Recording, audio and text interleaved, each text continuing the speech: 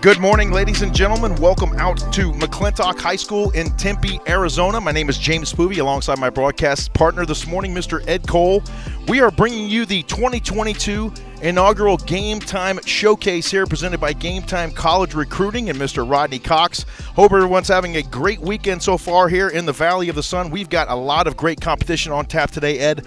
Almost 60 outstanding athletes joining us here today from the state of Arizona. James, when I'm looking at my iPad, it's a wealth of talent. You're number 2.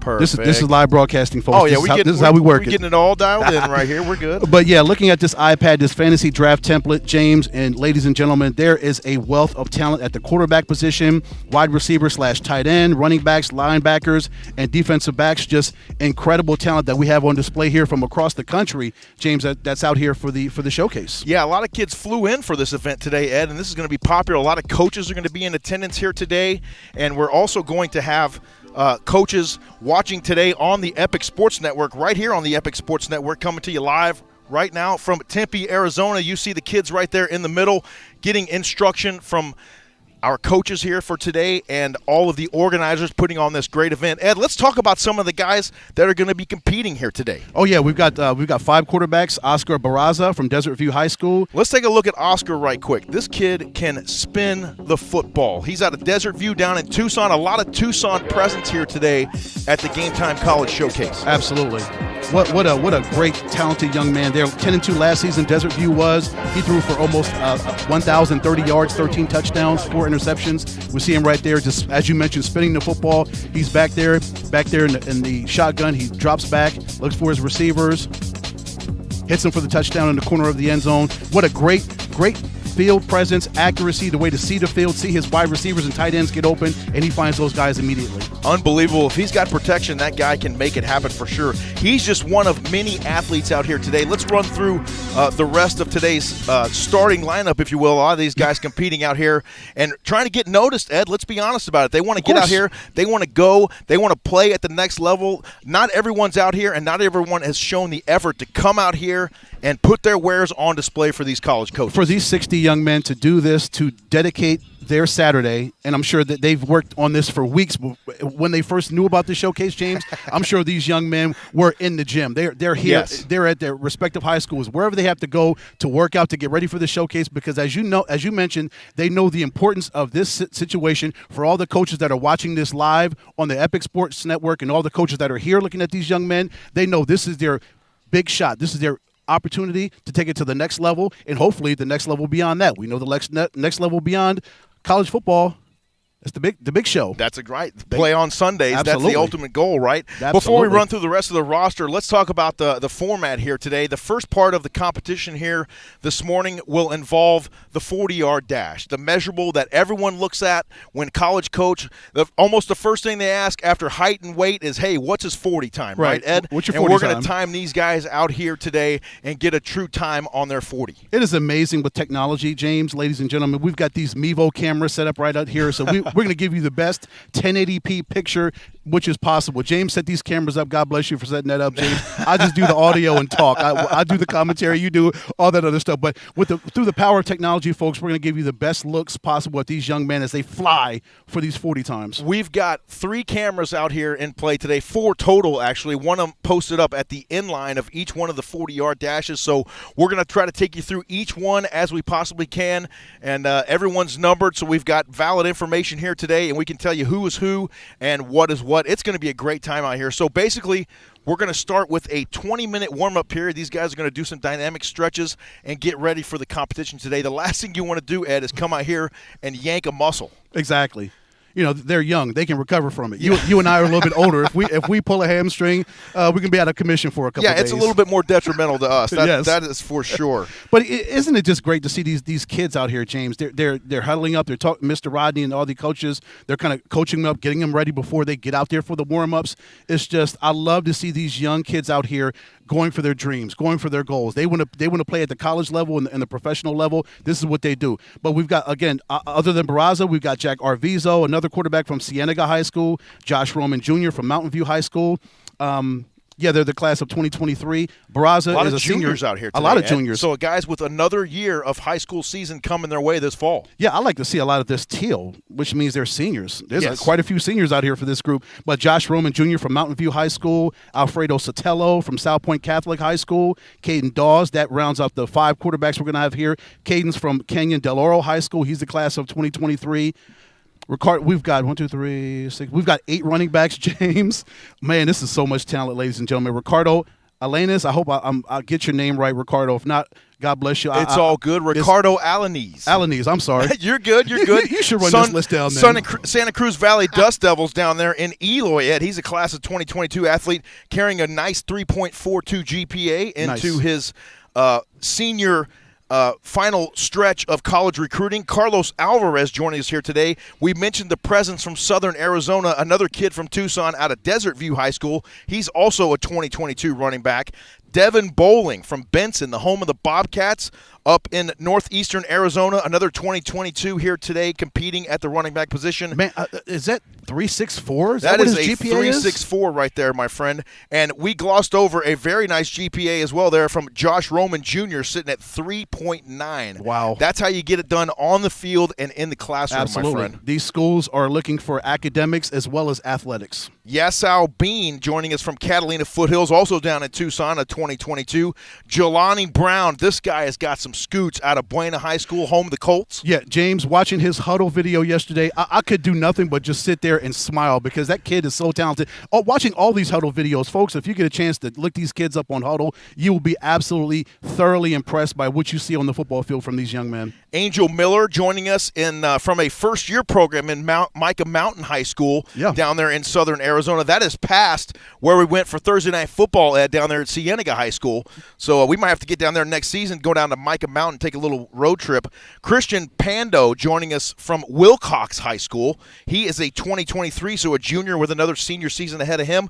And Dalen Goodman from South Point Catholic High School, home of the Lancers. And those guys, Ed, just very recently competing for a 5A state championship at Sun Devil Stadium in Tempe, around the corner from here. That was a great game. Even though they lost that game, the fact that they made it to the final game, to the penultimate game for the state championship, speaks volumes about this football program at South Point Catholic.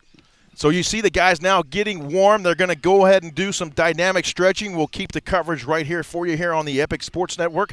So glad you joined us. Once again, we got about 15 to 20 minutes to go here in this warm-up session, and then we'll get down to business. We'll get the stopwatches out, and we'll start timing some of these 40s. Who else is joining us here today? We got a ton of talented wide receivers on tap. Oh, my goodness. From West Nassau High School, man. Colton Schlegel. Colton, please, if I messed your name up, I'm so sorry. But we do know you got a 3.25 GPA. So, Colton, welcome to Arizona, brother. We are looking forward to seeing you and what you're able to do. Josiah Bowman from Birmingham Sports Academy. He's the class of 2022. He's a senior, 3.12 GPA. Help me with his name. Darius Montejano out of Trevor Brown High School, home of the Bruins, a 2022, another senior out here looking to get noticed. Yes, Ed. sir. Mayton Strong, wide receiver from Valley Vista High School. He's the class of 2022. Christian Echeverry, wide receiver from Westview High School. Dejon Packard from Camelback High School. Michael Aguirre, exactly right, out of South Point Catholic. We saw him run the rock down there against the Cienega Bobcats. That's right. That guy's got some wheels as well. Man, does Zach Rogowski from Canyon Del Oro, home of the Dorados, joining us. He's a 2023, so a junior with another season on tap there for the Dorados. Makai Gaskin joining us from Sunnyside High School down there in Tucson. Ed, we might have a early game announcement here for you. Sunnyside against Desert Edge. Go ahead and put that on your calendar for Thursday Night Football 2022. You, myself, and KD, we are there. Absolutely. We are already lining up the schedule because luckily it's picking up popularity. And apparently people were enjoying some of the games we did last season, and we couldn't be more thrilled about that. That's wonderful. Jake Whittinger from Flagstaff High School, class of 2023. Gage Felix, South Point Catholic High School, wide receiver. Will Way from Push Ridge Christian Academy, plays a tight end / the slot wide receiver position. James, that's another guy. Watching him, I believe he's 6'4", 240. That kid is huge, and he plays the game of football like nobody else. Dylan Thomas, wide receiver from Saguaro High School. Let's take a look at Will Way right quick. You talk about the size, Ed. He puts it on display right here for you. Man, just watching him, and again, just breaking down that film on the huddle video. Look at this kid. He's just, when he gets on the football field, the quarterback gets the ball to him, he is nearly unstoppable. and just a joy to watch him play football, play the game that he loves to play, and he plays at a very high level.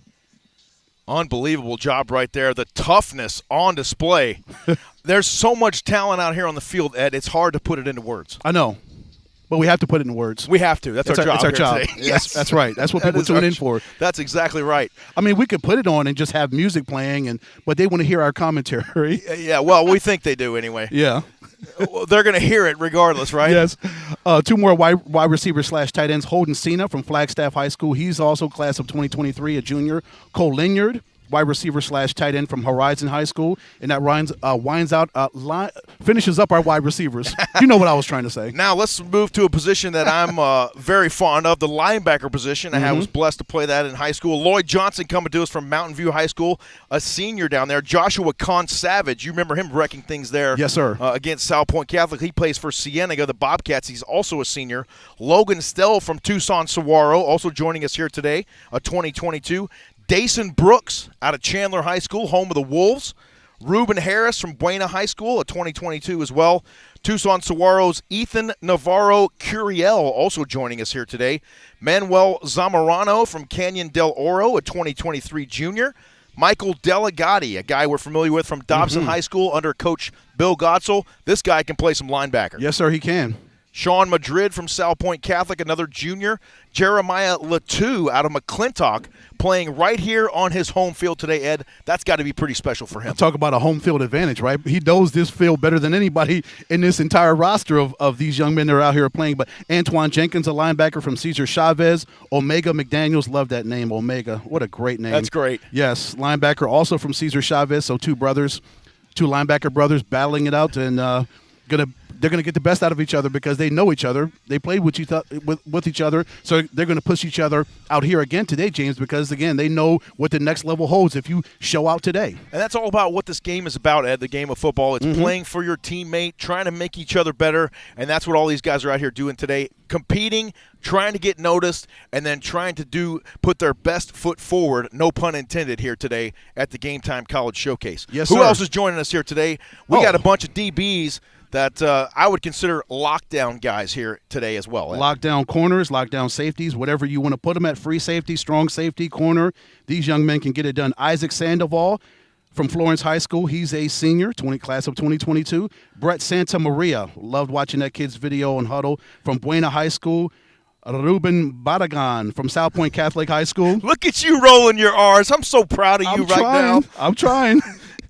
Ruben here again from South Point Catholic High School. He's a senior as well. Christopher Madden from Cesar Chavez High School, also a senior. The champions. Yes, sir. The champions. Jalen McCall from Buena High School, also a senior. Levi Miranda from Sabino High School, also a senior. Last senior on this list, Damian Scott, last defensive back senior from Cesar Chavez, also as well. Ethan Cromenga from Canyon del Oro High School. He's a junior.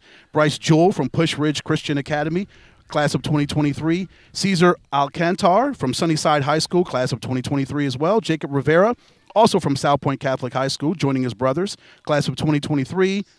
Maverick Newstatter.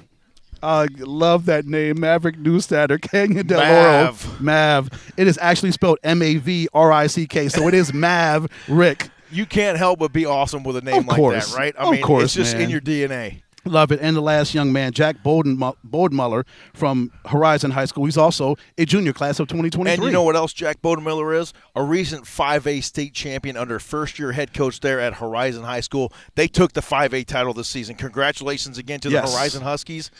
Under new direction this season, and they have come out of the gate swinging. Yes, sir. James, look at these kids out here. They're getting warmed up. They're getting ready to do their job. I love it, they came out to do. I absolutely love it. Let's step aside and take a short little break here. We'll come right back here for more Game Time College Showcase. We are probably about 5 to 10 minutes away from getting these 40s underway. We'll get the Mevos fired up and get you that finish line shot dialed in and ready to go here in just a little bit. You're watching the Game Time Showcase right here on the Epic Sports Network. Stay with us. We will be right back to McClintock High School in just a bit.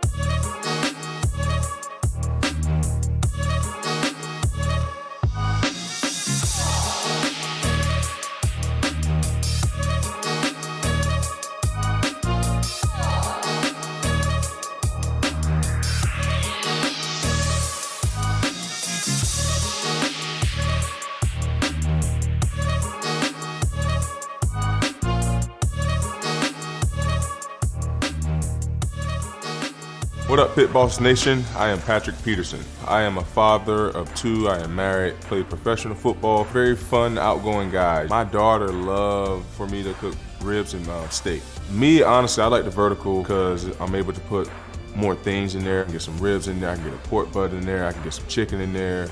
You know, I love everything about my vertical, man. How you can just adjust the temperature at ease, how the pellet is easy. Just a very, very cool grill.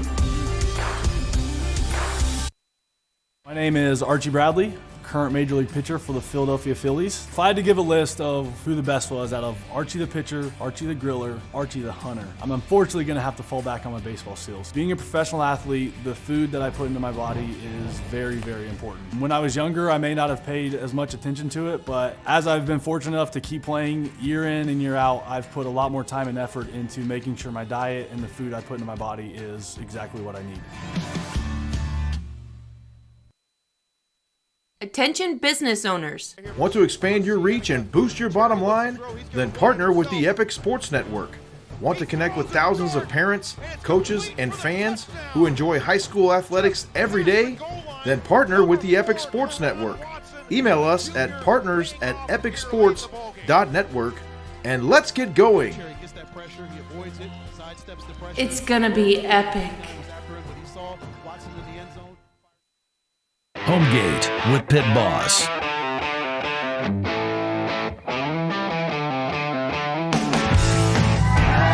Or don't homegate with Pit Boss. Go long. Long cooks, that is. Or just, you know, don't fumble the barbecue. Homegate with Pit Boss. pitboss-grills.com.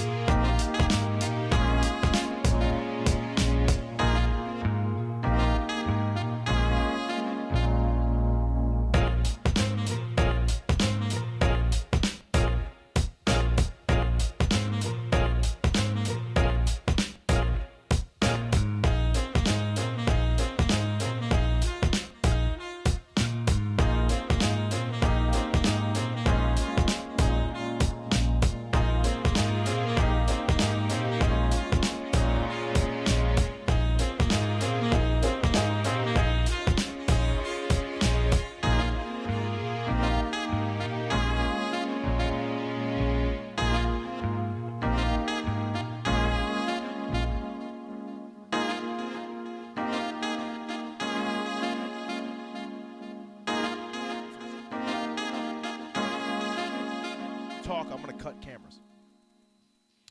Folks, you heard the directions from James Poovey. Cut the camera. I do the talking. He cuts the cameras. This is how we do. This is the production we do here at McClintock High School, Tempe, Arizona. Folks, thank you so much for joining us here. Hey, and our guy Joey's with us now. Yes. Just joined us. Our famed videographer, Joey Mascaro. From... No. Okay. So he's going to steal your headset, James. So that's the view right there, folks, that you're going to look as these guys come right across the 40-yard dash line right into your living room. This is so incredible. Young men getting warmed up. Get that cardio in. Get those hops ready to go for the 40s and that 7-on-7 that's to come later on, James, That's after lunch. Too much fun here. We got one on the visitors' sideline. They're going to run the 40 there, one down the hash right in front of us, and one down the other hash. So I need to make sure and get my orientation right here. So glad to join us here today on the Epic Sports Network. It's the Game Time College Showcase coming your way here, live from McClintock High School in Tempe, Arizona.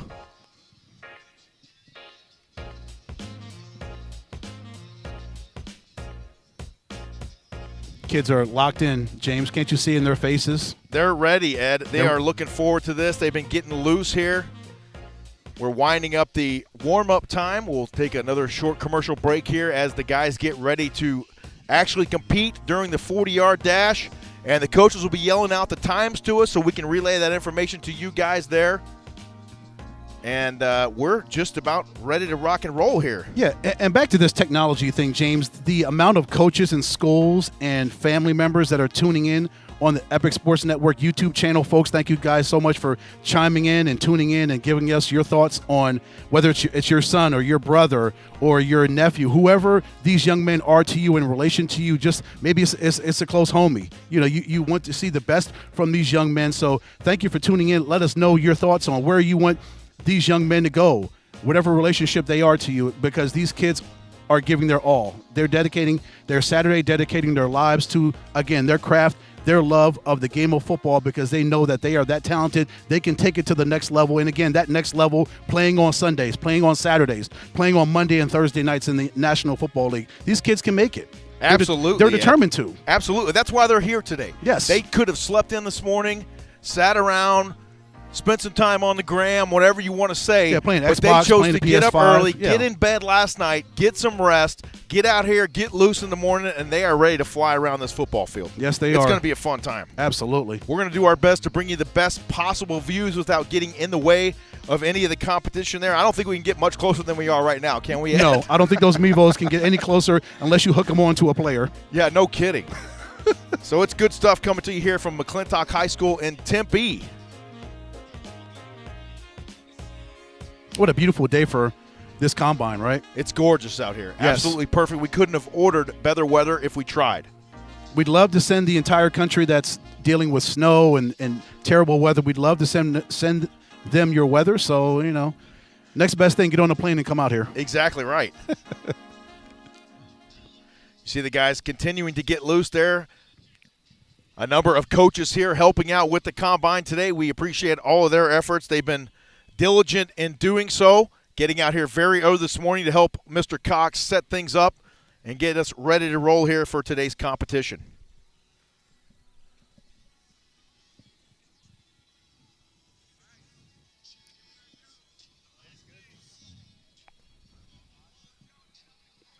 Young men are getting it done. As you mentioned, James, they're going to start off with that 40-yard dash, the famed 40-yard dash that everybody looks to. They look for that number. That's what they want to see, Ed. They want to see what's the 40 time. Can the guy fly? Yes.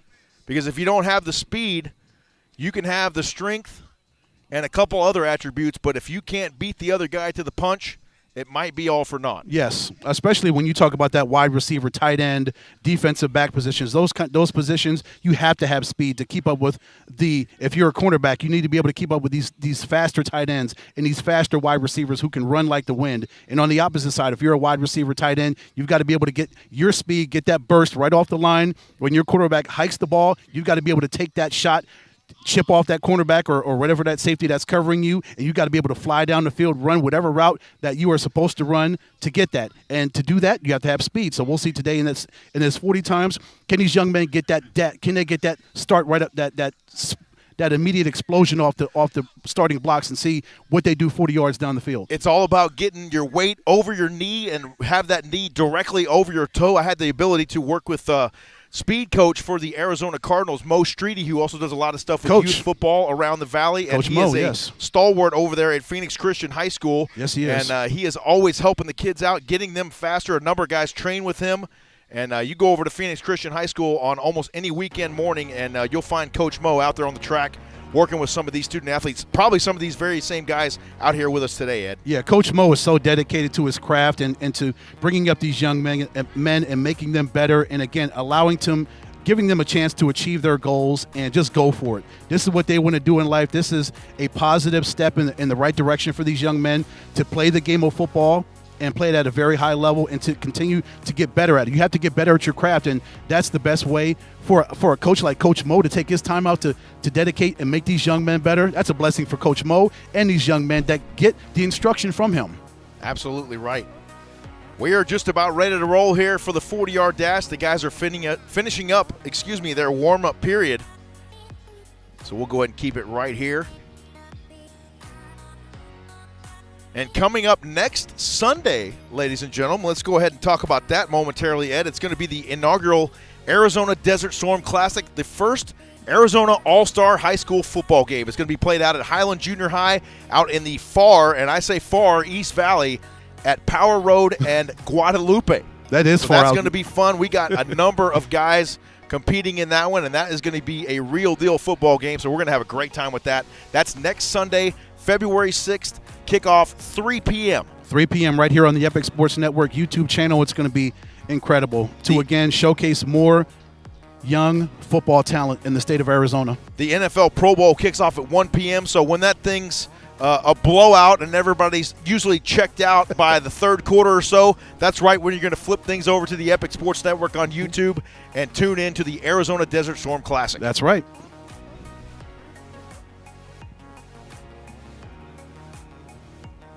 You know, folks, sometimes you just got to let it ride. You know, just enjoy the music, enjoy these young men.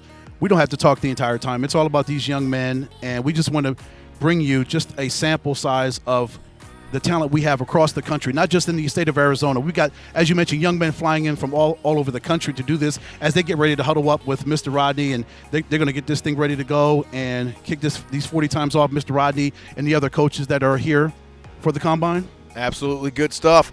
You can see there on your screen, we're about ready to roll here for the 40-yard dash portion of today's festivities. We'll step aside and take a short break here on the Epic Sports Network. We'll come right back to Tempe High School in McClintock for more Game Time College Showcase right after this. Stay with us. We'll be back for the fast ones in the 40-yard dash.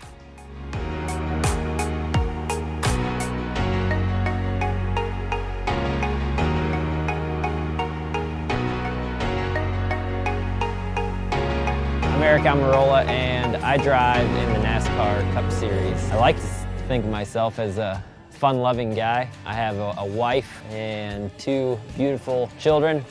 I've really enjoyed the partnership that I've had with Pit Boss, and that it's still very new and very fresh, but it just feels so authentic. It feels so real, so just easy and down to earth, and I just really enjoy that.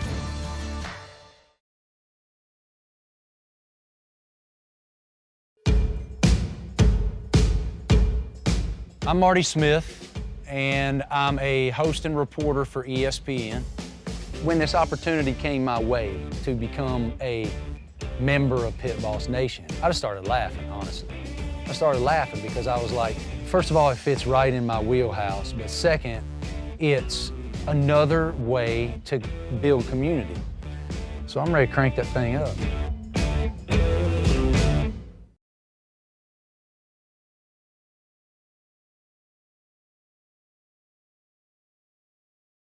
My name is Willie Robertson. I run Duck Commander and Buck Commander.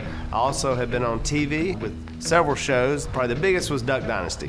Here's the deal. I used to sit there all day and have to watch what was going on with the smoker But with the pit boss smoker, it does all the heavy lifting, and then that leaves me more time to go hang out with the family. I'm fortunate because most of my family lives right here close. In fact, sometimes when that pit boss gets going, it'll actually attract some of the family over because they smell it.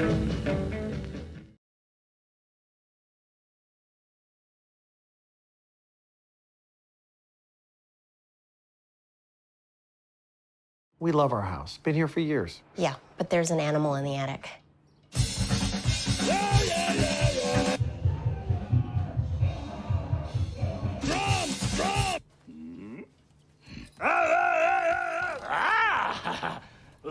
At least Geico makes bundling our home and car insurance easy. We save a lot.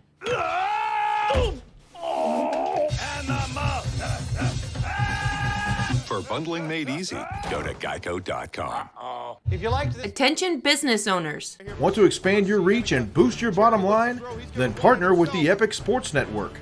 Want to connect with thousands of parents, coaches, and fans who enjoy high school athletics every day?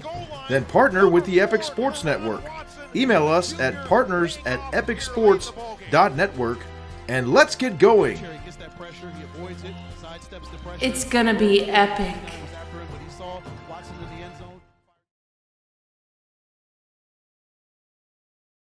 Homegate with Pit Boss.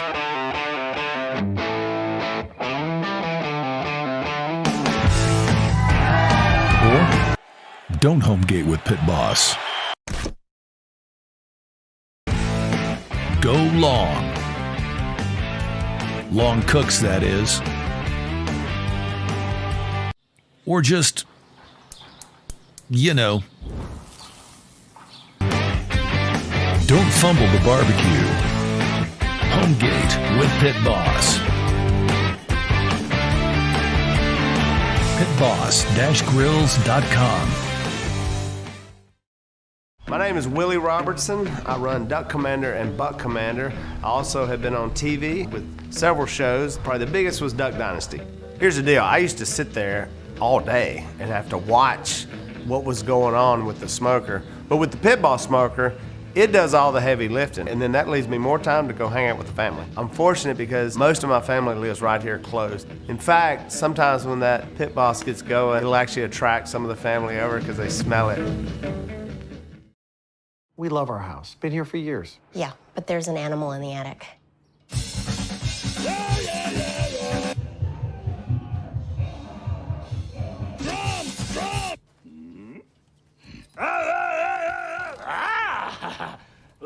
At least Geico makes bundling our home and car insurance easy. We save a lot.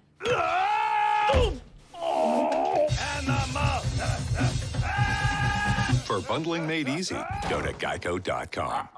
If you liked this video, please share it. And for more great Geico videos, hit the subscribe button. He's been practicing a lot lately.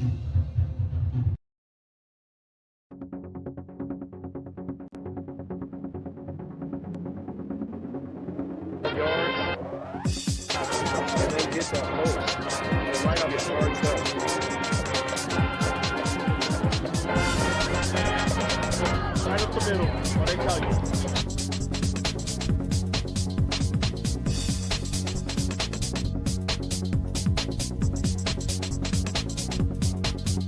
Attention business owners. Want to expand your reach and boost your bottom line? Then partner with the Epic Sports Network. Want to connect with thousands of parents, coaches, and fans who enjoy high school athletics every day? Then partner with the Epic Sports Network. Email us at partners@epicsports.network and let's get going. It's gonna be epic.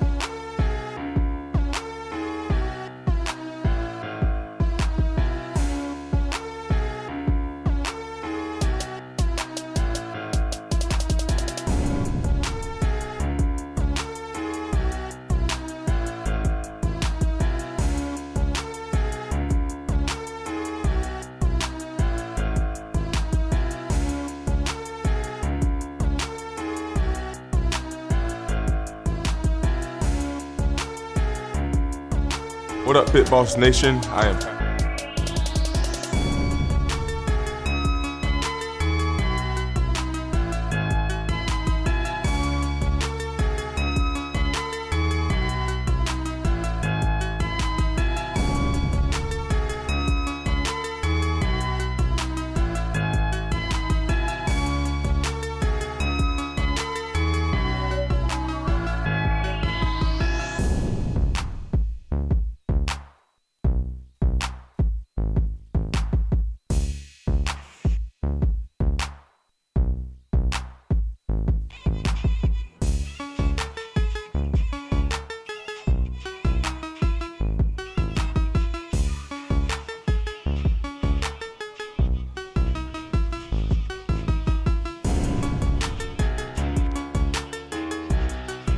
Folks, you can see the action is about to really start picking up with these 40-yard dashes. These young men are continuing to warm up, trying to get used to this field, get used to the conditions, get their bodies together, because they know a lot's on the line here.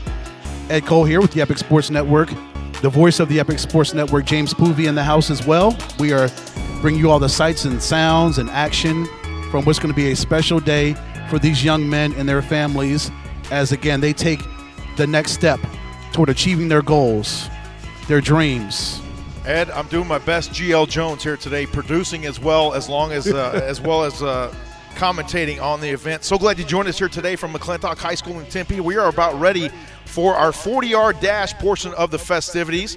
Ed Cole alongside my partner today. We're having fun so far out here. We hope you guys are having a wonderful Saturday morning. We're about ready for some speed on display coming your way shortly. We got cameras at each one of the 40-yard dash end lines, and we're going to bring you the guys from start to finish as they prepare to run their 40-yard dash.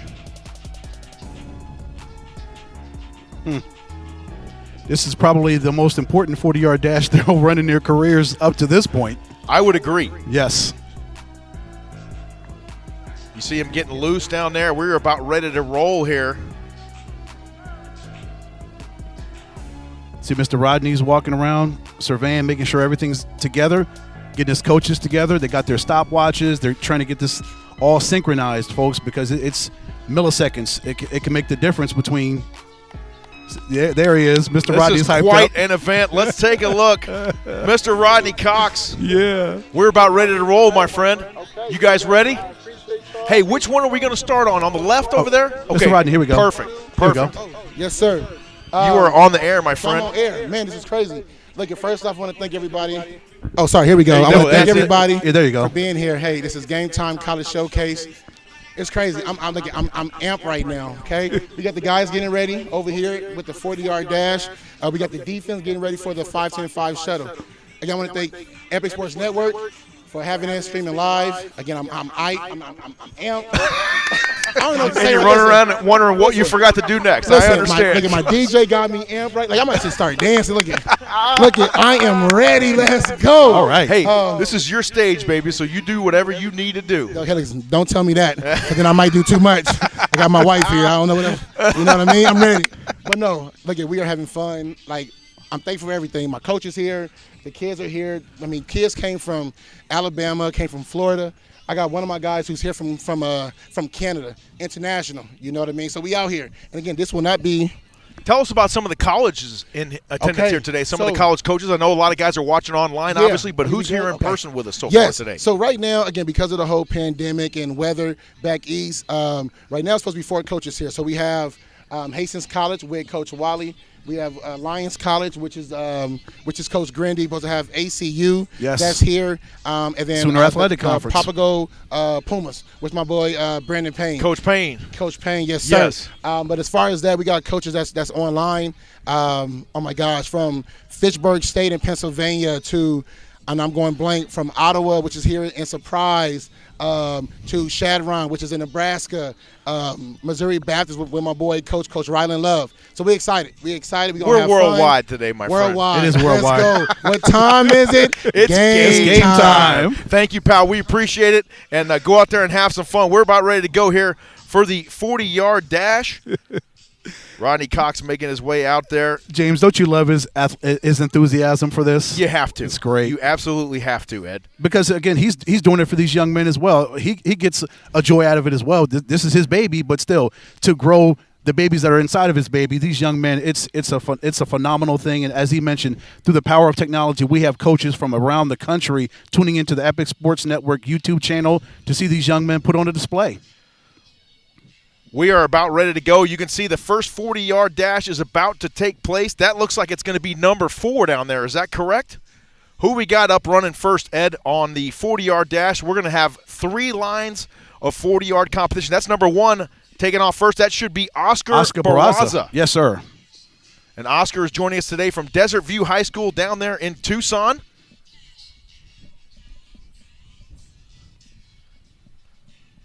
There we go. Good look at Oscar Barraza right there. He's going to get ready to do his 40-yard dash. We're going to cut down to the end camera and give you that shot right there as he is going to come right through the finish line. Fantastic. Oscar Barraza, a 2022 quarterback. College coaches, if you're watching, you're going to get a great look at this guy right here. He's going to compete here momentarily, Ed. Yes, he is. Oscar got it done for Desert View. Last season, they were 10-2. The Jaguars were. He threw for 1,028 yards, 13 touchdowns, 4 interceptions. He also ran for almost 200 yards and a touchdown last season. And watching his huddle video, I love his arm, his poise in the pocket, his field vision and accuracy were on point. And he also had solid running ability as far as being able to escape the pocket and make things happen from a running game standpoint with his legs. All right, so we're ready to go here for our first 40-yard dash of the day. And we'll make sure and listen in to Coach there as he gives us the call. Here comes Barraza down the line.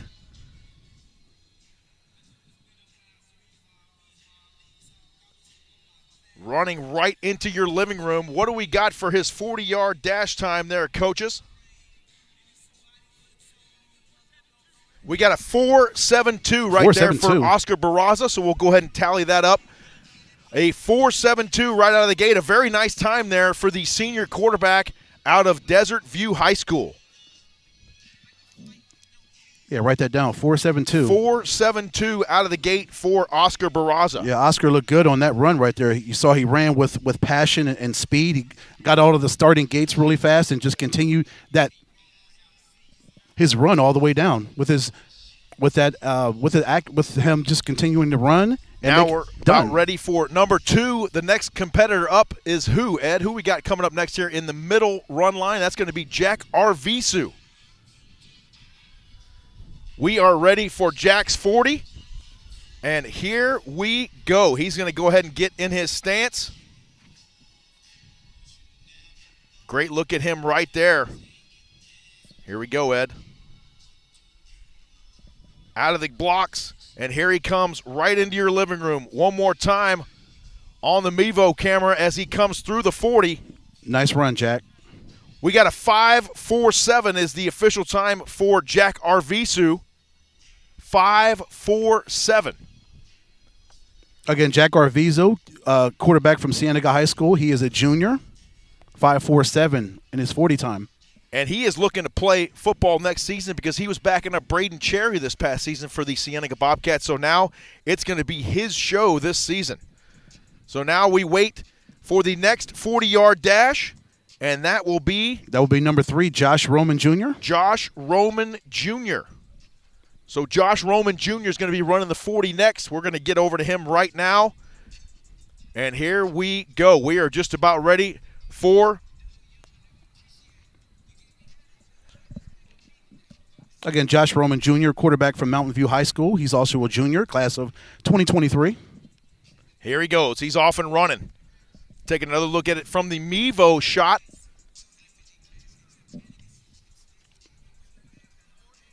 A 4.87 is the official time right there. A 4.87 for Josh Roman Jr.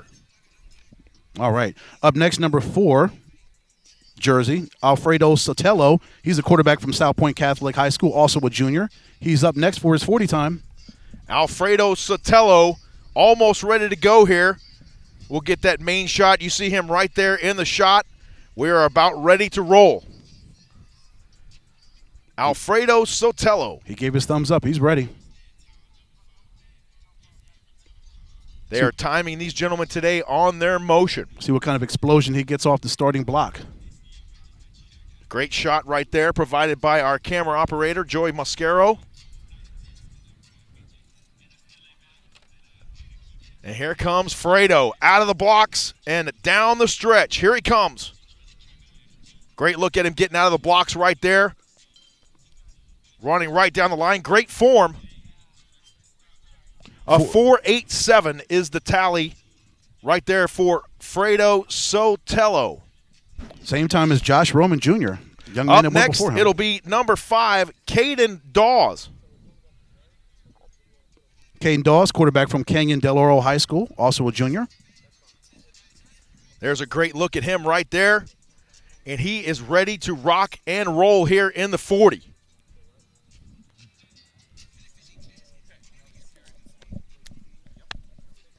Look at that shot, James. Unbelievable job. Here we go. Now we get another look right here.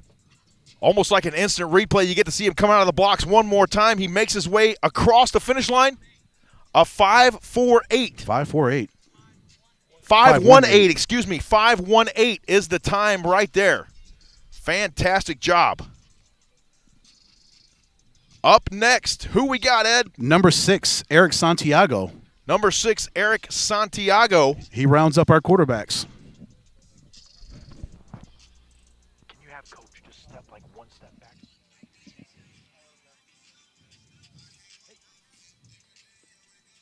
Let me know. Here he goes. He's off and running, Ed.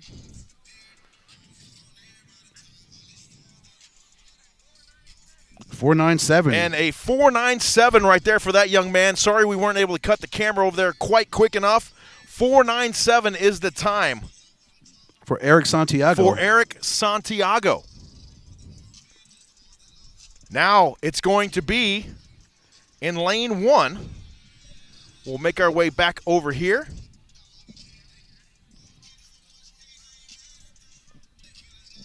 Number 1 will be Colton Schlegel. Colton Schlegel is going to be the first offensive skill player, as we say, Ed. He's going to be out of the wide receiver / tight end position. Yes, the young man that came from West Nassau High School came all the way from Florida for this trip. Unbelievable. So we're almost ready to go. Getting a tight shot on him. There you see a great look at him right there. He's getting loose. And we're just about ready. We'll make sure we got his 40 camera set. And we are ready to roll. He's ready to go. Let's do this thing. Number 1, Colton Schlegel joining us from West Nassau High School. He's a senior. Here we go, Ed.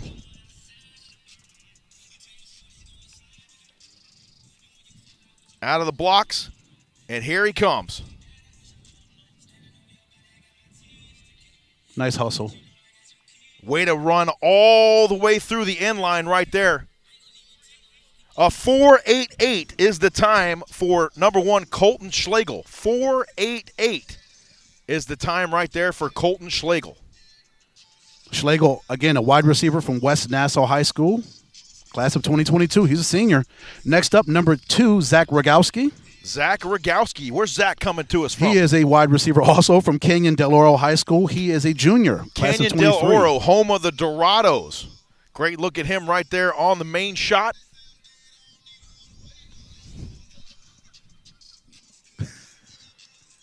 Man, that is absolutely legit. Let's go ahead and make sure we got our 40 inline camera set, and he's ready to go. He's going to get in the blocks and run the 40. And he's off. Here he comes, Ed. Look at him come, folks. There he goes. Fires out of the block, comes all the way through the end line. There's the finish. 5.09 is the time. 5.09 for Zach Rogowski. Wide receiver again from Canyon Del Oro High School. He is a junior. Number 3 up, Josiah Bowman. Josiah is a wide receiver from Birmingham Sports Academy, also a senior. Unbelievable.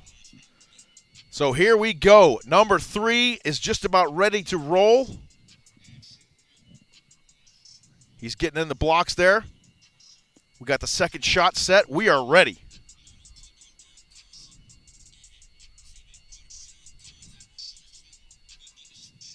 And he's off. Here he comes out of the blocks, flying down the sideline. A 4.82 is the time. 4.82, Ed. 4.82 for Josiah Bowman from Birmingham Sports Academy. Now we'll move back over to line number 1. That will be number 4, Darius Montejano. Darius Montejano up next. Wait a second. It looks like we got number 7 up next. So who is that, Ed? Ed, number 7. Oh, number 7 will be Gage Felix. Felix. Okay. So let's go ahead and get that set up right here. Gage Felix from South Point Catholic High School. He's a junior. And he's off.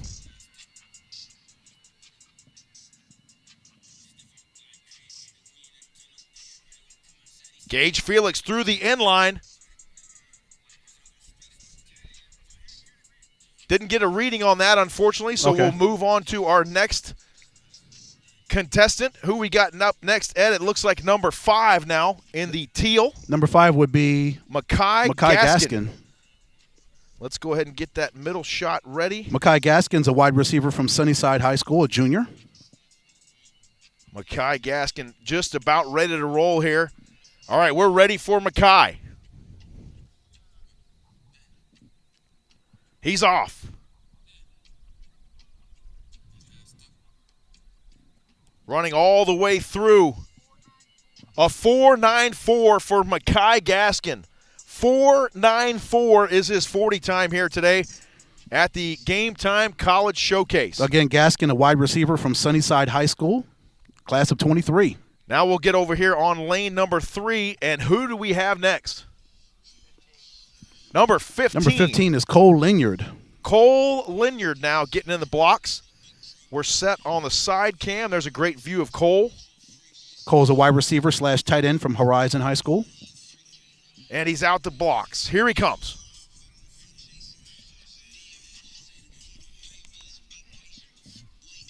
A 4.62. Whoa. Now we're turning it up a little bit here, Ed. Boy, yeah. The speed. Cole flew for that 40, clearly. 4.62. Absolutely he did.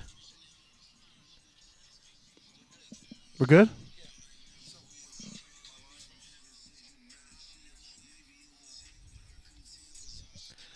So where are we at next? We got lane number 1 here. This is number 10 coming up. This will be DeJean Packard. DeJean Packard just about ready to run his 40. Let's go ahead and get that second camera set. And we're ready. Back out just a little bit. There you go. Perfect.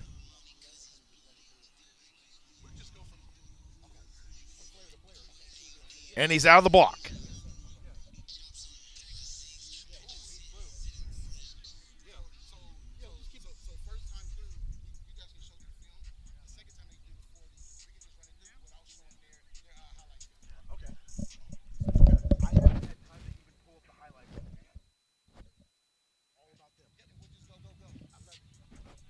What was the time on that one, Ed? Sorry. I didn't hear. I was talking to Mr. Rodney.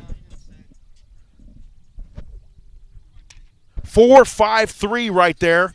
A 4.53 for DeJean Packard. So far, Ed, that's our fastest 40 time here this morning. Yes. He just barely got by Cole Linyard, who had a 4.62. Good. Now we have number 11 coming up next. This will be Will Way. Big Will Way. All right. Will Way is joining us today from Push Ridge Christian Academy, the home of the Lions. We are ready for Will Way's 40. Dare I say, where there's a will, there's a way? I thought I had to throw that in there. I just had to say that. Absolutely, and this dude makes a way. Let me tell you what, he is a stalwart for that defense for Push Ridge. Here he comes right into your living room. We'll see him fire out of the blocks one more time here on the Mevo shot. All the way through the end line comes Will Way, and a 5.06. Very nice time right there for the big fella. Nice run, Will. Great run there, Will. Up next here in the Game Time College Showcase, it'll be, looks like, number 9. Number 9 would be Christian Echeverry. Christian Echeverry joining us today. From Westview High School. He's a senior. Home of the Knights. Yep. Right down the street from where I live. Not too far. So we get over to that third line camera, and we are ready to roll. So glad you joined us here today on the Epic Sports Network. A special presentation of the Game Time College Showcase. He's out. Nice job, great form. Flat back all the way through. Nice job. A 4.9 flat. Okay. Nice run by Christian. Christian Echeverry, again, wide receiver from Westview High School.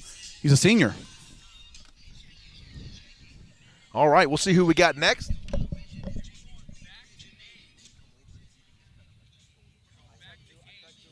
Oh.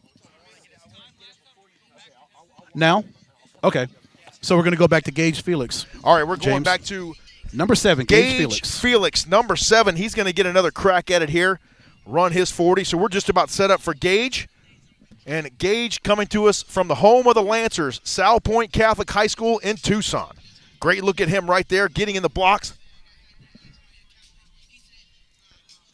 Folks, we thank you for tuning in. And, this thing is on the fly. It's live broadcasting. We go as it goes. And here we go. Gage Felix getting another crack at it right here.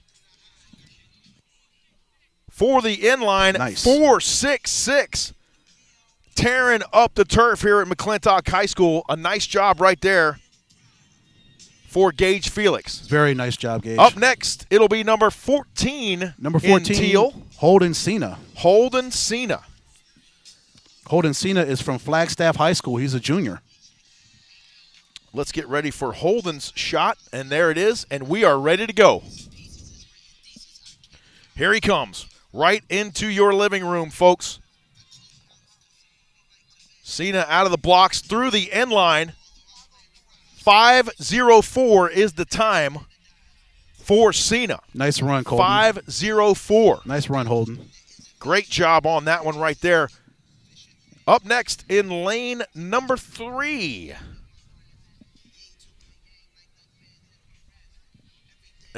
We might have had everyone run their first 40, I believe now, Ed. Is that correct? Now we're pretty close. Well, we got the defensive guys coming up next. They're getting loose over there. Yeah. They were doing the 5-10-5 shuttle on the far side of the field, I believe. Now we've got number 6 coming your way. Jake Weidinger. And we're ready for Jake. He's getting himself set. Jake Weidinger, a wide receiver from Flagstaff High School. He's a junior. Made the trip all the way down the I-17 to be here to compete today. And he's ready to go. Up and at him.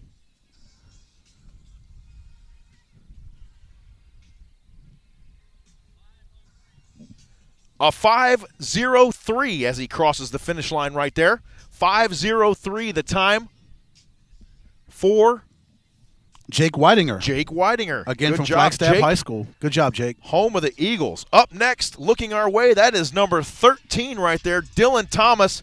He's about ready to run his 40. Dylan Thomas, a wide receiver. Get our camera ready for him. Dylan Thomas, a wide receiver. We are ready. From Saguaro High School. See him getting loose there. Tucson, Saguaro, I believe. Yes.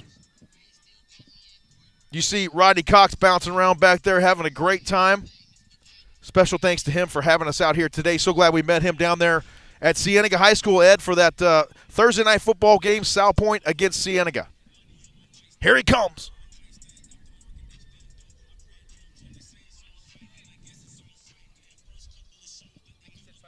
5:06 is the time right there. 5:06 the time. Now we'll move to the middle lane, lane 2. And we've got number 17 now ready to roll. Number 17 is Carlos Alvarez. That's him. We are just about ready for Carlos. We are ready. Here he comes.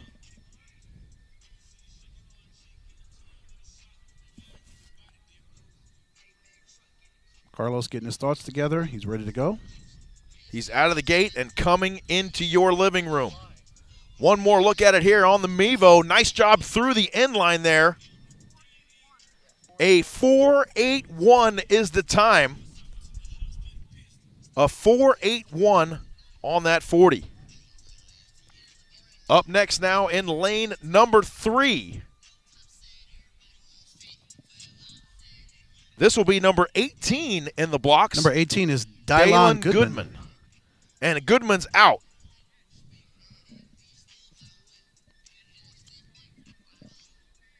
Here comes Goodman across the finish line.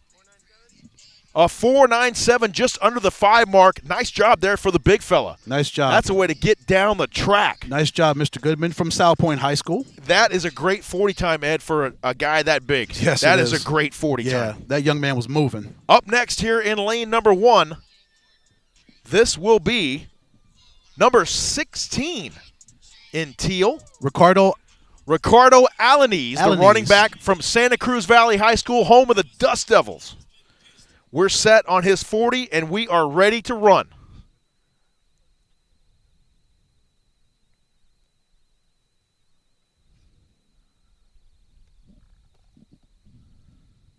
Here he comes right down the line.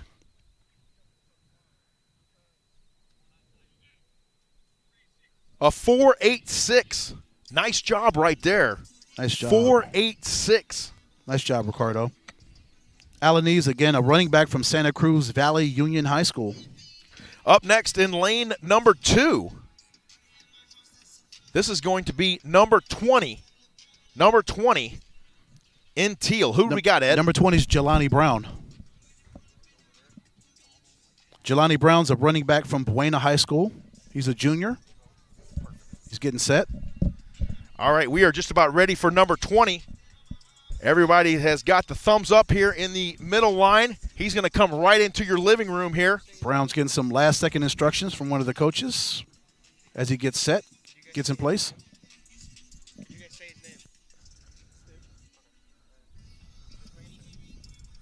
Jelani Brown in the blocks right there. Here he comes down the stretch.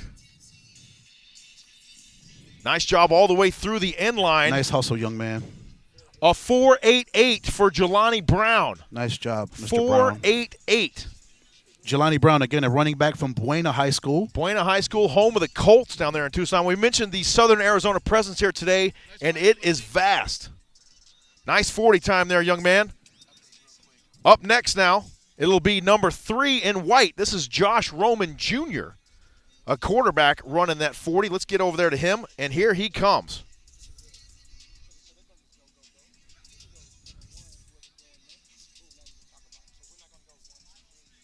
A 5.06 is the time right there for Josh Roman Jr. 5.06 for Josh Roman Jr. out of Mountain View High School.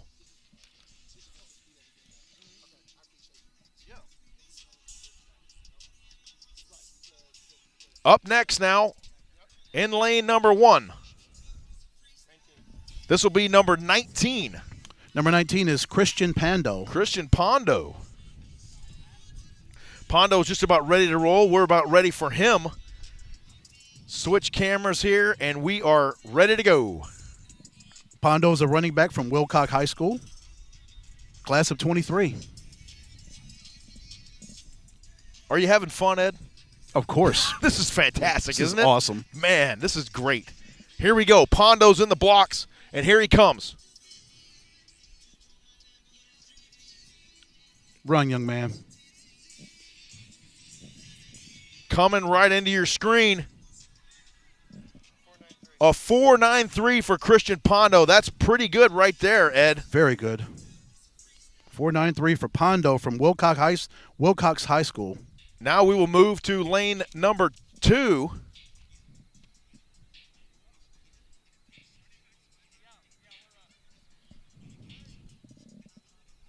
Switch cameras here for that shot. So much talent. Right now we got the offensive skill players right now doing the 40-yard dash. You might be able to see. We'll try to get you some footage here very shortly. This is Jack Arvizu. This is number 2, Jack Arvizu, running another 40 here. We're ready for Arvizu.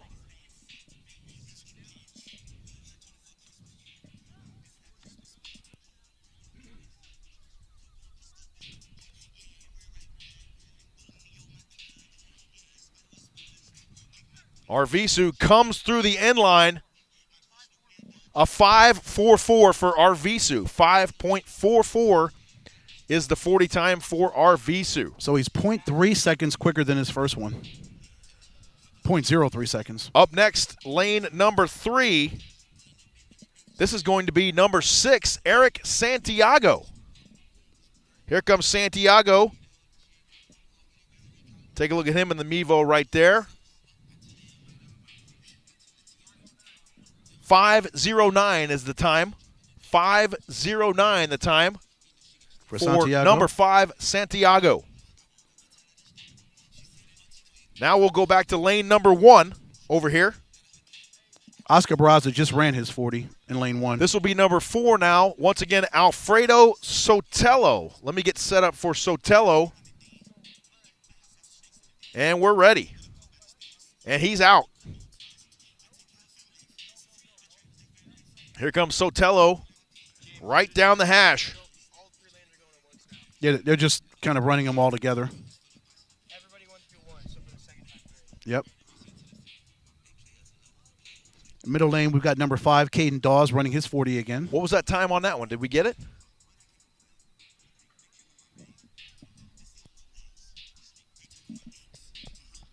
Dawes just went right past us.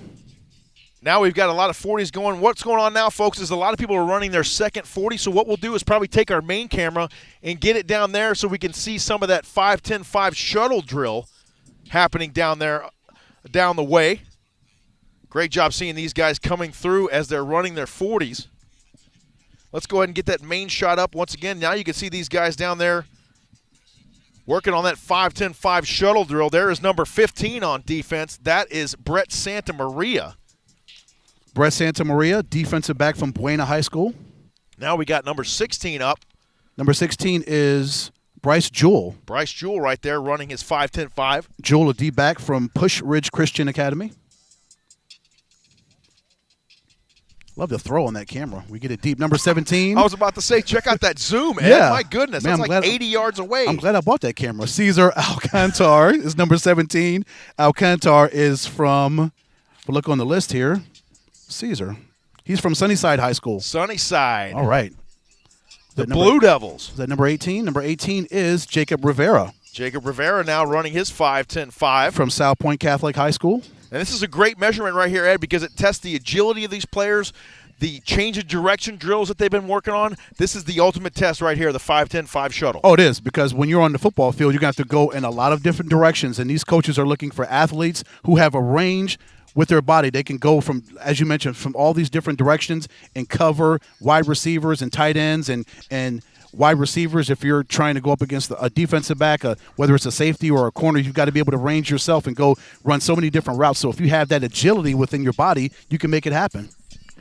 That was 21 right there. Mav Newstatter. Up next, Jalen McCall. Jalen McCall, the pride of Buena High School. Number 22. I'm just an award-winning cinematography from Joey Mascaro. Absolutely fantastic. It looks really great. A beautiful sunny day. What is it, about 62 degrees out here right now? Yeah, I think it's absolutely perfect. Ask Siri what it is. Oh, man. Hey, Siri, what's the temperature? 61 degrees. Absolutely perfect. 23 right there. Jack Bodemuller. Up next, we got Levi Miranda, number 24. Meanwhile, just running by us, Holden Cena, running another 40, the kid from Flagstaff. Another nice run. So all these guys running, I believe, 3 different 40-yard dashes. They'll take the best time. Yep. So we were able to luckily get every one of these guys with their 40 time. And then what's going to happen in a little bit, folks, is when the defensive guys there in the grade shirts finish their drills in the 5-10-5. That's Mason Sanchez just ran right there. And now up next is going to be Quinn Noah Hopkins. Yep. Quinn Noah Hopkins. There's Noah Hopkins doing a nice job staying low. It's all about staying low. We talk about low man wins. That is always the case in the game of football. It is all about that leverage, all about that power you can get from that lower position. Noah Hopkins, a defensive back from Liberty High School. Now, after these guys finish their 5-10-5, we're going to switch. These offensive players are going to go down there, do their shuttle drill. And the defensive guys are going to come down here. We're going to hit some 40s with them. So lots more coming your way here on the Epic Sports Network. We hope you're enjoying the coverage this morning so far from McClintock High School in Tempe. That right there is number 23, I believe. Yes, 23 in gray is Jack Bodemuller. I think it's great that that Carlos Alvarez is talking to the coach right there after he ran his 40. They're just kind of just going over what things. Can I do better? That's right. It's always about being coachable too, isn't it, Ed? Yeah, Coach, what did I do wrong? What did I do good? What can I improve on for my next 40 time? These guys out here today have played the game at the highest level, and it's always great for the kids to take the coaching because these guys know what they're talking about. Absolutely. Quinn Loa Hopkins finishing up another shuttle run right there. Now we've got number 16, Bryce Jewell up. Angel Miller just finished his 40 time. Angel Miller, running back from Micah Mountain High School. Micah Mountain, you love it. They're in their second year of existence, right, James? Yes, I believe this is going to be their second year. Yes. Coming up. They played 1 year of varsity football so far. Matter of fact, I had numbers on Micah. Didn't I? I thought I did.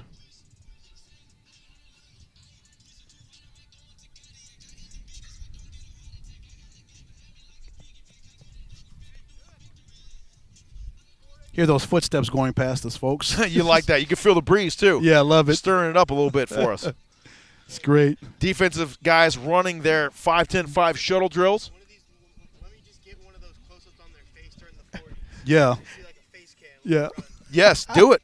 Do it. Especially with this midline right here, Joe. You can get them coming right down the line. Oh, yeah, I did have numbers on Angel Miller from Micah Mountain. He had 19 rushes for 40 yards, 7 tackles, a TFL for last season. Yeah, last season was their second year in existence. They were 3-3, so it's a brand new program for the Thunderbolts. Still feeling things out down there in southern Arizona. Mm-hmm.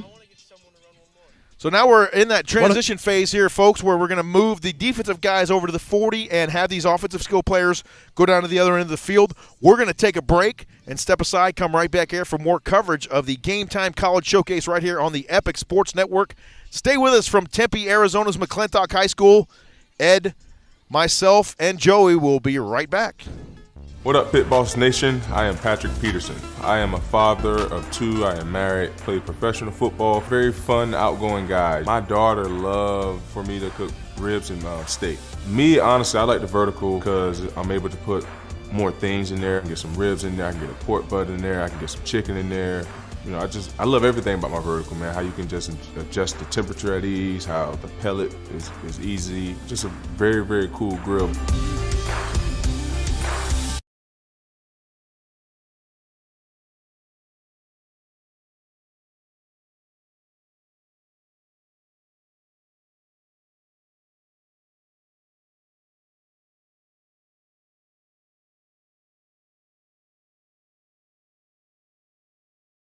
My name is Archie Bradley, current Major League pitcher for the Philadelphia Phillies. If I had to give a list of who the best was out of Archie the pitcher, Archie the griller, Archie the hunter, I'm unfortunately going to have to fall back on my baseball skills. Being a professional athlete, the food that I put into my body is very, very important. When I was younger, I may not have paid as much attention to it, but as I've been fortunate enough to keep playing year in and year out, I've put a lot more time and effort into making sure my diet and the food I put into my body is exactly what I need.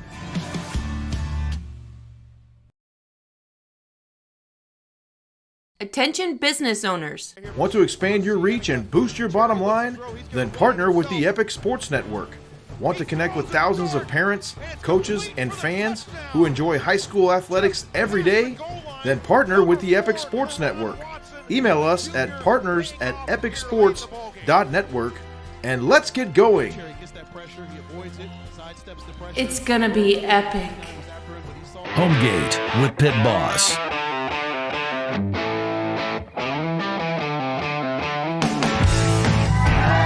Or don't home gate with Pit Boss. Go long. Long cooks, that is. Or just, you know, don't fumble the barbecue. Home Gate with Pit Boss. pitboss-grills.com. We love our house. Been here for years. Yeah, but there's an animal in the attic.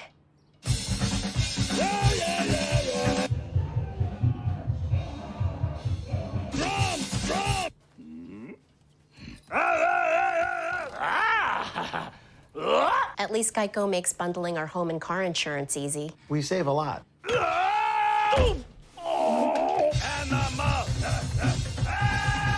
For bundling made easy, go to geico.com. If you liked this video, please share it. And for more great Geico videos, hit the subscribe button. He's been practicing a lot lately.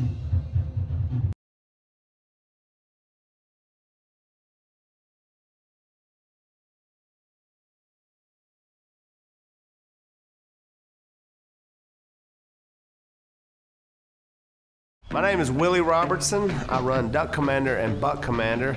I also have been on TV with several shows. Probably the biggest was Duck Dynasty. Here's the deal. I used to sit there all day and have to watch what was going on with the smoker. But with the pit boss smoker, it does all the heavy lifting, and then that leaves me more time to go hang out with the family. I'm fortunate because most of my family lives right here close. In fact, sometimes when that pit boss gets going, it'll actually attract some of the family over because they smell it. Homegate with Pit Boss.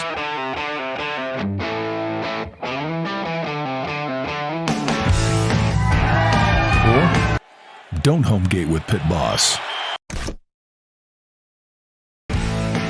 Go long. Long cooks, that is.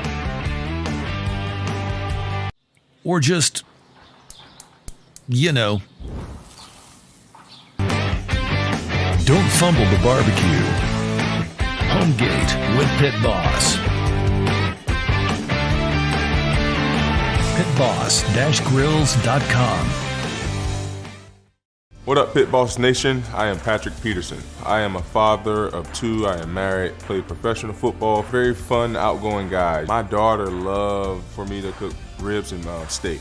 Me, honestly, I like the vertical because I'm able to put more things in there. I can get some ribs in there, I can get a pork butt in there, I can get some chicken in there. You know, I love everything about my vertical, man. How you can just adjust the temperature at ease, how the pellet is easy. Just a very, very cool grill.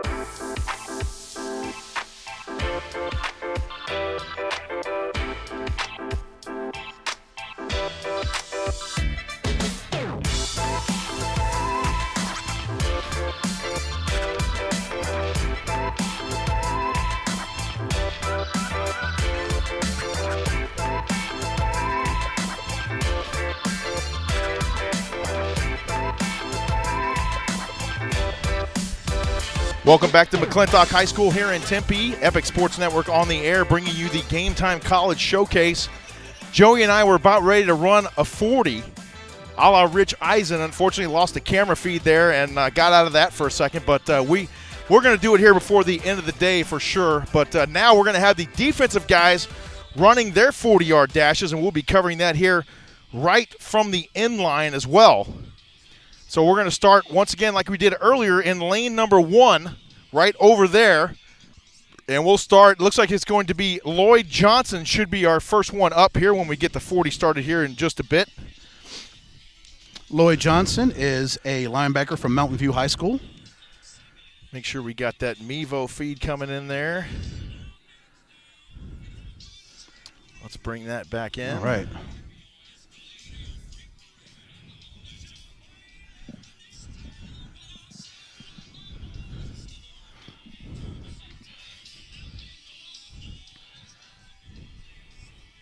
It's all about the defense on this part of the 40. All about the D. All about the D.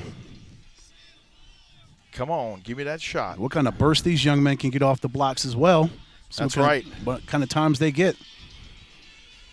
Because, folks, you know these defensive players are getting faster and stronger every year. Absolutely they are, Ed. Yes. Come on.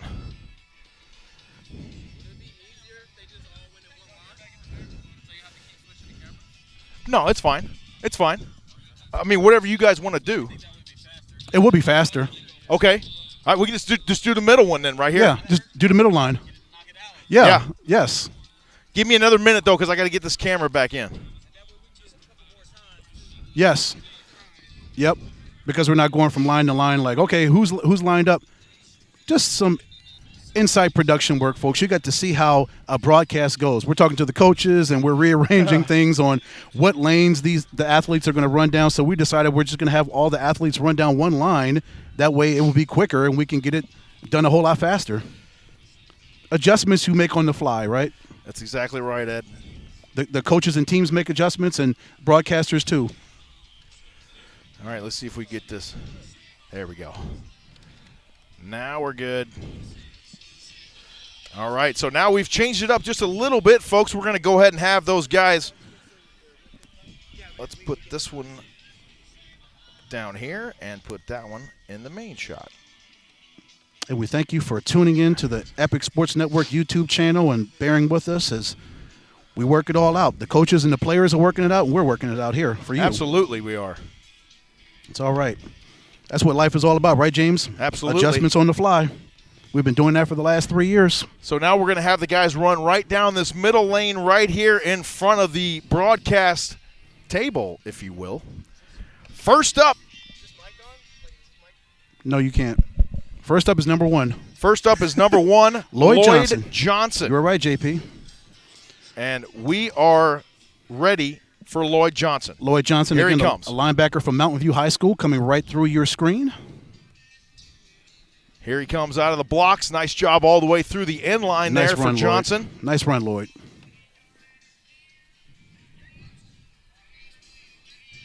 What's his time? We're trying to get a time for him. Trying to get a time for Lloyd. What's the time on Lloyd? What's his time? A 5.16 for Lloyd Johnson. 5.16. All right. For Lloyd Johnson. All right. Up next, it looks like it's going to be, is that number 3? Ethan Navarro Curiel. I don't see number 2 standing out there currently. Yeah, number 2 will be Joshua Consavage. He is up, Kevin. I mean, James. Okay, Joshua here we go. Consavage. Number 2, Joshua Consavage. We are ready for him. Young man from Cienega High School. Here he comes.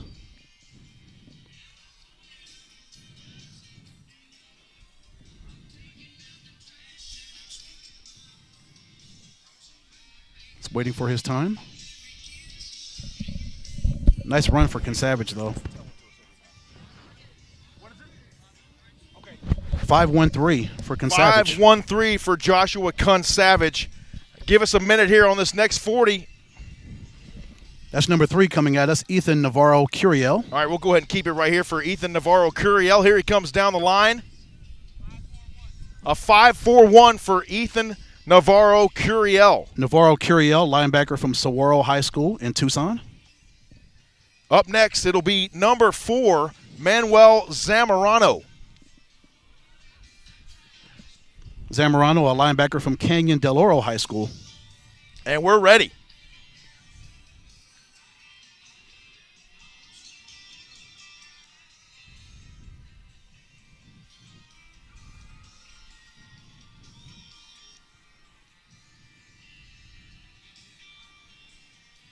And he's off. Coming right down the line. Great run right there. Across. 4.9. 4.9. 4.9 is the time right there. For Zamorano. For Manuel Zamorano. Up next now, it's number 5, Dason Brooks out of Chandler High School. Here comes Brooks. Nice jump. Great job getting out of the blocks. All the way through the line. A 4.62 right there. Flying down the track. 4.62 is the time for Dason Brooks.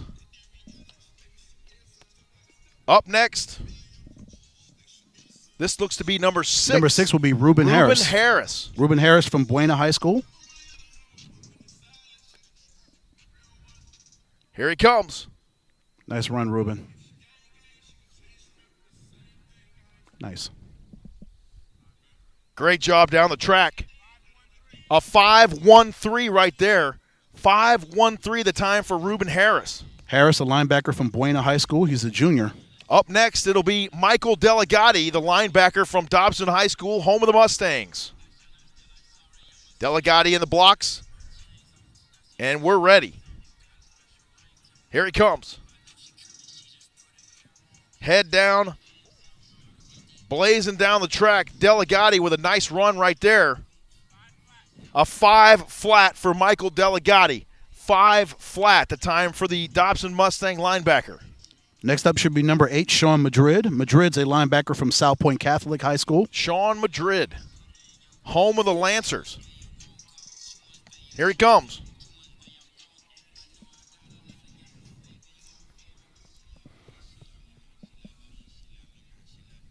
Right through the end line. A 5.22 is the time right there. 5.22. Up next, number 9. Jonah J. Flo Flowers. J. Flo. J. Flo. Here he comes. Nice job pumping those arms. Here he comes all the way through the line. Great job. Way to finish. A 5 flat right there for J. Flo. Nice run, J. Flo. Up next, number 10, Jeremiah Latu. Jeremiah Latu joining us here. From McClintock High School. This is his field. Turf. Here he comes. The big fella. Latu barreling down the track. Here it is. Nice run, big fella. He's going to run right past the camera. Boom. Breaking the tape. 5.3 is the time for Jeremiah Latu. 5.3 in the 40. Up next. Antoine Jenkins, number 11. Antoine Jenkins. From the champions, Cesar Chavez. Jenkins ready to go. Here he comes. Got a little sidestep there as he got out of the blocks. But he made up for it. A 4.65 right there. Nice speed. Yeah, excellent speed right there on that one, especially after that start. Yeah, he made up for that early error and really got it back. Number 12 up now, it's Omega McDaniels. McDaniels, also from Cesar Chavez High School, home of the champions.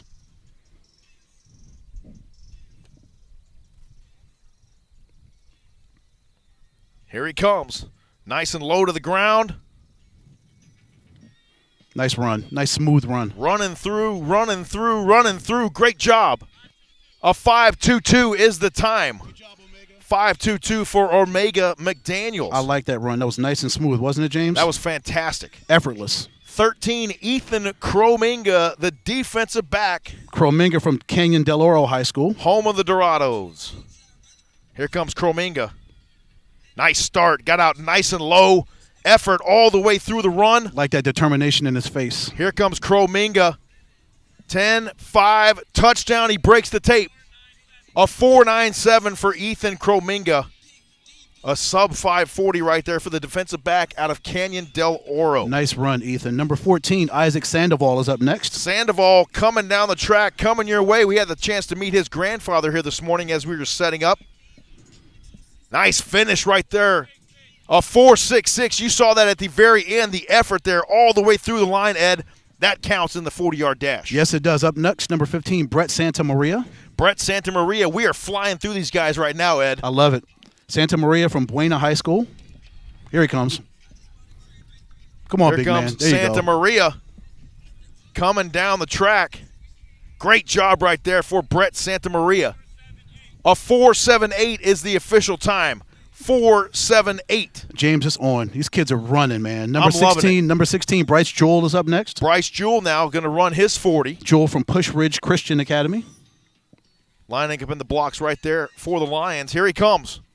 Great job getting out, nice and low. Excellent trajectory as he took off right there. Finished the run, great job. A 4.66. 4.66 is the time. Yeah, buddy, it is on. It's on. Number 17, Cesar Alcantar. I think these guys are getting faster as we go, Ed. Yeah. Here comes Alcantar down the lane. Nice job, the determination, the hustle all the way through. A 4.93 is the time. 4.93 for Alcantar. Next up, Jacob Rivera, number 18. This should be number 18, Jacob Rivera. From South Point Catholic. Home of the Lancers. Yeah, they see they need to take it to the next level. These kids are taking it. They're going for it. All the way down. Nice run for Rivera. Great run. A 4.75 is the official time.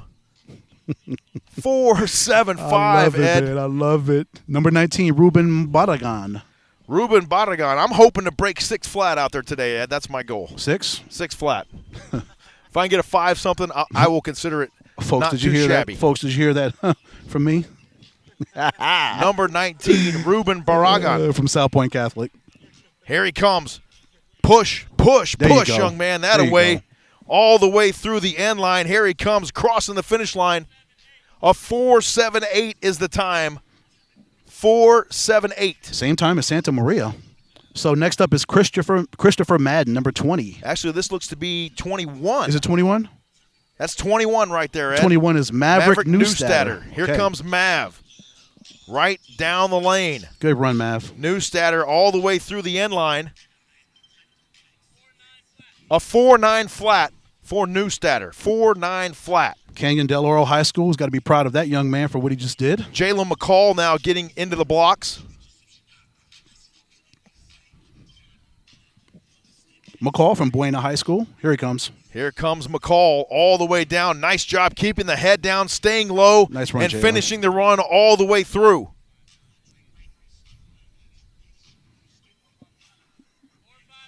A 4.51 right there. Ed, that could be the best time so far here this afternoon, or this morning, yes, I should say. According to my numbers, it is. Oh, baby. That's the fastest time thus far this morning. Here comes 23. Jack Bodenmuller. Burdening up the track. Sorry, Jack. Bodenmuller finishes right along the inline. A 4.68, a nice time right there for Bodenmuller. 4.68. Nice run, Jack. Jack Bodenmuller from Horizon High School. Levi Miranda up next here. You're watching the Game Time College Showcase presented by Epic Sports Network. So glad you joined us here today. Myself, along with my partner Ed Cole, Joey Mosquero joining us as well. Here he comes, 24, Levi Miranda all the way through the end line. A 5 flat for Miranda as he trots back. 5 flat is the time for Miranda. 26 now, Mason Sanchez up.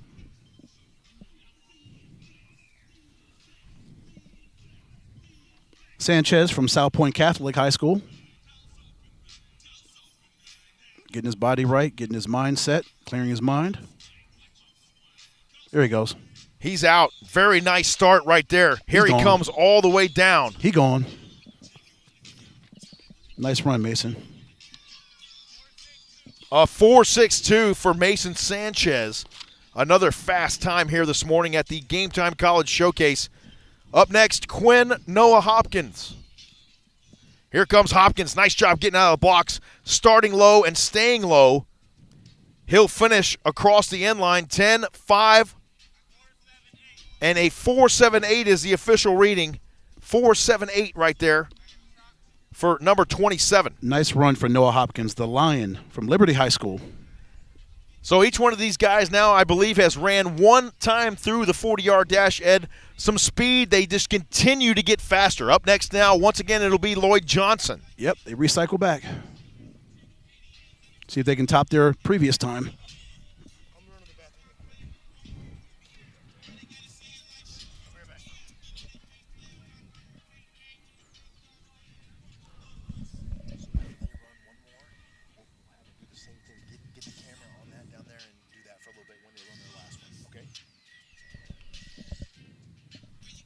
He's in the blocks, and here comes Lloyd Johnson all the way into your living room. Johnson all the way down the track, just about to cross right there. A 5.2 flat for Lloyd Johnson. 5.2 the time for Johnson. Way to move. On to number next, two, number Joshua Consavage. Joshua Consavage now. Consavage ready to go. Here he comes. All the way down. Nice run, Joshua. Joshua Consavage down the track. And he finishes with a 4.9 flat. Consavage 4.9 on the time right there. Much better than his 5.13 initially. Nice Up run. next, number 3, wasting no time, Ethan Navarro Curiel. Here comes Curiel. Nice job, big fella. A 5.31, a great time right there. Better than his last time with 5.41. Beat it by 0.1 second. That's the way to work. Up next, Manuel Zamorano. Zamorano coming your way. Nice run.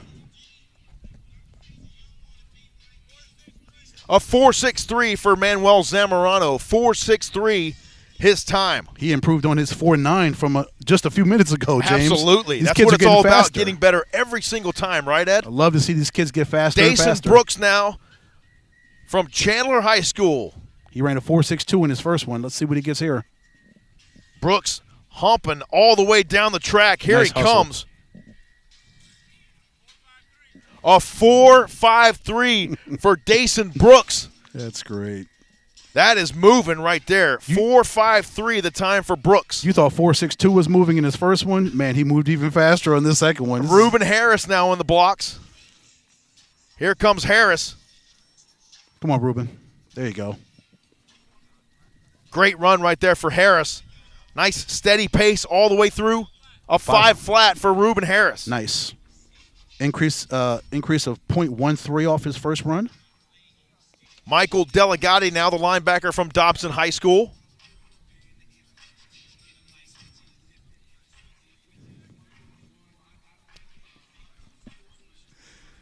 Here he comes. Here comes Delegati. Come on, Michael. Pumping Finish those it. arms. Nice job breaking the tape at the end for the Mustang. A 4.87. Great job blazing the turf here at McClintock. Folks, I'm so proud of these kids. He improved his by 0.13. Sean Madrid now will give it another go. Here comes Madrid. Nice run. Great job right there, Sean. A 5.22 is the time for Sean Madrid. Same time as his first run. 5.22. Consistent. Jonah Flowers up next. J-Flow. Come Here on, he J-Flow. comes. Nice start. Finish it, buddy. Nice finish. Nice job, Jonah. Way to finish. A 5.19 is the time for Jonah Flowers. 5.19. 5.19. Now, big Jeremiah Latu is going to give it another go. Ed, let's see if he improves on his previous time. Of a 5.3. Nice start right there for Latu. Finish it. Nice finish. A 5-4 flat, the official time right there for Jeremiah Latu. 5-4 flat. Into the blocks once again, Antoine Jenkins. Here comes Jenkins. Nice job. Excellent pump. Very nice. Striding it out. That's got to be a good time. A 4.66 right there. That is moving, Ed. I have never moved that fast in my life. Me neither. And he's not even breathing heavy. Yeah. Must be nice, huh? Yeah. Number 12, Omega McDaniels. Yeah. McDaniels flying down the track. Nice run, Omega. And a 5.22 5.22 there as he crosses the finish line. 5.22, the time in the second 40 there for Omega McDaniels. Up next, Ethan Krominga, the defensive back from Canyon Del Oro. Krominga in the blocks. He's off. Excellent form there for the DB. Mm-hmm. Like how he finished it. Put his head over the finish. A 5 flat for Ethan Krominga. A 5 flat. Liked his form in that one. Isaac Sandoval now. Here comes Sandoval. Nice run, Isaac. Great run right there for Isaac. A 4.44. Did he say 4.44? 4.44. That is the fastest time here this morning so far. That is. As you see, number 15 now coming through. Brett Santamaria. Santamaria. We're running through these 40s, no pun intended. Bryce Jewell now up, number 16. Here comes Jewell. How about that, folks? 4.44. That's moving. Ladies and gentlemen, that's Isaac Sandoval who ran that 4.44. He's a defensive back from Florence High School. 4.51. 4.51? 4.51 is the time on that 40 right there for Jewell? From Bryce Jewell. 4.51. He bested his time by 0.15 seconds. Caesar Alcantar now coming down your way. Nice run. Great run there for Alcantar. Good job, Caesar. You could tell he's even more loose than he was in the second. A 4.84. A 4.84 right there. These kids are getting after it, James. They are. Jacob Rivera now is going to get some. This is serious, man. A great start there for Rivera. Finish it. Nice. That is a nice 40 right there, young man. A 4.71. Impressive. Very impressive. Extremely impressive. Extremely impressive. Now it's number 19, Ruben Barragan. His first run, he had a 4.78. Let's see if he can improve on that. Here comes Barragan. Come on. Nice. Like how he dipped his head at the end right there. A 4.75 the time as he crosses the stripe. 4.75. Maverick Newstetter up next. Very nice run, Ruben. See what Mav can do. He had a 4.9 on his first run. Here comes Newstetter. Bring it home, Mav. There you go. Great run. All the way through the end line. A 4.8 flat for Maverick Newstetter. Love it. 4.8 flat. Up next, Jalen McCall. Yeah. Mm-hmm. Yeah, because they did run that 5.10.5, right? Yep. They ran the 5.10.5, got a chance to loosen their legs a little bit. Nice start right there.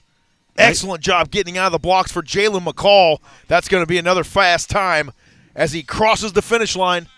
A 4.5 flat for Jalen McCall. I believe the second fastest time of the morning. Yes. Second fastest time of the morning for Jalen McCall. A 4.5 flat, the second fastest time of the morning for Jalen McCall. Nice work, young man. Get it, Jalen. Here comes 23, Jack Bodemuller. All right, Jack. A 4.75 for Bodemuller. 4.75, another fast time here, Ed. James, that's what they crank out at Horizon. Fast players. I'm about to put my jacket players. back on, man. The breeze is just getting too heavy here. Dude, I got to put my jacket Levi back on. Miranda now coming your way. Nice run, Levi. A 4.88 is the time for Levi Miranda. 4.88. He ran a 5 earlier, so he increased that speed. Nice job. Back in the blocks now, it's 26 Mason Sanchez. We're almost done. Noah Hopkins is the last one. Let's see what Mason can do here. He ran a 4.62 in his first run. Here we go. He's gone. Oh, that's a great start right there. Great start. Great start. Great finish. Here he comes all the way through. 10-5, crosses the line. A 4.61, the official time. 4.61. Ed, I'm starting to second guess this running the 40 thing here as we keep going. These guys are going to make me look worse and worse as we go.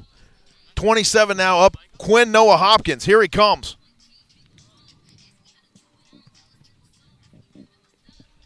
Hopkins through the end line. A 4.75 there for Quinn Noah Hopkins. 4.75 is his official time.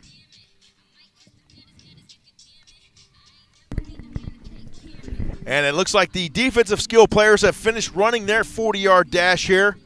Guys, what are your thoughts on some of the speed that we've seen here this morning? Joey? Hey, everybody. What's going on? These people are fast. I would like to point out, though, that the defenders did run their 5.10.5s before running their 40-yard dash. So maybe we're seeing a little bit of faster times because the defensive players are more warmed up, you know. Hey, that's a valid point. Legs a little looser than the offensive skill players who, you know, not, you know, they all went through the same warm-ups, but maybe they weren't as loose as some of the defensive players. So maybe we haven't seen the offense at their peak speed yet. So that might be something to keep track of when we get into the sevens. Yeah, that is good. The fact that they ran their agility drills, it does make their bodies, their muscles a little bit looser.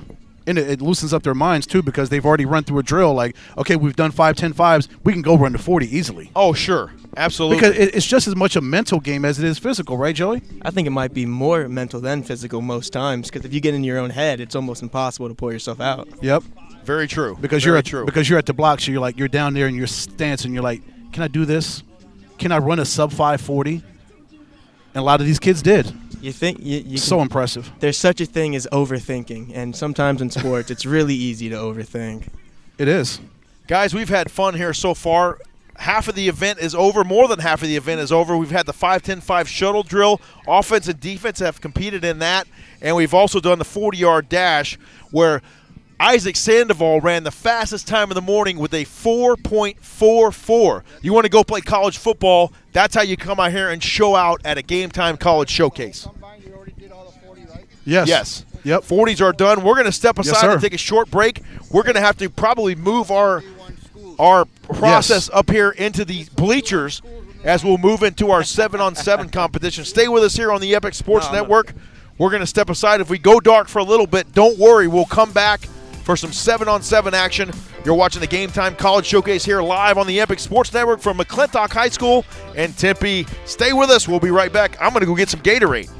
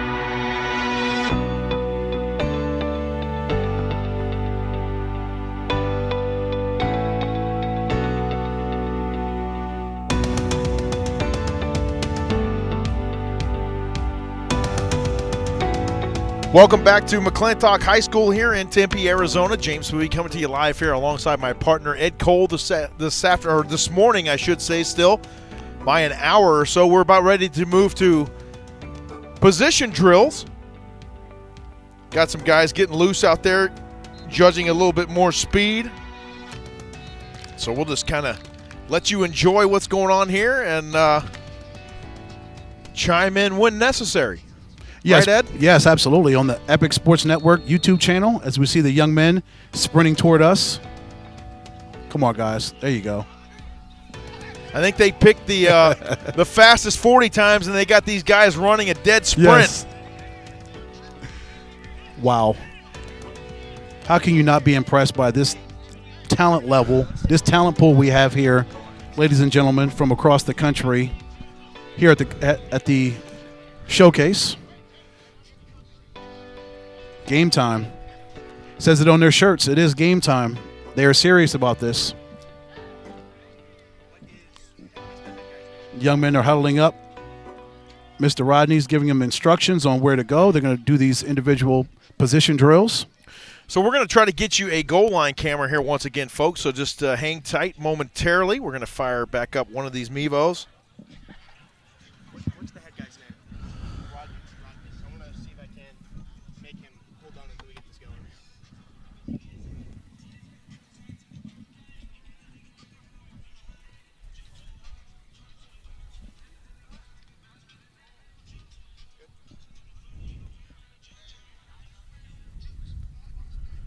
All right. Look at Joey's taking the camera out there, placing it on right on the finish line so we can get you that shot here. Let's take a look. It's great.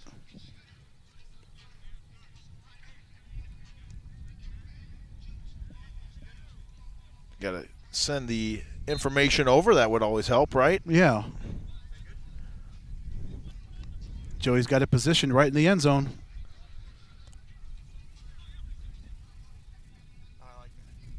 He's got it right at the plane of the end zone where those running backs and have to cross over. There we go. We got the shot.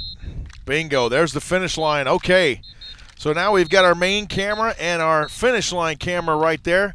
These guys are going to line up and race. Joey's got it right there on the main cam. Here we go.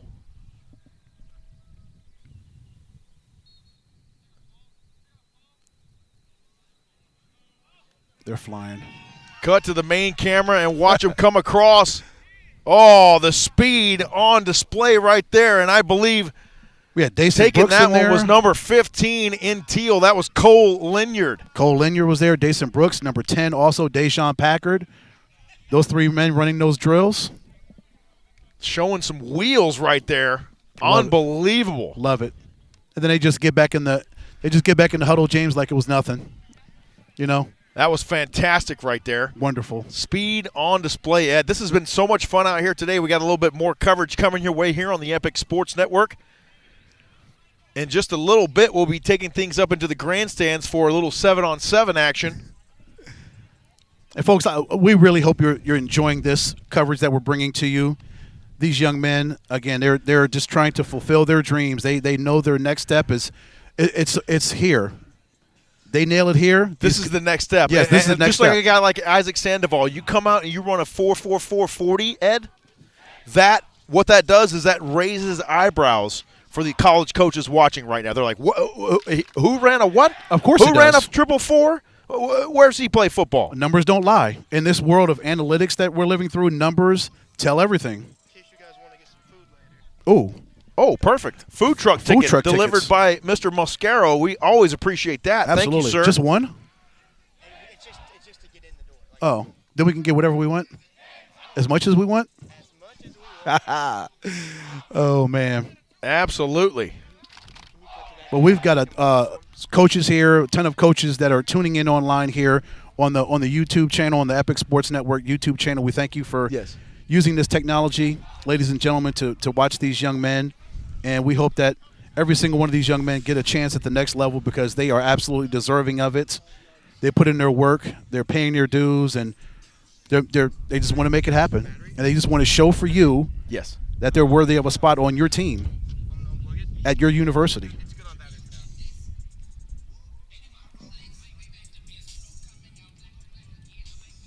So much planning goes into this, right, James? Yes, it does. We're trying to coordinate camera angles as we're talking. I'm not even talking about the cameras. I'm talking about Mr. Rodney, his coaches. Oh, yes. Trying to figure out. There's a lot that goes into this event today, folks, and it's just a whole lot of fun. It is. It's a whole lot of fun. It is. It is truly what we call a labor of love, right, JP? It is a labor of love, and it's been great putting it together. We're glad it's came together like it has, and now we're able to showcase this world of talent out here. Yes. Ed. I mean, and I'm excited for this 7-on-7.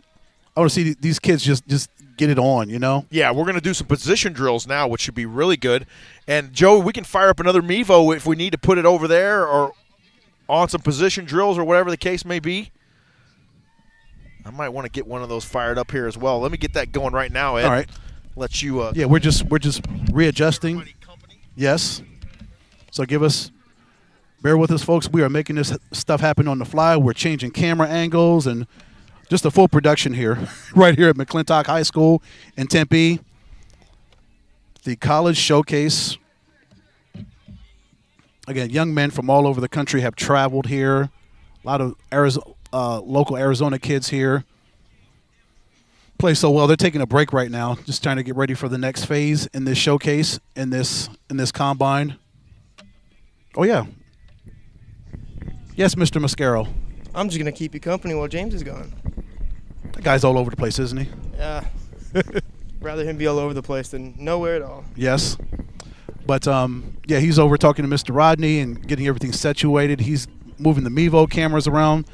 Folks, if you know what a Mevo camera is, if you don't, it's a wonderful piece of technology. We've got 3 of these cameras, wireless cameras, all over the place, and that's how we're getting you all these great shots, courtesy of the Mevos and Mr. Mascaro and his expert videography skills. They flatter me too much. We're at the home of the Chargers, McClintock High School in Tempe, Arizona, beautiful Tempe, Arizona. We love that you're tuning in, and we appreciate you for giving these young men your support and your love as they're working hard. They know they've got the skills, again, to take it to the next levels, and that starts again here today, as we've got a ton of coaches from across the country, either here or on the YouTube channel, the Epic Sports Network YouTube channel, watching this. And I just really hope these young men really get a shot at the next level. I'd love for all 60 of them, however many we have here, to get it. And it'd be great if they did. And something I want to point out is that, some of the people out here may not have ran a 40 time that they were maybe expecting to or happy with. And, a place where a lack of speed might be compensated for is, running on drills. It shows that you might not have the long speed, but you have the quick, short burst speed. So the drills might be they will be a really good way to show what else you can do. You might not be the fastest athlete, but speed isn't everything. It's a big part, but if you have technique, good technique beats speed 9 times out of 10. It does. And also if you have the heart, Joey, if you have the heart and the desire and the want to do this and go to the college level and possibly on to the professional level, whether it's the NFL or whatever, the USFL. I hear the USFL's coming back, or the Indoor Football League where James and I do our broadcasting for the Northern Arizona Wranglers. There's opportunities out here, but these kids have to be willing to go for it. Yeah, and you're talking at least another 6-7 years down the line. Yes. So, just take it one day at a time, You're right. If you have a bad 40 out here, that doesn't mean that, you can't go play professional. This is also, as much as it is to show the coaches what I can do, it's also a good reflection on I need to work on this and where can I get better as a player.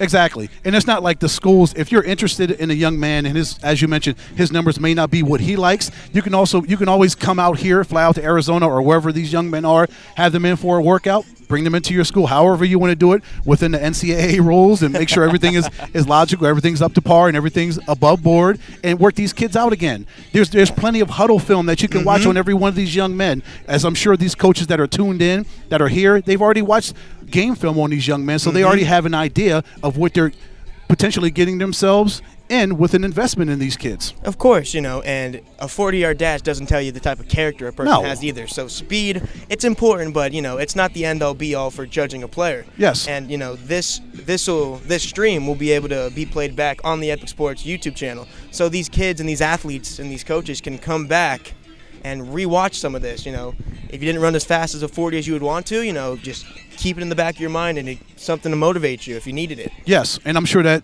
if there's any of these young men that are just like, as you mentioned, man, I didn't run that 40 as fast as I wanted to. What did I do right? What did I do wrong? I'm sure it's probably in the back of their minds, but they've got to block it out, Joey, because they've got more work to do, and then they can come back to it. Of course, short-term memory, Yeah. 40-yard dash happened, but now we're on the drills, and this is a spot where you can impress your coaches with the, you got the DB drills over here working some cones. They have the W drill over here on the DBs. The running backs and the linebackers working over the bags, the high stepping over bags. Yes, sir. And the quarterbacks, quarterbacks are warming up, getting their arms loose, ready for the sevens. You have running backs in the far back of the field, ball drills, agility, weaving in and out of the bags, and you have receivers working on their routes. It's their specialty, yes. It's a great day for football. It's a lovely day out.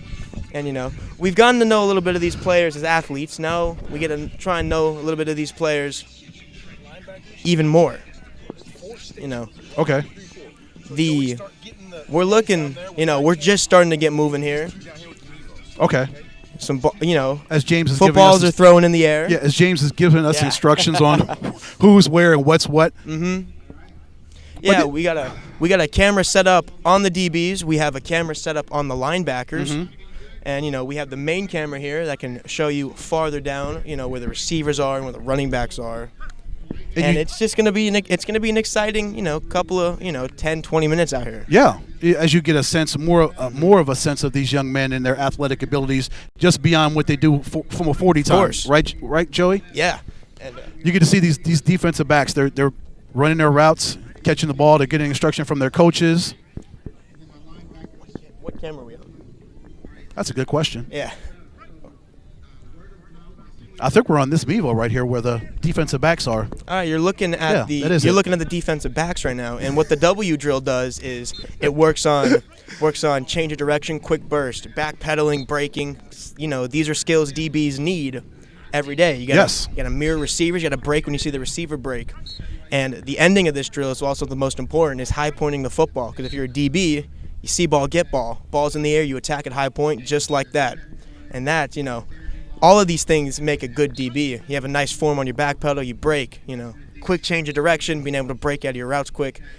Open turn, ball's thrown, see ball, get ball, catch ball. Yes. The W drill is a great drill for showing out DBs. And it is a lot to show, for a cornerback or a safety in this league when you've got wide receivers, as you mentioned, Joey, that can run so many different routes and they've got so much agility themselves. So if you're a corner or a safety, you've got to be just as agile and quick and be able to keep up with these wide receivers, because we see it every week in the National Football League.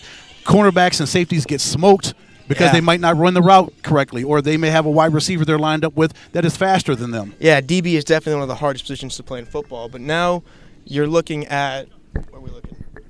Still on the defensive backs. Now we are on – we're down there. We're on the running backs now back there. You see the bags lined up. Mm-hmm. Coaches having them go in and out, showing their change of direction, their agility burst, 2 hands on the football, making sure you don't lose the football. Yep. And, just – bouncing in and out, showing some change of direction, some agility. These are important traits to have as a running back. Yeah, and how important is it to secure that football? We've seen so many times footballs get stripped because you don't properly secure the football. A linebacker will get in there and just punch the ball out because that's what they're trained to do, punch that football out or strip it out. Yeah, if you think linebackers aren't trained by their coaches to, if you see the ball hanging loose, go get it.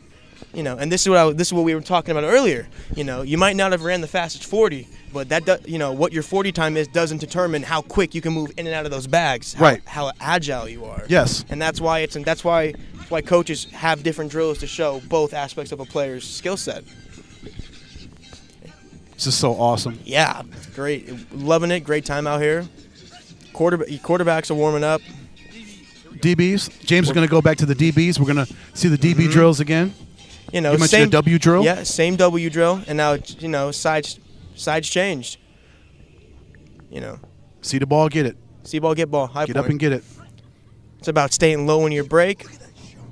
Not slipping. James is so excited. DB, open up your hips, bail. See ball, get ball. It's it's textbook. Absolutely. That was number 16 that Hyde pointed that one. That was Bryce Joel. Right now, that's number 19, Ruben Badagan. It's just you're seeing young men working on their craft. Yes. It's really great. Nice Really catch. awesome thing to see. That was Brett Santamaria. Nice catch. Good high point there. He got up there and got that ball, didn't he? Yes, he did. Number 21 right now, Maverick Newstatter. That's no, it's number 22. 22, Jalen McCall. I'm sorry. No. I thought the 2 was a 1. It's like you have number 14? Yeah. That's a 14. That is 14. That is Isaac Sandoval. Nice job, Isaac. You know, and you know, these, you know, coaches and everything, it's important you finish the drill. You know, once you, like for the DBs, once you high point this football, you catch it, drill's not done. Catch the ball, you got to go score. Yes. You catch the ball, you got to tuck it, and you got to take off. Exactly. You know, players, when you might not think about it, is that when you know, you're going through these drills, you know, coach will be like, okay, number 21 here, you know, he might not have finished the drill. He might not have hustled with the ball in his hand. It's little things like that that might separate, you know, one player from another. Yes. So it is all about that football move. You know, we always talk about that with running backs and wide receivers on questionable catches. Did they make a complete football move when referees are looking? Did they actually complete that catch? And you're like, okay, did he make the complete football move? Did the ball bobble? Same thing with these defensive backs and these cornerbacks. Did they complete the play? Did they cover the wide receiver or the tight end? Did they break up the play? If they got an interception, their idea is to do a pick six. Whenever you make an interception, of course you want to run it back for a touchdown. Of course. It doesn't happen all the time, but you're right. Complete the exact play from the whistle, all the way through the whistle. All right, and now the camera is on the linebackers over here. Linebackers are working on their step recognition drills. Linebackers, it's really important, you know. Your first step is the most important step in a football play for a linebacker. It's about stepping and about your eyes, what you're looking at. You know, offenses nowadays, you know, the Andy Reids of the world, the Sean McVays of the world, the Kyle Shanahans, they love that misdirection. Yes. So your eyes are the most, you know, one of the most important things, because your eyes can lie to you. So it's about seeing what you're seeing, understanding what you're seeing, and flying 100 miles an hour. And also, Joey, if your eyes and your body are not in sync, then you're an incomplete athlete. You get out of, you're out of position. One of the easiest ways to get out of position. Yeah, and you get burned every single time if you're not completely in sync with your body. If your mental is not synced up with your physical, then you're going to have a tough day out there in the football field. Speaking of tough days and, you know, having to have all of your body and your mind in one spot to be able to function properly, we're looking at a deep shot of the receivers over there. They're working on routes, proper cutting on your routes. You know, half the receivers are down on the far end zone over there. They're working on some cutting over there. Got to see what drill they're about to do. And just the creativity of a wide receiver. You know, it's crafty. The OC or the coach can draw up any play that they want to, but if there's something a wide receiver sees in a formation that he does not like, that the HC or the OC didn't like, he can make up stuff on the fly and kind of improvise and take that corner or that safety out of position. The corner or safety that thought that, okay, I got this wide receiver locked down. No, you don't. You thought you had me, but you don't. And that's exactly what the DBs are working on over here, working on breaking and man-to-man coverage. You see press, man, attack the ball. Yeah, see that pick six right there? That's how you do it. You know, you're lining up inside, look at the quarterback, see ball, attack it. Nice job, Brett. Cutting, boom. Yes. You see him come around that wide receiver and get that pick right there, kind of curled around him and got the ball. You see them back to the sideline, so their eyes and hips are open to the quarterback. Receiver breaks, you see, and you get it. What you want to watch out for, though, is you don't want to get too handsy with the receivers. Yeah, like 21 did. You pull the jersey, you're going to get a flag for it every time. You're going to get PI every time. It's important, you know. All the DBs, it's important to have good technique, because as you were talking about, receivers can get really crafty with their routes, and a lot of fakes, and a lot of head motions, a lot of pivots. You got to be able to, you know, hang with them step for step. And Joey, more often than not, isn't it just like a little move? It's a stutter step, or it has to be quick, because, you know, if a receiver tries to make a huge step in a pivot, it throws the timing off of an entire play. Yes. Now you have the eyes on the quarterbacks, and they're, you know, working on the long ball. Well, they were. Now they're done. Yeah. Just our time now. Yeah, it's QBs. They're a different breed, aren't they? They're a different animal as far as athletes go. I love them. Oh, man, they're rocking it. This is so awesome. This is really fun. DBs, linebackers, running backs, wide receivers, everybody's all separated doing their thing to get ready for the 7-on-7. And now we are going to pivot back to the backers. So we're looking at the QBs right now, going to the linebackers right now. That's a good shot of the backers. And boom, shuffle, open, and run. Nice. Important for a linebacker. You're scraping down the field. Got to, once you see where you need to go, open up your hips, pivot, go, boom. Gone. Yep. Right. As a linebacker, it's about that hip work, right? It is. When you're a linebacker, it's almost the most important. Hips are important in every position, but they're even more so at a linebacker. Yes. When you're a linebacker, you step up. You can't open your hips right away. Mm-hmm. You gotta keep square. And you have to read the play. You see a run, you have to scrape. You got to figure out what hole the run's going to, and you have to attack. Once you identify that, you got to go. Yep. So it's very important for a linebacker, to keep their hips under them. Don't, when you shuffle, don't get too wide. And it's just, it's the little things like that that make the athlete, not pure speed. It helps. The importance of north, south, east, west, all that lateral movement, being able to move in a 360 motion if you have to, if you're a linebacker or a defensive back, any athlete on the field, but linebackers especially because, again, you're trying to cover running backs and wide receivers who are running in a myriad of different directions, and you have to cover all that, especially like if you're an outside linebacker and you've got these slot tight ends, you've got these slot receivers, you may have to chip them or you may have to run with them. And you have to do that while still getting your zone drops. So it's imperative that if you do have to, chuck a end at the line, you don't overextend yourself trying to do too much, because it's normally it's a little hand on the shoulder, and then you have to drop back. It's a timing thing. It's a fluidity thing. It's really important, and it's one of those things that might not come on a stat sheet. Time successfully but pressed it'll show on film, though. But it'll show on a tight end 100%. Yes. Because we know how important film is. That's all coaches do. Break down film on players, and they're looking at the good, the bad, different tendencies that they do or do not like in an athlete that they want to break them of a certain habit that they don't like to see them have. Of course, not every athlete on the field. None of these athletes are perfect. None of us are. And no one out here is perfect. So it's about being coachable. It's about doing what the coaches ask you, and if you make a mistake, learn from it. Figure out why I made a mistake and just work on it and get better. A coach will be more lenient with a player and more willing to accept a player who might make 100 mistakes. But if they're doing it at 100 miles an hour and they're learning from their mistakes every time, they're willing to have more leeway and be more lenient with that than a player who might not make a lot of mistakes, but he's out of position a lot and he doesn't go 100 miles an hour. When he makes a mistake, he'll kind of stop. Yes. It really is all about that effort and the desire, as you mentioned, to get better. And I agree. If you mess up and you make mistakes and you're willing to say, okay, coach, I understand what you mean when we watch this film back. Okay, I'm going to work on this and this and that. Yeah. As opposed to an athlete that's like, coach, what are you talking about? Yep. My form was perfect on that. Yeah, being coachable, it's a huge aspect. And all these young men, it's a trait that they will continue to develop, continue to learn. These kids wouldn't have driven and flown and come from across the country, across the state, to be here as early as they got here. No. If they weren't invested, if they weren't serious about their craft, and if they weren't coachable, athletes.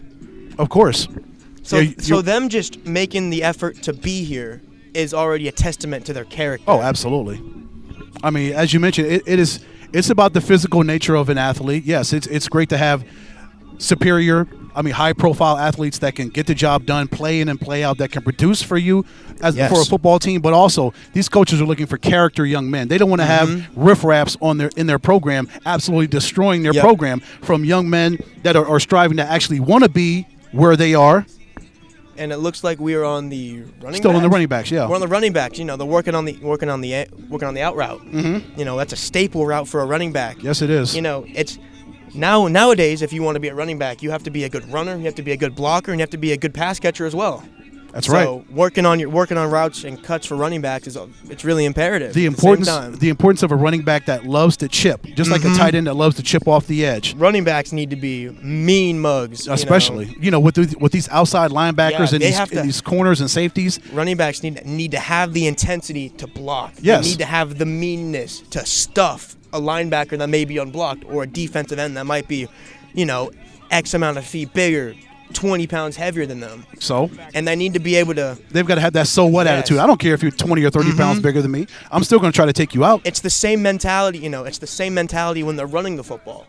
There's no real difference between a running back taking the handoff and going willingly into a linebacker and initiating contact in the hole. It's the same type of thing. It is.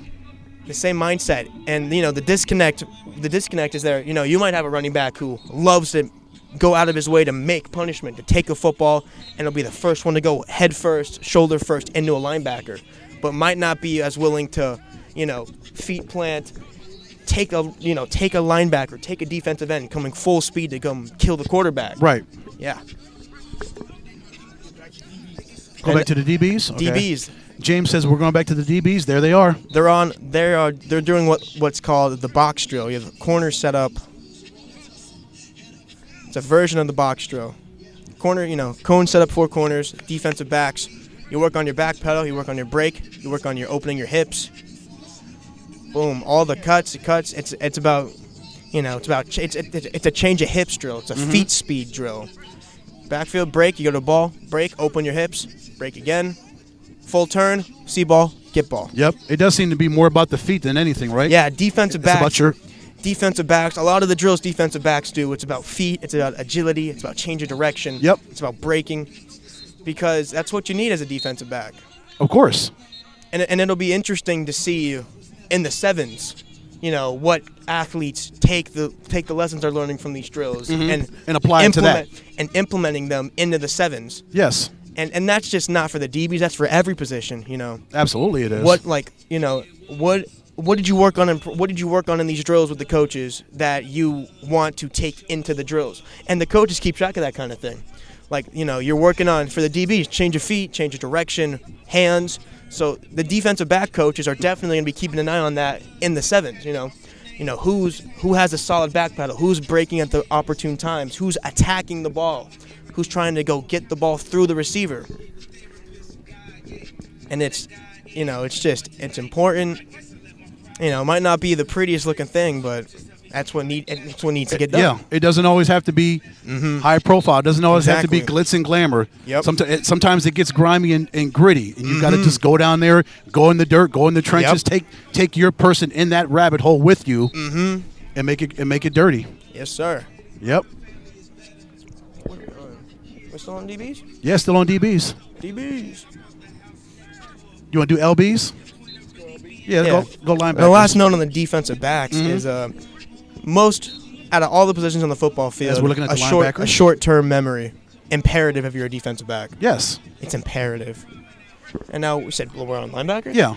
Back to the linebackers. And I agree, Joey. You're not going to stop every single wide receiver or tight end. If you're a cornerback or if you're a linebacker, which we're looking at, you're not going to stop every single person on every single play. You're going to get burned. That kind of stuff happens. Again, as you mentioned, you're human. There's some athletes that are superior to you. That doesn't mean that you can't stay with them. That doesn't mean you can't go head up with them, but that's just the way sports is. There are different athletes at different tiers and different levels of their athletic abilities. Yes, sir. I couldn't have said it better myself, which is why I didn't say it. But you could have said it, and I would agree with you. I could have. Yeah. We're looking back at the quarterbacks now. QBs, yeah. So now we're looking. Now, if I'm not mistaken, we're doing. We're working full field reads right now. Yep. Full field reads. Yep. Working with the wide receivers. The receivers are lined up based on position. You have your outside receivers. You have your slot receivers. And you have quarterbacks lined up. They have a play called, and each quarterback's hitting a different read. It's a good way to work on, just feeling out a space when you're running a play for a receiver. Yep. It's a good way to work on timing. Yes. If you're a quarterback, it's a good way to work on. You have multiple reads, who to throw to, when to throw to, and it's like a little unsung aspect of a drill like this is timing. Some of these quarterbacks, these receivers, these running backs, they've never played with each other before, for the most part. And so something that's really important for a quarterback, you see like a chemistry, chemistry develop throughout the season. So when you're asked to come out here with athletes you've never played with before, you don't know, when you're being evaluated by a lot of coaches, a lot of scouts. And, it could be a little challenging. It can be. You don't know how a certain receiver likes to run a route. You don't know how a certain running back likes to take a handoff. And just a simple miscommunication or lack thereof between a quarterback and a receiver and a running back, it can ruin a whole play. Oh, it can. The old adage, Rome wasn't built in a day. A football team is not built in a day. No, it takes time. You know, you can take all the best players in the world, put them on the same team, and that doesn't guarantee they're going to win. It doesn't guarantee anything. No. It just means that you have a whole lot of great athletes on your team, but as you mentioned, if they don't have that chemistry that you talked about, if they don't have that bond, that familiarity with each other, it's not. Yeah, it's not going to work. And you know, and that's when you draw the line between, you know, putting an athlete, you know, athletes putting themselves in a position to be great, and the coaches. Yes. Looks like they're bringing everybody together. It's like, you know, team drills are over, you know, about 20 minutes, and we will be back when they come back. So don't go anywhere. We hope to still see you around. Yes, this is the Epic Sports Network on YouTube right here at McClintock High School, Tempe, Arizona for the College Showcase. We'll be back. What up, Pit Boss Nation? I am Patrick Peterson. I am a father of 2. I am married, play professional football, very fun, outgoing guy. My daughter loved for me to cook ribs and steak. Me, honestly, I like the vertical because I'm able to put more things in there. I can get some ribs in there, I can get a pork butt in there, I can get some chicken in there. You know, I love everything about my vertical, man. How you can just adjust the temperature at ease, how the pellet is easy. Just a very, very cool grill.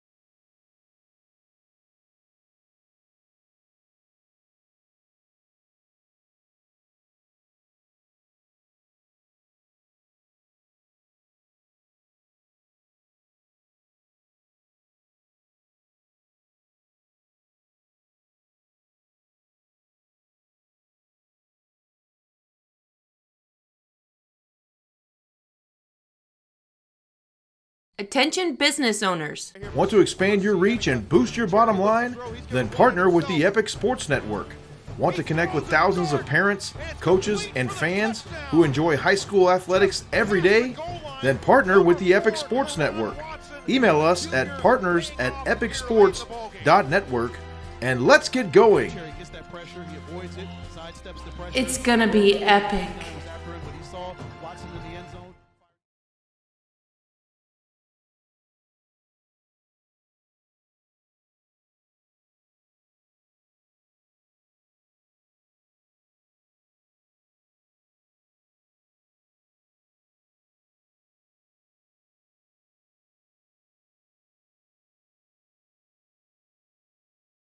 Homegate with Pit Boss.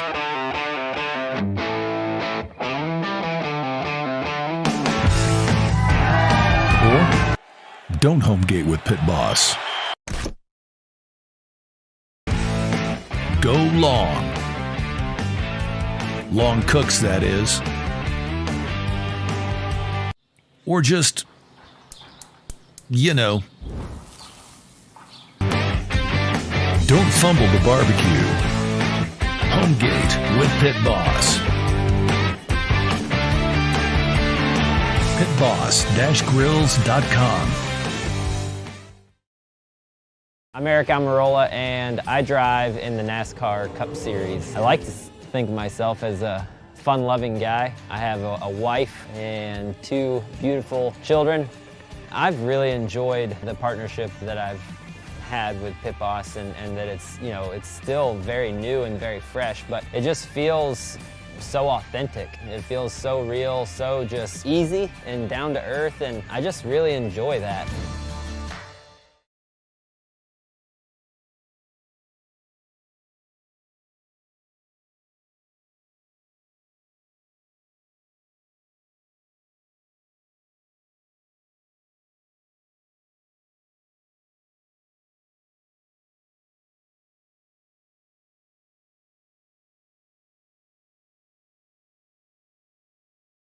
My name is Willie Robertson. I run Duck Commander and Buck Commander.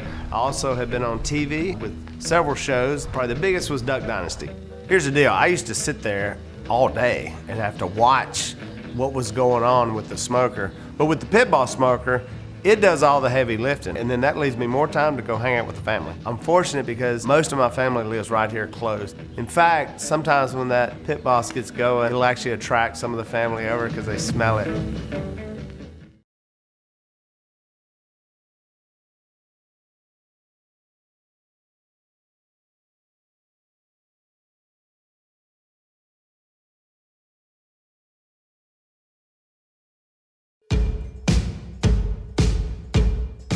I'm Marty Smith, and I'm a host and reporter for ESPN.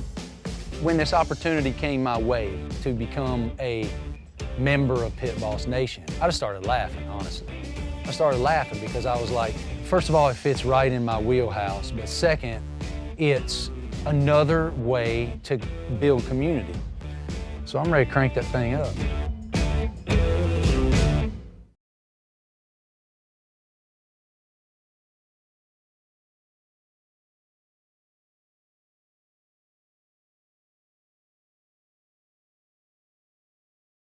We love our house. Been here for years. Yeah, but there's an animal in the attic.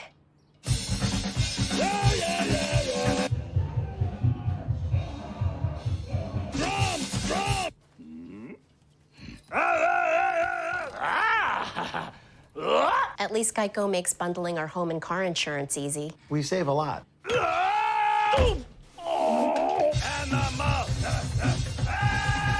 For bundling made easy, go to geico.com.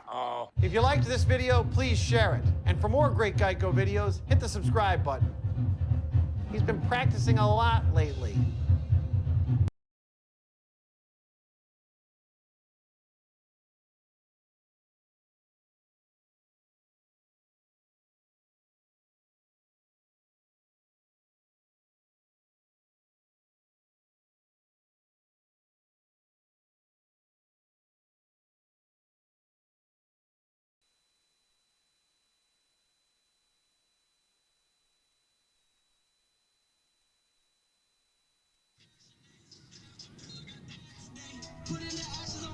Folks, welcome back to McClintock High School in Tempe, Arizona. You are watching the College Showcase here on a beautiful Saturday afternoon here.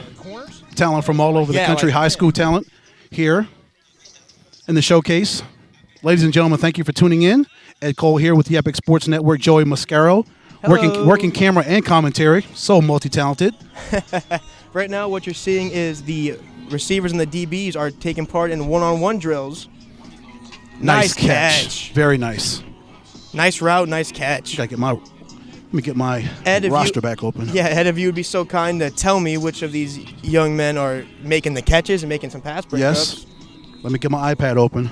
You know, they're going rapid fire here all over the field. So now Yeah, we go this- to this far corner. Folks, this is outside release. This is what you came to Stutter watch. Step, post route. He's got him. Ooh, little overthrow there by the QB. We're going to this side. That was Cesar Alcantar on Makai Gaskin. Receiver. Ooh, shook him off the line. Oh man, he He's got that open. separation. He's got it. The Make that catch. Ooh, he looks like he pulled something. Nice catch. That was Dejon Packard. Nice catch. Dejon Packard, great catch, We're great looking at- separation. We're in the slot here between the. We're in the slot. We're in the slot now. Mm-hmm. Nice catch by Packard. Outside release. He's going up the seam. Breaks out to the corner. Good coverage over there. Some hand-to-hand fighting on both sides. Number 13, Ethan Krominga, great coverage. Great coverage. Look, good. That was a good rep. He was covering by both. Colton Schlengel. Good rep by both of those athletes. We're lined up here now. Oh, we're up in the phase. It's press time, baby. All right. Outside release. Get hands on. Breaks out. Good catch. Nice catch, Gage Felix. Great catch. Nice catch, Gabe Felix. And that was good coverage there, about 26. It was. Mason Sanchez, great coverage there. Sanchez has some good coverage there. We're back out to the outside now. In cut. Ooh! Oh, sweet move. Lost him. Jake Wiedinger. We're back out here. Outside release. Oh, he's gone. Send it. The recovery speed. Oh. Great rep there by the DB, getting back into the play after initially getting burned off the line. We're in now back to the slot. That was number 2, Zach Rogowski, the wide receiver, on number 19, Ruben Badagan. The receiver on your screen was the 40-yard dash challenge. Goes to show you he has some nice route running, nice hands. That was to pair with that speed. How great was that run by Cole Linyard? He ran a route knowing the football was coming to where it was. He didn't even turn before the football. Good rep there by the tight end. Wow. Physical at the point of attacks, getting the separation as well. That's that guy Will Way from Push Ridge Christian Academy. You love to see it. Bail technique by the DB. Breaking out and in. Good job by the DB. Oh. Great rep by both athletes. Yes. Great catch there by the receiver. That was a great good job battle. by the DB. Hanging with him stride for stride. Good catch by Christian Echeverry. Great coverage by Cesar Alcantar. Where are we at now? It looks like we are... Where are we at? In the middle? I don't see anybody on the edges. I don't see anybody ready to go. We're looking here. Oh, here we go. We're in the slot now. Okay. Yep. One-on-ones are a great chance for athletes to be competitive. Which slide we got here? On the left? Over here on the right. On the right? Here we go. Oh, nice Ooh, move. Nice out double route. move. Nice out route. Nice double move by Dejon Packard. Hit him with a fake inside. Got the DB to open up his hips and cut out. Shook the DB. I like that. Just like we were talking about, opening hips, staying steady with the receivers. Agreed Nice with that. coverage. Get it. Buddy. Great route there, man. Nice throw. Just a little bit too long, though. Good throw. Outside shoulder, right where you want to see it. I like that. He got the air underneath it. I like that throw. Oh, nice catch. Was it number 3, Josiah Bowman? Nice catch, big fella. We're running. Nice press. Nice break on the ball. Great. That's a great rep there. That's exactly what we were talking about with the drills. Working on your feet, breaking on the ball, getting your hand in there to break it up. Yep. Gosh, that was a great rep. It is all about that anticipation, right? It is all about the anticipation. We have a little fader out here. Oh. Ball's a little underthrown. That's good coverage by Krominga. It was good coverage to get back into the play. Holding Cena trying to make sir. that catch.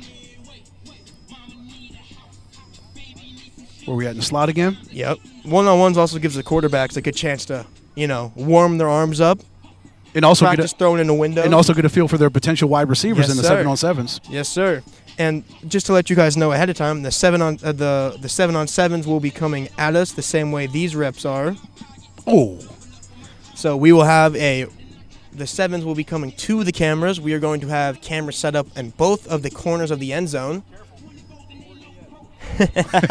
James is working on it. And we also got a camera right behind the quarterback, so you'll get a behind-the-scenes look at what the quarterback sees. Stride for stride. Oh. Ooh, great coverage to get back into the play. Nice there. coverage. Nice Levi recovery Miranda. Speed. Mm-hmm. Ball was a little late, and now we're back in the slot here. A little stutter. You running the fader out. Oh, good coverage there. I thought Will Way had that for a second. Good coverage by Noah Hopkins. Great coverage. We're over in the middle. Yeah, that's too easy.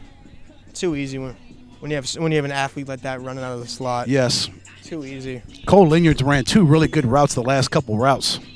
His last 2 times up. I think he's probably one of the most standout athletes of the showcase so Yes, far. very impressed by 15.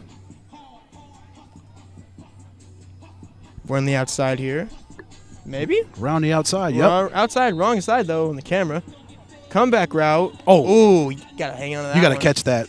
Ball was a little behind him. No, but Rogowski's got to catch that. Mm-hmm. Your hands hit the ball. It's got to Yep. catch. That ball was on the We're money. just going full go here. Here we go. Sorry about that. That was a bad camera. That's okay. Colton Schlegel almost had that ball. Great job of him jumping up there, extending his body. Yes. Sacrificing his body for the catch. Yes. Also, good coverage by 21, Maverick Newstatter. Mm-hmm. And Newstatter, he didn't run. He wasn't in the top 5, top 10 for one of the fastest 40s. But that's what I was talking about with opening up your hips, being able to, stay with the receiver like that. Great break on the route there. Great break on the route. That was a great rep. Driving on the slot here. Out and up. Battle. Ooh, good battle. That was a good fight. That was a great battle. And helping him up after the end of the play. Love that, brother. Sportsmanship. Sportsmanship and brotherhood. I love it. Stutter go. Yep. He's there. A little hand fighting. Ball was a little overthrown. Yeah, they would have called PI on that in the next level. A little overthrown. They would have called PI on that, wouldn't they? He's grabbing the jersey. And neither here nor there. Depends on the referee. You can make a rule that the ball wasn't catchable, but I'm not going to do that. Not a catchable ball. Out and up. Got the DB. You see, DB looking into the backfield. Nice. Broke his route. Good job. Dylan Thomas on that catch. Great route there by Mr. Thomas. Mm-hmm. We're going out here to this rep. Ooh, nice inside release. Stemming him. Oh. Breaking inside. Nice inside move. Great in route. Great in route. Number 6, Jake Wiedinger. Broke inside, stemmed the receiver back outside, and give him a little subtle push off. And there's that man again. Yes, Will Wade. There's that dude again. He has been, he's either making great catches, he's running good routes, or I love it. It's been, the competition out here has been electric. Yes, the kid from Push Ridge. Love it. Doing a little ridge pushing on his routes. Yeah. Going outside. We're going to head to the left. Yep. Oop. There we go. Good catch there. Need to have strong hands with the receiver. Little stutter. The DB didn't break too early. Oh. That was a good route there by the DB. It was. Got lost a little bit at the top of the route, but good job staying square, opening his hips up. Some slot action here. Oh, he's open. Oh. Whew. He made a good in then outside move and kind of got that separation from the corner right there. And I will say it now that one-on-ones are always in the receiver's advantage. It's one of the hardest things to do for a defensive back. It is. Being, on a lone island by yourself with no help. True, because a wide receiver, you know where you want to go. The cornerback, the corner and the safety have to figure out where you want to go. Exactly. It's this is a much more of a receiver-friendly drill. Like, you'll see a bunch of double moves, in and outs, out and ups. Little 3-break routes on the cut. It's those twitch moves, right? Oh, nice catch. Great catch there. Who was that, great 7? Catch. Gage Felix. Nice catch, Gage. And, Felix has been open on a lot of his routes. He just hasn't been able to have a catchable ball. And also credit the defensive backs. Whoever's covering him. Of course. Got him like a blanket. And going back to what we were just talking about, for this, receivers making 3 cuts in a route, the quarterback holding the ball for 5 seconds, in a full game, you're hoping that a pass rush won't let that happen. Right. So, it's very rare that a receiver has a DB on skates for 5-7 seconds. Yes, maybe. or a quarterback has 5 to 7 seconds. Exactly. Not nowadays. Exactly. When you're looking at Tom Brady, he's getting the ball out within 2 seconds. Mm-hmm. Because he knows that defense is after him. You saw it in the Rams game. Yes, he's like, sir. okay, I know I got Aaron Donald coming after me. I got Von Miller. I've got Leonard Floyd. This whole defense, I got to get rid of the ball. Nice in route. Gonna cut back outside. He tried to. Little grabby there by the defensive back. Yeah, a little bit. It was a good rep. Good rep by both. Both athletes didn't relent. James is having the ball. I'm glad he is.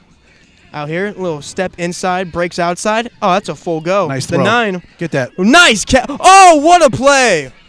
Great break up there by number 13.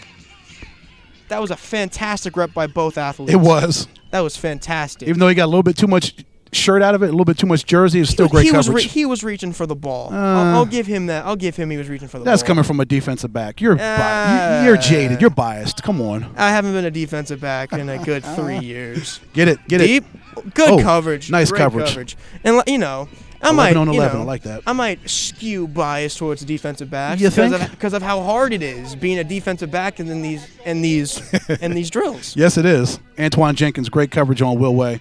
Yes. What are we looking at here? We got a corner? Outside over here? Outside, yep. Outside. Outside release. Oh. Stutter. Inside move. Great coverage. Nice catch. The great catch. The break on the ball. You see the break was there. The acceleration was there. I like the little double move he made and he cut it on the inside. Those are the traits that, you know, coaches and, you know, that's what they look for. Yeah, the receiver might have caught the ball and the defensive back might have mistimed his dive for the ball. But it's those things that they were working on in the drills. You saw the feet work, you saw the opening of the hips, you saw the break on the ball. He just happened to miss the ball on the dive. Nice. Good route there. Good inside route. Good route there. Set him up outside. Number 5, Makai Gaskin. Nice move. Hit the brakes. Pivot inside. We're in the slot now. Outside in. Great coverage there. No, great coverage dude, there. that's pass interference. He hooked him. Come on. How's that great coverage? That's pass interference. I mean, granted, he's going against Cole Linyard, one of the most impressive young men out here. So I guess I would commit a pass interference call too. The only saving grace there, if there is any, is that he might have been inside 5 yards. True. Slipped on the route there. So, you know, when we're 50 yards back in the end zone, then that's definitely PI. It's hard to see, you know, where exactly these receivers are breaking their routes at, as that's a nice diving catch coming back to the ball. If that's past the yardage, if that's past the 5 yard mark, I'll give it to you as PI. What, James? We're going deep here. Oh. Good throw. A little too far. It was a good rep by both of these athletes. James playing producer here. Hey, man. You love to see it. Love it. Got it. A little bit slower. Okay. But the good action is so route. fast. Stop and go. Come back. See, that's what I'm talking about. He had a chance to do 3 different breaks on that route. Plus the ball was kind of out of his reach. And the ball was a little too far outside.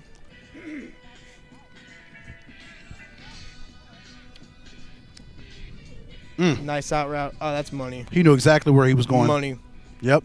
And that's the thing, Joey, like you talked about. The wide receiver knows where he wants to go. Exactly. 2022 is backpedaling like. And don't get it twisted. These receivers have favorite routes to run. Of course. You know, the quarterbacks and they know where they want to go. Yeah. The quarterbacks and the receivers talk about this. You know, before a receiver's up, he'll go to the quarterback and he'll ask him, "Hey, what route do you want to run?" And you know, receivers have their favorite routes to run.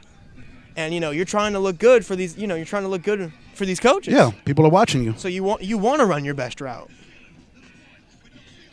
That's an understatement. He breaks outside. Good coverage Good coverage there. Good coverage by the CB. Now we're gonna pan to this side. Good corner coverage there. Break in, step out. High point. Boom. Great coverage there. Loved how Antoine Jenkins shielded the wide receiver from him actually catching the ball, so he got the inside position and knocked the ball away. He played wide receiver on that. If you can see it right here, you can see the quarterbacks start talking to the the receivers. The receivers, yeah. That's a out and up. Out and up, yep.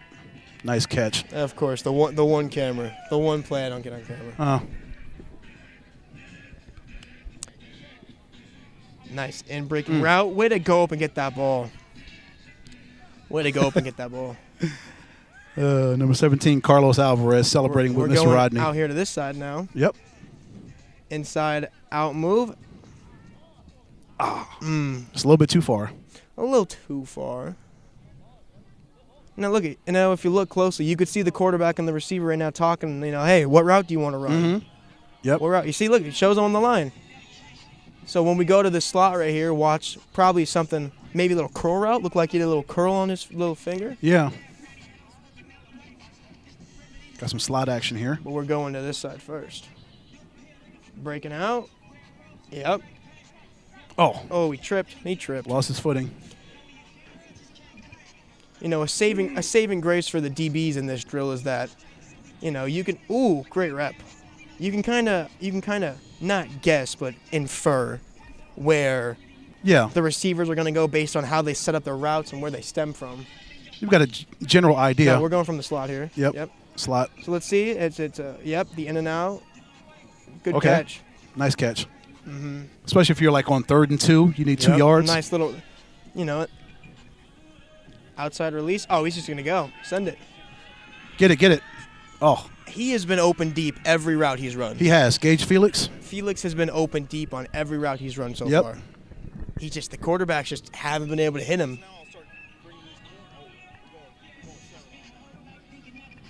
It looks like the fun here in the ones has ended, you know. Gives the athletes a chance to be competitive. Yes. Both, you know. We have now the shot that you are currently seeing behind the quarterback. We're going to give you that shot when we do go sevens. Quarterback dropping back, and you'll be right in his pocket. But it looks great right now. Kind of get you prepared for what the quarterback sees in the 7-on-7s. Actually, make it 60 yards. 60 yards. James would like us to let you know that camera is currently he is so proud 60 yards James away. is so proud of this production and what the Mevo cameras are able to do. He's beside himself. He cannot believe it. You cannot believe it. Well, normally I do run the cameras, but if these Mevos keep doing a good job, I might. Yeah, you might be out of a job. I think I'm out of a job. Either that, or we make a 4-man booth for Epic Sports Network. Oh God, the Monday Night Football hardly works a 3-man booth. How are we gonna make it a 4-man booth? Be innovative. Be innovative. All right, you get the first quarter. I'll do the second. James will do the third. Kevin will do the fourth? No, we'll all do the fourth. Okay. Every single one of us. Yeah, folks, thanks for tuning into the Epic Sports Network YouTube page, the college showcase here. We are showcasing the finest high school athletes the nation has to offer here. We're going to take a break here. Get ready for the 7-on-7s per James Poovey's instructions. So we're going to go ahead and hit some breaks, hit some Pit Boss breaks, some Geico commercials, and pay some bills. We'll be back in a little bit. What up, Pit Boss Nation? I am Patrick Peterson. I am a father of 2. I am married, played professional football. Very fun, outgoing guy. My daughter loved for me to cook ribs and steak. Me, honestly, I like the vertical because I'm able to put more things in there. I can get some ribs in there. I can get a pork butt in there. I can get some chicken in there. You know, I love everything about my vertical, man. How you can just adjust the temperature at ease, how the pellet is easy. Just a very, very cool grill. My name is Archie Bradley, current Major League pitcher for the Philadelphia Phillies. If I had to give a list of who the best was out of Archie the pitcher, Archie the griller, Archie the hunter, I'm unfortunately going to have to fall back on my baseball skills. Being a professional athlete, the food that I put into my body is very, very, very important. When I was younger, I may not have paid as much attention to it, but as enough to keep playing year out, I've put a lot more time and effort into making sure my diet is exactly what I need.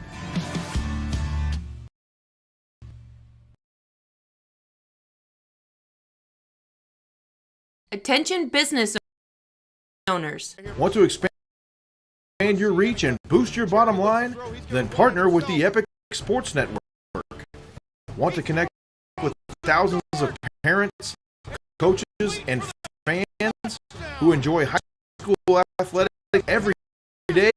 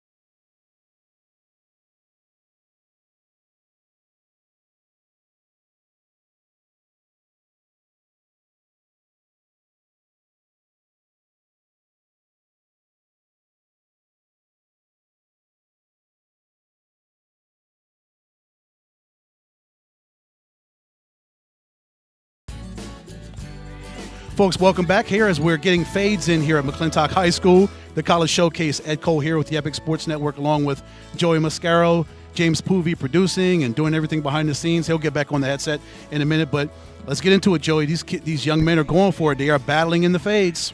He won't get back on the headset if I have anything to say about it. Well, no, but we had our fun with the one-on-ones, full field. Now we're running fades. Fade, it's a little more balanced. Both sides, DB receiver. Great catch there, but number 9. Yeah, number 9, Christian Echeverry. Nice catch. This is just another opportunity that gives all the athletes a chance to compete. And this time we actually have the running backs joining us. Running backs and linebackers are in the mix.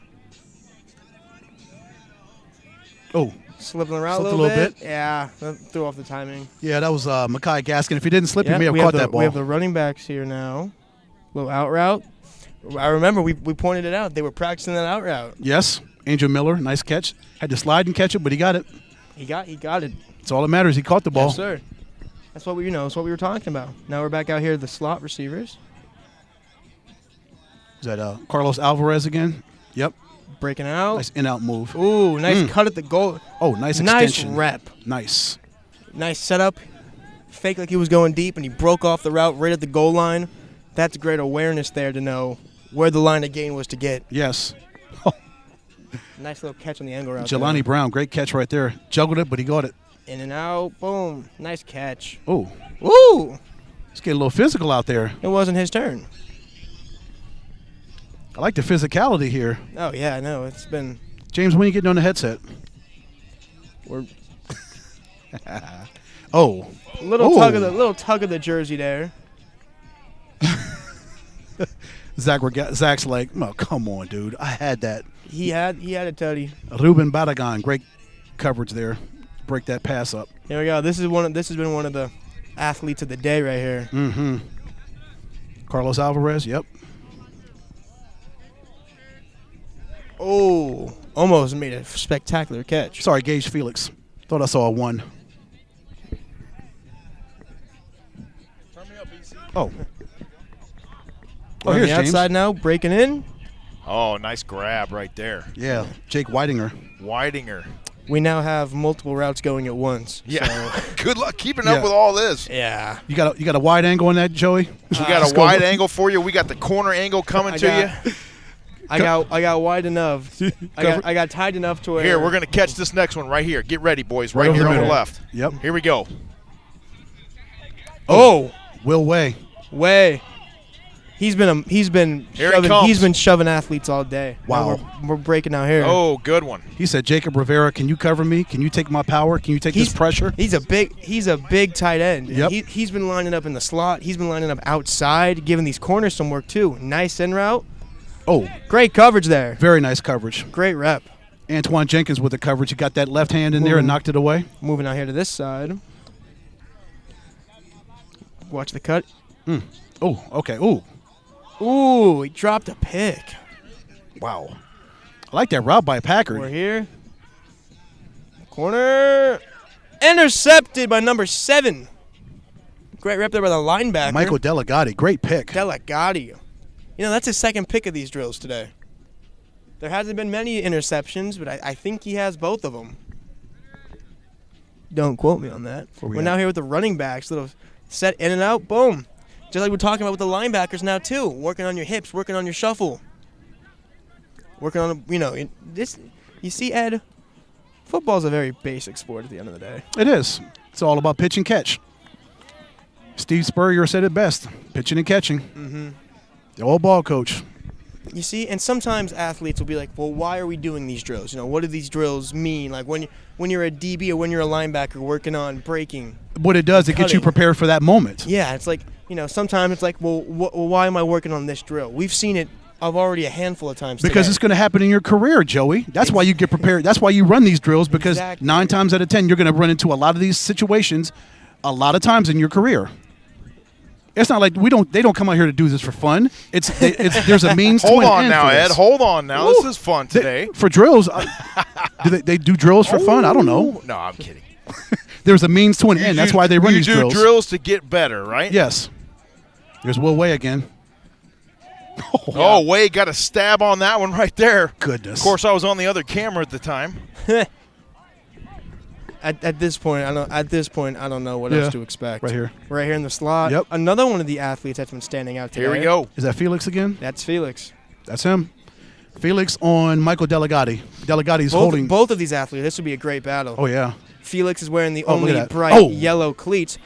Delegati's there. So's Felix, though. Nice wave. Oh, nice just play. like Here it we is said. again. One more time, boys, right in front of you. Nice Boom. job. Delegati fought it back, though. He lost it and got it back at the end. That's just those two. That is a awesome matchup between two great athletes. So many great matchups. Will Wade's Yes. getting ready to run it again. These kids, I love it. Let's get over here this time, boys. We're here. Angle route. Staple. Oh. Great coverage there by the linebacker. Oh, who was that? Zamorano. Manuel Zamorano. Manuel Zamorano in coverage there. Got that paw in there and knocked it away. And I'd also like to, while we have sevens going on right now, I'd like to point out on the camera that you can win a rep or you could lose a rep, and you could get coaching right here and now. On the spot. On the spot. That's part of the deal. Being out here today, you get to absorb all the knowledge from these guys that really know a lot about the football game, and it's just great all the way around, boys. These men don't have coach on the back of their shirts just to say, "Oh man, yeah, man, this is a cool T-shirt, man. I love this shirt. I'm gonna rock this all the time." No, they know how to coach the game of football. They've earned the right to have coach on the back of their shirts. And all these young men out here started the day as strangers, and now look at it. Now you're seeing some camaraderie build up between position groups. It is about the relationships you build. These could be lifetime relationships. They could be. There's that man. There he is. Oh! If he caught that one, he might have been out of bounds, but that's been a great battle every time. And it looks like that's the end of this section, James. I think we have reached the end of our one-on-one competitions, guys. Look at Will Wade talking. Everybody having fun. Everybody's bouncing around. They are having a good time. They're working hard. Everybody's obviously getting a little bit tired. I mean, they've been out here for a couple hours now, guys, going full go the entire time. Do you think it'll be easy in college? No. Do you think it'll be easy in the NFL? Absolutely not. Workouts will be a lot harder than this. I'll tell you what, if I'm one of these quarterbacks getting ready for their sevens, I am praying Will Wade is on my team. Yes. I want Will Wade. I want Cole Linyard. I want Gage Felix. I want Carlos Alvarez as my wide receivers. It'll be interesting to see how the coaches, after getting a few hours with these athletes now, being able to, how they're going to divvy up the teams. Right. Man, it's just, how do you figure it out? Let's step aside, guys, take a short break, and then get ready for the 7-ons, which should be coming our way next, right? Yeah, I think should so. Be. Thanks for joining us here. Game Time College Showcase coming your way live from the home of the Chargers, McClintock High School in Tempe. Ed, James, and Joey right back with you right after this. What up, Pit Boss Nation? I am Patrick Peterson. I am a father of 2. I am married, play professional football. Very fun, outgoing guy. My daughter loved for me to cook ribs and steak. Me, honestly, I like the vertical because I'm able to put more things in there. I can get some ribs in there. I can get a pork butt in there. I can get some chicken in there. I love everything about my vertical, man. How you can just adjust the temperature at ease, how the pellet is easy. Just a very, very cool grill.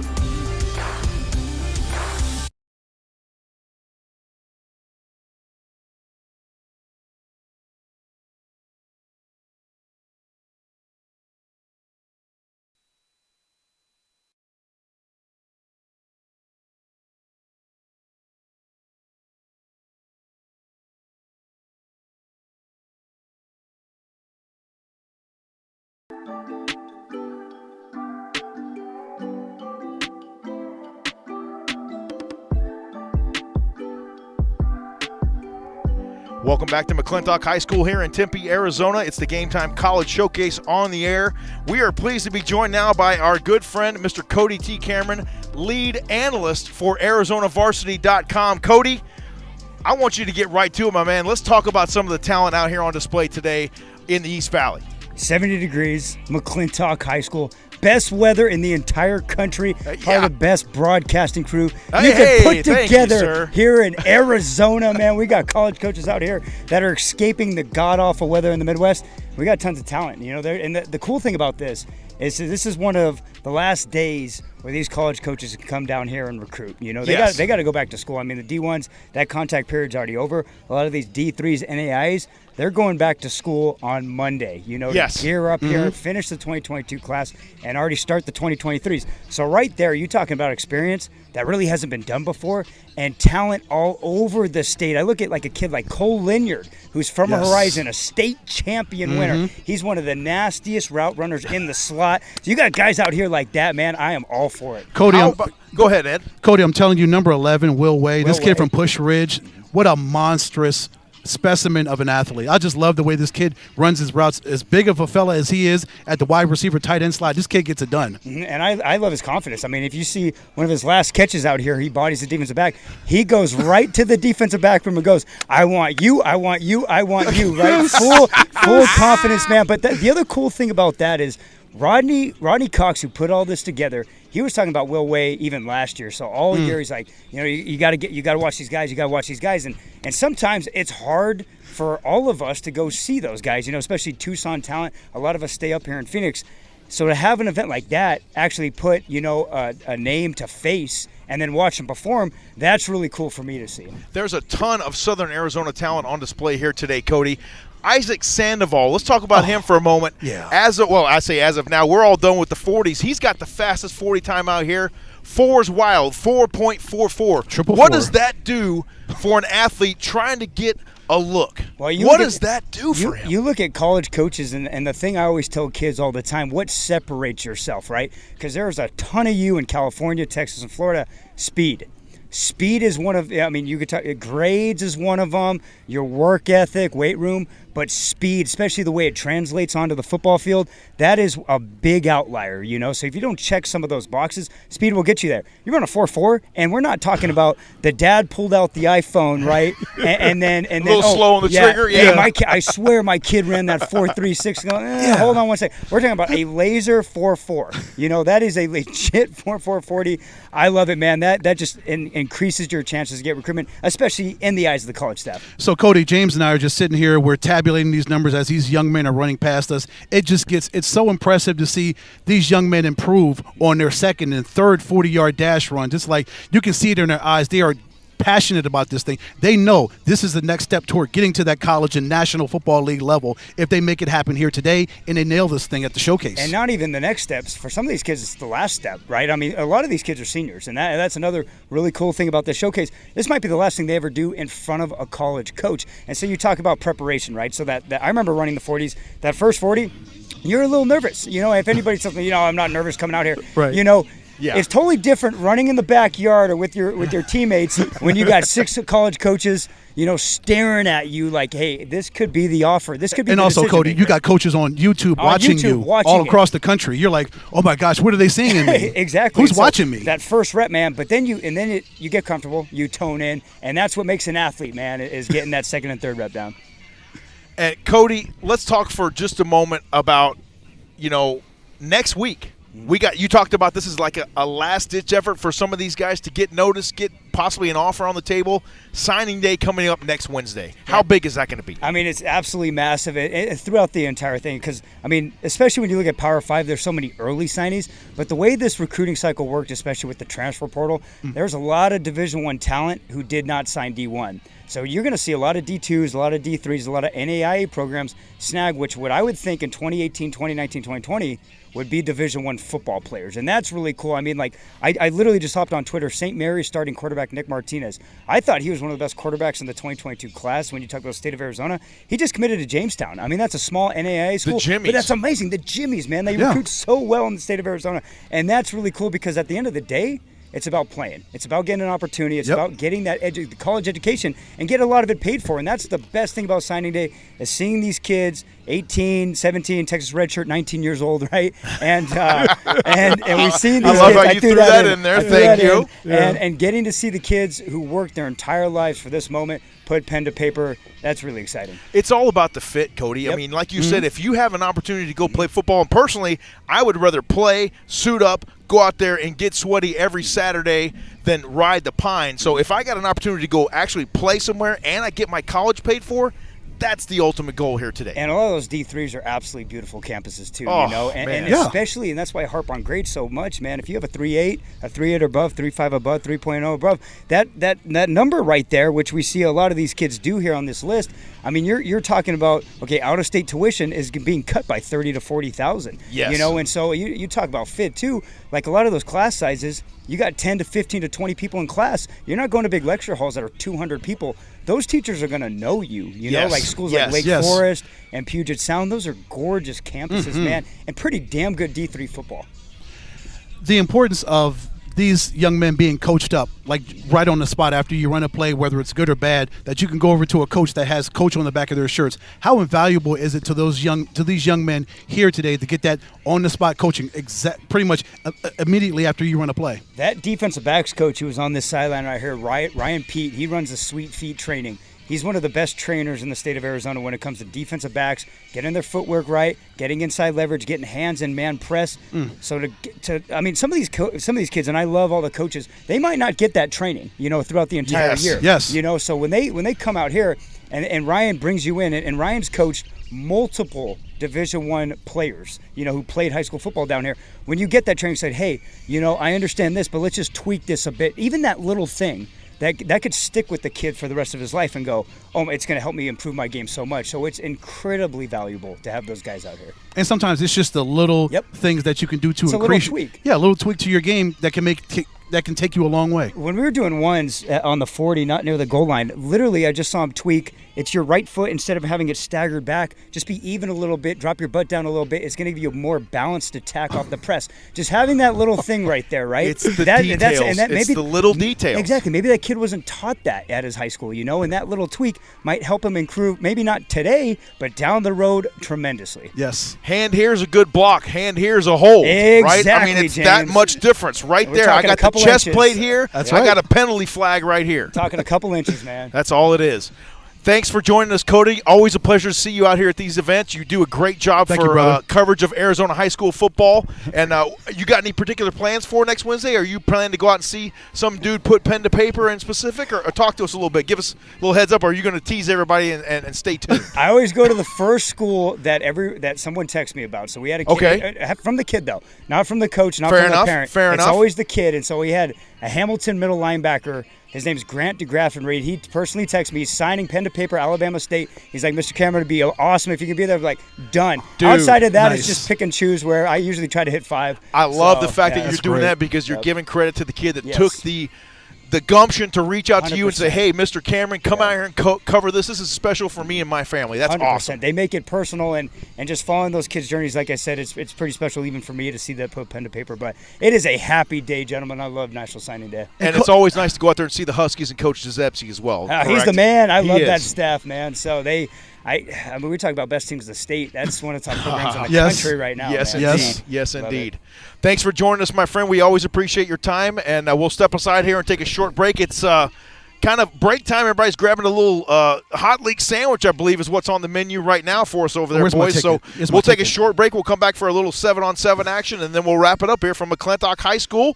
You're watching the Game Time College Showcase right here on the Epic Sports Network. Thanks again to Mr. Cody T. Cameron for joining us. We'll be right back here at the Tempe's McClintock High School, home of the Chargers, in just a bit.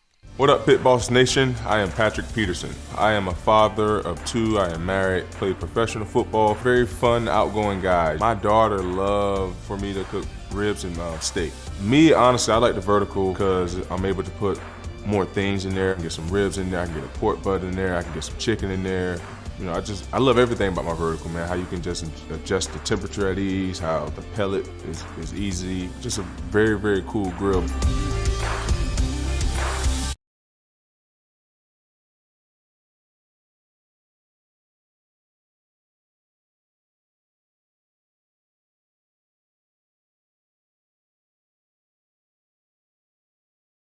My name is Archie Bradley, current Major League pitcher for the Philadelphia Phillies. If I had to give a list of who the best was out of Archie the pitcher, Archie the griller, Archie the hunter, I'm unfortunately going to have to fall back on my baseball skills. Being a professional athlete, the food that I put into my body is very, very important. When I was younger, I may not have paid as much attention to it, but as I've been fortunate enough to keep playing year in and year out, I've put a lot more time and effort into making sure my diet and the food I put into my body is exactly what I need.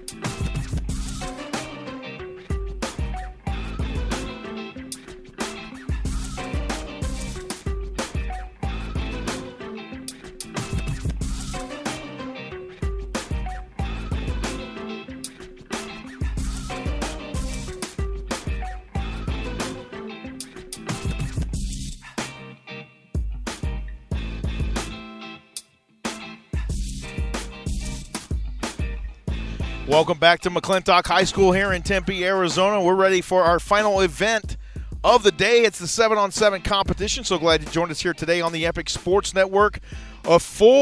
Nearly a full day of action, boys, here in the Game Time College Showcase. We've seen a ton of talent on display here this morning, and that's going to continue now into our 7-on-7 period. Which is actually turning into a fantasy draft, right, Joey? Yes. It's pretty interesting how these teams are being all aligned. Yeah, the coaches from the individual drills are sitting down, and they have been sitting down, and they've been going through this process for a little bit. But so the way that the teams are being selected is from that we found out is that the coaches that have gone through and spent the whole day with these players, in the back of their mind are like, okay, I like this kid, I like what this kid's been doing, and now the coaches have had a chance to sit down and all the athletes that we've been showing you today have been put into one big pool, and the coaches have been just hand-picking, I want this guy, I want this guy, I want this guy, but it's like a fantasy draft. So that's the way the teams are being set up, and it's going to be 3 teams of 20 players.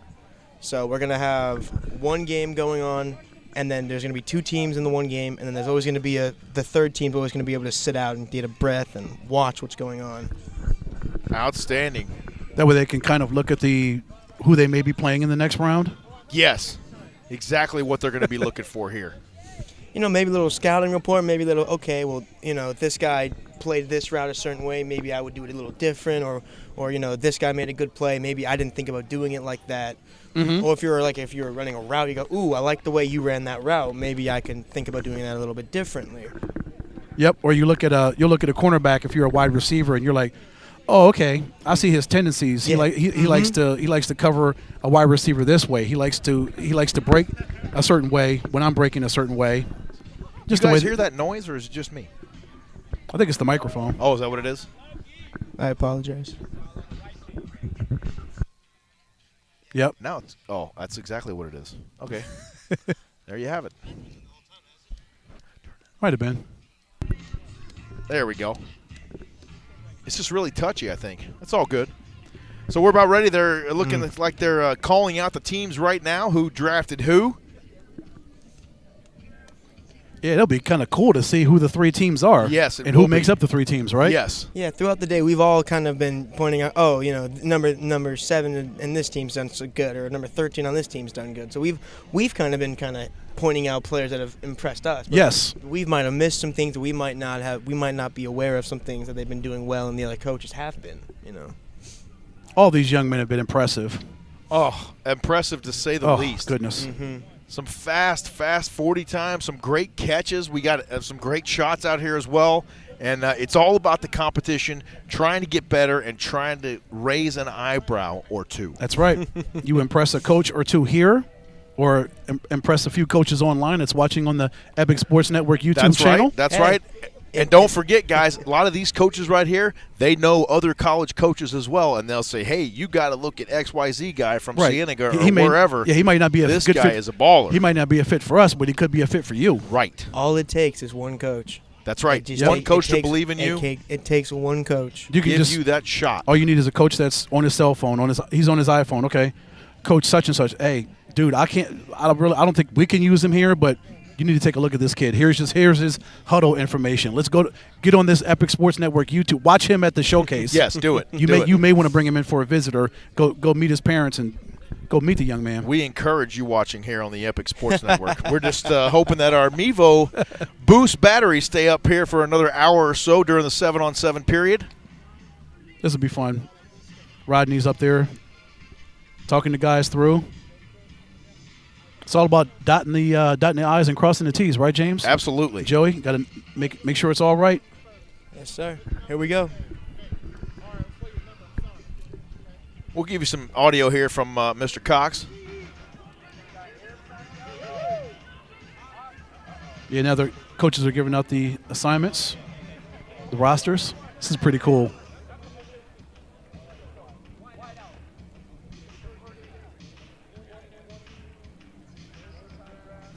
So it looks like the quarterbacks have already been assigned for Team 1. It's number 1. Oscar Barraza. Is it number 1? Ran into his mom a little bit earlier. She came over to the broadcast booth. It's definitely number 6. Okay, number 6 is Eric Santiago. And a surprise to nobody, looks like the first receiver off the board is number 15, Teal. Of course, Cole Lanyard. Yep. Kid from Flagstaff, absolutely. Mm-hmm. Yeah, it's number 1 and number 6 are the quarterbacks. Okay, Barraza and Santiago. And for the receivers, it's number 20, number 10, and number 3. Take it back. Lanyard's from Horizon. I mean, as fast as he is, he could run to Flagstaff and back before this is over. Run right on up that I-17, Ed, right? That's right. Run up there, Cole, and run back, buddy. It looks like for the receivers, Ed Cole, you help me out with names Yep. here. You have the roster in front of you. Mhm. We have a number 3, Teal. That's number 20. Josiah Bowman, young man we were talking about from Yes, Canada. exactly. Man from Toronto, yes. Came all the way down from Toronto. Now, we were talking with him, guys, and he said that because of the different rules there up in Canada, they play high school football similar to the CFL. He's not able to get a whole lot of looks down here because the coaches here kind of, I guess they don't know really what they're looking at, maybe. I don't think it's they don't know what they're looking at. I think it's that the game between, as similar as it is, it's also so different. So it's hard for them to like, well, we see how good of a player you are with these set of rules. It's almost impossible to be like, well, if these rules were in effect, how would you do? Right. That's why someone like him, it's a blessing that he gets to come down here, compete with like the American football rules, being able to show out in front of all these coaches who might not know who this kid is or where he's from. Right. But when it comes down to it, he's a wide receiver. He's got 2 arms and 2 legs. And he 10 can fingers. run and he can catch a football. Right. The young man can adjust to different rules. Sure. He's got talent. It's not like he cannot catch a football. We've seen him all morning run the 40 and catch footballs.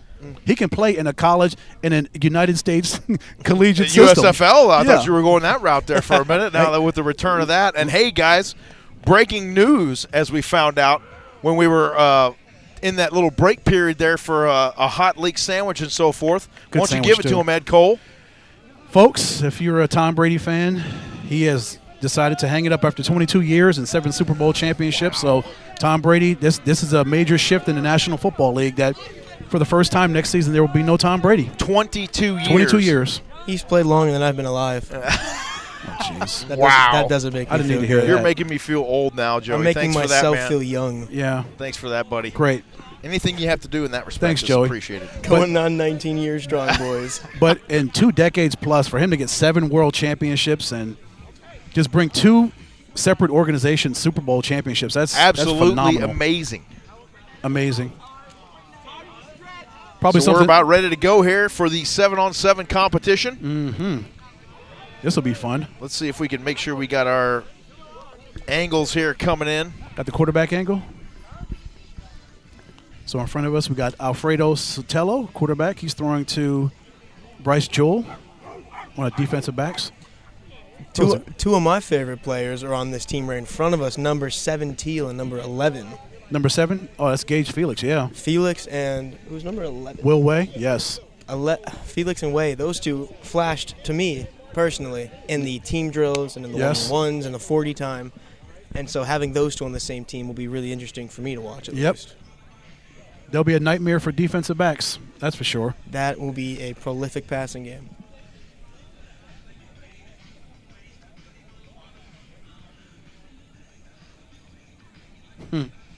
Just the calm before the storm, right, boys? 7-on-7s is so awesome. It's great. And the kids really enjoy this 7-on Oh, stuff. absolutely. They really enjoy it. They want to get good film on it. They want to show out for their teams and for these college coaches, and that's exactly what they're planning on doing here today. Yes. It's crazy just to see like how big 7-on-7s has gotten. Because when I played a few years ago, I mean, we did 7-on-7 tournaments, but it wasn't like mandatory to we should film it, we should record it, we should take the film and like study it. No, it was just, hey, we're here to compete. Let's have a good time. Let's compete. Like, let's compete against other good teams in the area. You know, now it's like, hey, 7-on-7 is almost. It's a national thing now. Yeah, the 7-ons. It's spreading like wildfire. And like you said, I know the players loved it because I loved it when I played. And it's just been it's really interesting for me to see how this aspect of the game has like broadened immensely. Yes. How it's grown. Yes. So it looks like the teams are going to do a little warm-up here before we get going again. And I'm sure Mr. James Poovey will love this, but just to remind you that we have 2 cameras set up in the back of the end zone coming towards us, so we're hoping to give you some good end zone camera shots. Hoping is right. Hoping is the key word. And we have a 3rd camera behind the quarterback all the way up on the other side of the field. Maybe? Do we still have that camera? Yes, we do, but not currently. Talk amongst yourselves, and I'll work on that here. Speaking of talking amongst yourselves, like the coaches are talking their players up, going through some strategies on their clipboards, and oh baby, oh this will be fun. There's 3 teams. There's 3 of us. Let's make our pick. Who do you think's winning? Who do you think's winning the most games today? Oh goodness! Here we go. I'm putting you both on the spot. No pressure. No pressure. None at all. I'll give you a few minutes to think. You know, like this team that's in front, that's got Carlos Alvarez in it. He's been another standout today. He has 17 and teal. Yep. Mr. Alvarez from Desert View High School. He's a senior. He's walking off this year. Good for him. He ran a 4.81 40 today. Not too shabby. So he can definitely smoke it. He can smoke a cornerback or a safety with the greatest of ease. I was going to say, don't take that out of context. No. Now the wind is going to play a little factor now, guys, here as the it's just now picked up here just in the last 5 minutes or so, and that ball might be taking some extra turns in the air, as it were. It just might. Which, is that advantageous for wide receivers? Yes, it is. Or corners? Well, it looks like the wind is coming to us, so that means the quarterbacks will be throwing into the wind. So that might make their throws look a little farther than they might normally be. Yep. Which definitely plays into the receiver's hands. Absolutely. It does. And the quarterback's hands. They're going to have to effort a little bit more to catch these balls, but these kids have quarterbacks can put it a little farther. Yeah. These kids have unlimited talent. They can do practically anything. They're inhuman. They really do inhuman things, seriously, at their age. It's insane. It really is what they can do out here when you watch it and you see it with your own eyes happening right in front of you. A lot of the things they do defy human logic. Like the human body should not be able to move that way and contort. And I know mine can't anymore anyway. Mine used to. Now, here we go. Let's see if we can get this thing coming in here, boys. This should be fun, ladies and gentlemen. This will be fun. Just strategies, just the back and forths. Chess games, Joey. That's right, you know. Yep. We've got to see all these athletes as individuals, you know. Like most of this like combine style stuff is like, you know, who are you as an individual? Now we get to see how these teams, you know, gel. Yep. You know, just because one of these coaches out here drafted, you know, all the fastest players doesn't quite necessarily mean the team might gel well together. So it'll be interesting to see, you know, which teams can bond together, which teams, you know, which teams have grown familiarity in the few short hours we've been out here today. Yeah. That will be interesting. You're right. Oh, thank you. You can have a bunch of Willie Galts on your football team. Willie Galt, I like that. Let's go back to the old school, right? Number 83 for the Bears back in the day. Yes, sir. Da Bears. If you can have guys that can run forever. Yeah, that helps. Yeah. That always helps. But you're right, Joey. If you're not on the same wavelength, if you're not on the same, you don't have the same mindset, then you got a lot of fast guys, but they don't work well together. And I bet you, and I'd be willing to put some type of say on it, but I imagine that these coaches who went through picking the teams, you know, they probably picked their quarterback, and they see like, okay, when the quarterback threw to this receiver, what happened? Okay.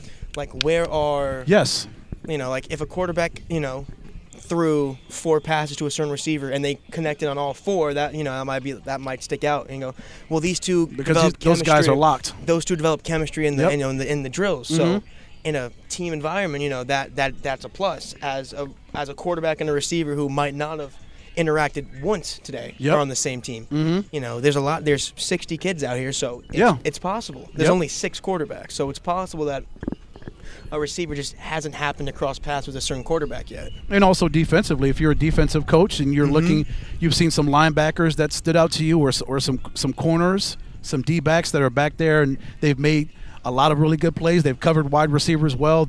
Their agility, they're very agile, and they know how to cover an entire football field, not just north-south, but east-west, which is very important. We talked about it all day long.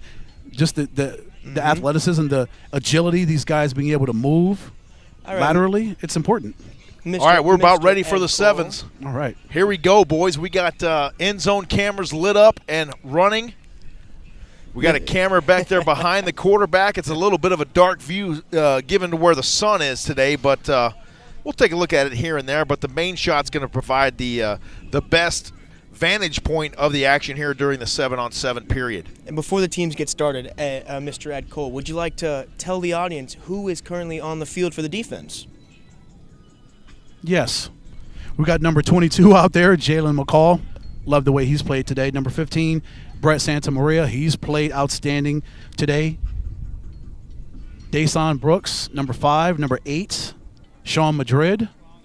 Trying to figure who this young man is with the hair. Number 10, that's Jeremiah Latou. Yes. Yes. Big Latou. He was flying down the track earlier here yes, today, he was. boys. For a big fella, he can move it. Number 8, Sean. Yeah, we talked about Sean Madrid. Number 23, Jack Bodenmuller.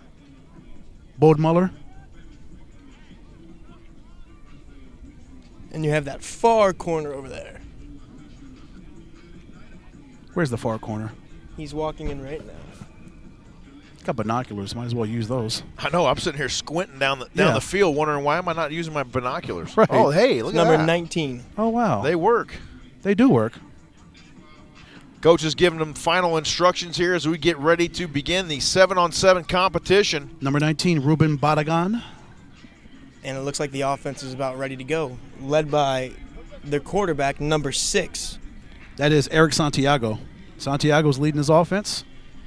He's got number 15 on his team, Cole Linyard.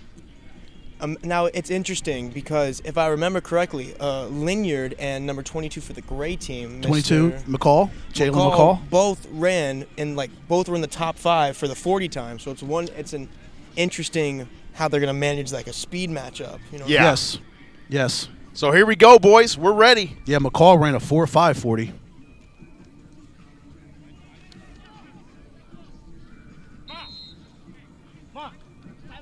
That was Eric Santiago hitting Jelani Brown on that one right there.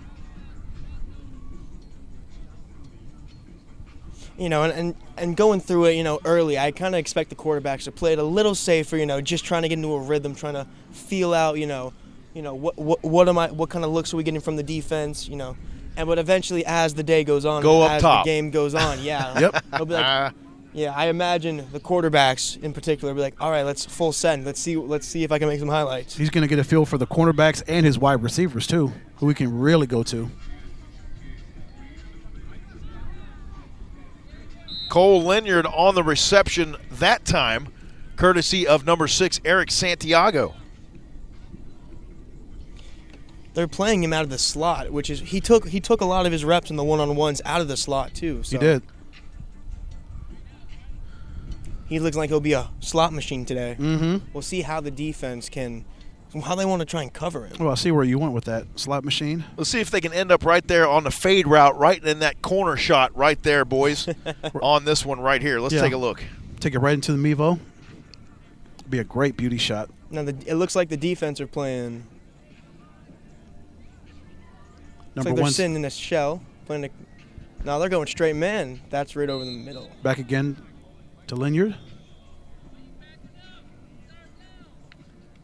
Third down coming up. Big down for the defense. Get a stop right here.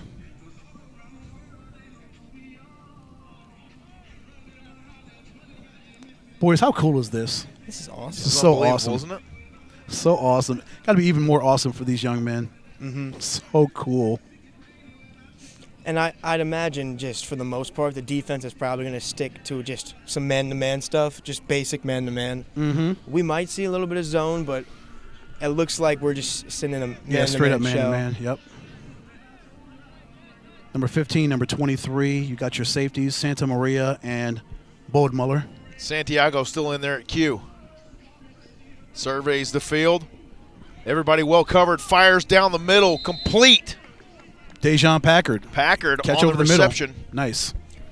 I like that awareness by the quarterback. He's going through, he looked through his reach. He looked left, no one's open. He looked right, no one's open. And he comes back to the middle of the field, and he saw his running back break open. It looked like Santiago was kind of favoring his left side. He was really wanting to go to his wide receivers over the left side, but he was like, nope, those guys are covered. I got a guy over the middle. He's wide open. Let me hit him in stride.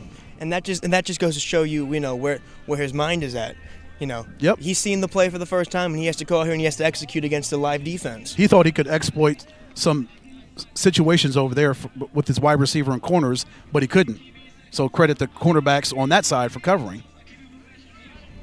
Gonna be right in front of us here. Literally. Cole Lenyard right there. Take one more look at it here. Right there at the goal line. Nice shot.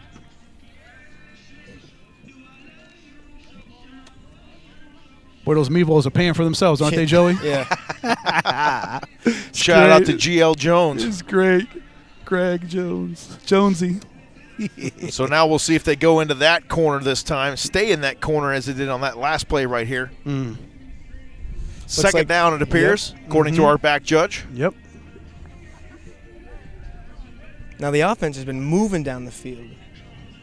Quarterback looks comfortable, finding open receivers. The receivers are doing a good job making some nice catches. I wouldn't be surprised if we see a fader out here in the corner. Looks like we have a height advantage on the. Yeah, you got Josiah Bowman over here. Santiago drops back, goes to the end zone, unable to complete it. One more look. Trying to hit Dejon Packard. Right Nearly over there. had it there to Packard. Yep, had him in the back of the end zone. Great throw.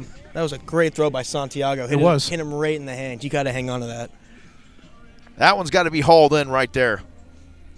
They live to play another down, boys. So this should be third. So because there's no O and D lines, the quarterback just can't do like a quarterback keeper, right? No, there's the rules in 7-on-7s, for those of you who are not aware, there's no running, and the quarterback is being timed. I think it's 4 seconds. If you don't throw the ball within 4 seconds, you take a sack, and the down is over. Hence the device he's pulling the ball out of right there. That has a timer built in. As soon as he pulls that out, if the whistle goes off, it's no-go.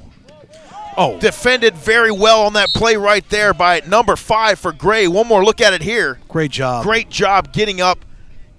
And PBU right there. Yes. For Dason Brooks, Chandler High School. And that's a defensive stop.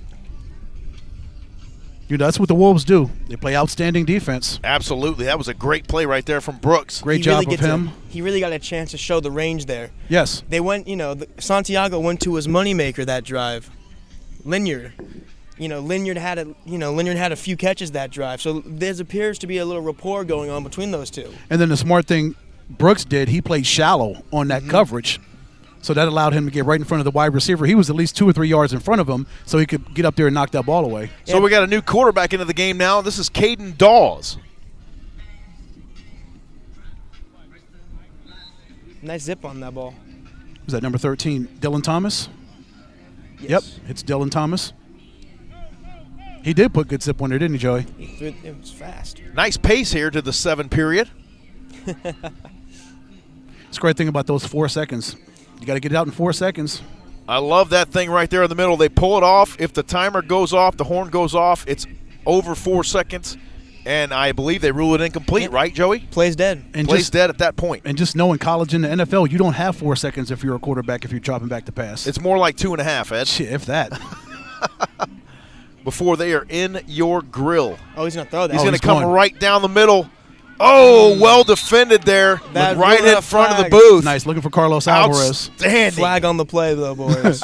Quinn Noah Hopkins back Laundry there in on the field, says our back judge. Too much contact in the back. That'll be DPI. Quinn Noah Hopkins in coverage, number 27. I mean, he's going against Carlos Alvarez. I mean, there's times, what are you going to do? Sometimes you got to get that call. And it's interesting because it'll be interesting to see like the different philosophies these coaches have. Because the last drive, we saw the offense go a lot of spread. No running back in the backfield. That play, the running back was lined up right behind his quarterback, and he just ran the 9 route right from behind the quarterback. Smart play, trying to see if the linebacker can keep up stride for stride with the running back going full speed. Yep. And as we saw, there was a little contact, and he drew a flag. So, smart play. Yeah, that's really good. Testing the range of those linebackers to see where they can and can't go. And just like that, we're seeing an empty set. Yeah, scoot over 2-7. There it is right there. There you Good go. to go. Stretching it out and finishing the play. One more look. Santiago hits Angel Miller for the touchdown. There he comes right into your screen. Outstanding job there, gentlemen. Great connection. That's How great. about that, Angel 6-21. Miller? Yes. Decisive. The decisive. He was throwing it on time, making great throws. Angel Miller. The ball had some zip on it. It did. It did. Receiver broke on his route. The ball was there. And once again, the wind at their back right now when they're coming right at us here. So advantage quarterback, in my opinion. And see, that's probably the adjustments you have to make, Joey. When the wind's whipping like Yep. this, you just can't loft it up there because it's just going to sail and your wide receiver won't be able to get to it. So you've got to put a little bit more mustard on it to kind of cut into that wind. That's it. It's got to be a little bit more of a bullet, Ed. I'm really interested to see how this defense responds here. It looks like the offense has a chance to go for 2 from about the 20-yard line. So let's see if, or that might be the 15. Yeah, folks, you can hear the wind whipping here. Whipping around. It's a factor. Let's see if the defense can get a stop, Santiago's still back there. That's Caden Dawes. Oh, that's Dawes now. That's right. Yeah, Dawes has been decisive. It looks like he's confused with the play. Dawes is a big, No one got the ball. big guy, man. Big dude from Canyon Del Oro. Look at that. He's got the sleeve rolled up on his throwing arm. He's going to go that way with it. Oh, we'll take a look. Boy, he put up Incomplete. One more look here. Throw a missile on that one. Goodness. He's slinging it, showing the arm strength. Yep. Love his size. It's a big kid.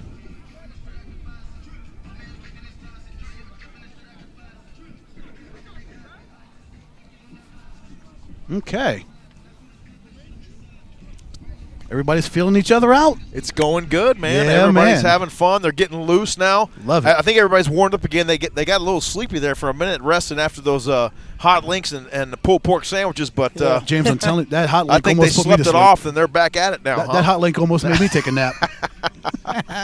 We should probably have a one. way to determine which team is which. So, do you guys want to call the team that started on defense Team 1, and the team that's on offense Team 2, and the team that hasn't played Team 3? Nice elevating Nice right throw from there. Barraza. Oscar Barraza at QB. Barraza with the arm and Dejon Packard with the reception there. So that way we can confidently tell people that Team 2 was up 6-0 against Team 1. There you go. In Game 1. Okay, sure. As long as you got it, man. If you got it, you got it. We just call names. You keep the numbers. Yeah. Yeah, Barraza back there at quarterback. And the third team's not watching. They're staying loose back there. That's of right. Course. Oh, they're scouting out. They're scouting.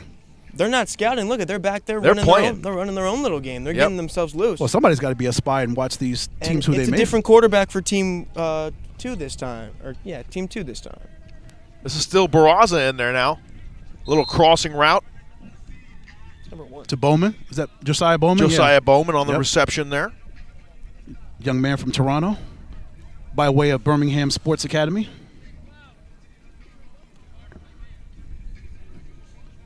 So tall, lanky kid, isn't he? Absolutely. Bowman. Nice kid, too. Got the range, though. Mm-hmm.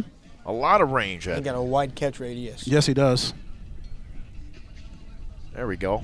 Nice long arms. Sorry about that picture there momentarily. A little off center. We fixed it. Barraza now gets the call. Stares down the defense. Looks like the defense is still sending the man coverage. Yep. too. So expect a lot of crossing routes here. Mm-hmm. He's looking to this corner. He goes down the middle, tries to hit Lynyard. And Lynyard unable to haul it in. That's a catch he should have made, though. A look from the corner shot, a little bit too late on that. Sorry about that. But Lynyard, one of the standouts here today for sure during the Game Time College Showcase. Yeah, there was some power on that throw from Barraza. Well, it was a tight window. The linebacker broke on it as soon as he threw it. He had to, and it's a good miss. There's such a thing as a good miss. Yes. If you threw it too far behind him, it gives the linebacker a chance to get back into the play and make a play on the ball. I'll take a good miss over a bad interception any day. Every day and twice on Sundays. If you threw it too far ahead like the ball was that time, hey, either his guy gets it or nobody gets it. Yep. So Yep. you wouldn't like a miss, but if you have to, such a thing as a good one. Barraza now once again surveys the field. Looking for Lynyard Wants to again. come over here and get Lynyard, and he's got him. One more look at that. Over double Here comes coverage. Lynyard. Boom. Over number 15, Brett Santamaria and Dason Brooks. Cole Lynyard, Husky, out of Horizon High School. The champions. Off of 52nd Street and Greenway. State champions. That's right. State champions in the 5A.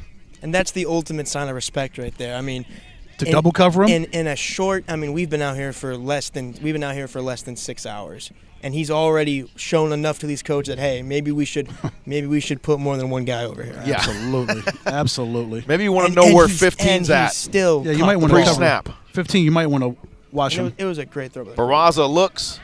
He wants to go to the corner. Comes back the other way with it. Time. Trying to find Christian Pondo. Mm-hmm. They called time on it. They did. So now they'll rotate out? Mm-hmm. Yep. Good coverage there by Jalen McCall, even though they called it the 4 seconds. Team 2 answers. We're tied up at 6, folks. Thanks, Joey. You are welcome. Oh, who's the QB now? Teamwork makes the dream work, boys. That's right. It's not teamwork if I'm the one doing it. But that's true. But hey. That's true. I am more than happy to do it. Number 2, Jack Arvizu. We got Arvizu now in at Q. Cienega's quarterback, junior. He's going to go up top. He's going long. A little touch pass into the breadbasket and into the end zone for the score. How about that? Having some fun. Carlos Alvarez. They ruled him down at the 1, guys. Oh, down at the 1. He's all smiles, though, Carlos. Wouldn't you be if you made a catch like that? A great grab, just run down the hash, and I'll put it right over your shoulder. Absolutely. What a delivery there. Absolutely. Great throw. From Arvizu. Great pitch and catch.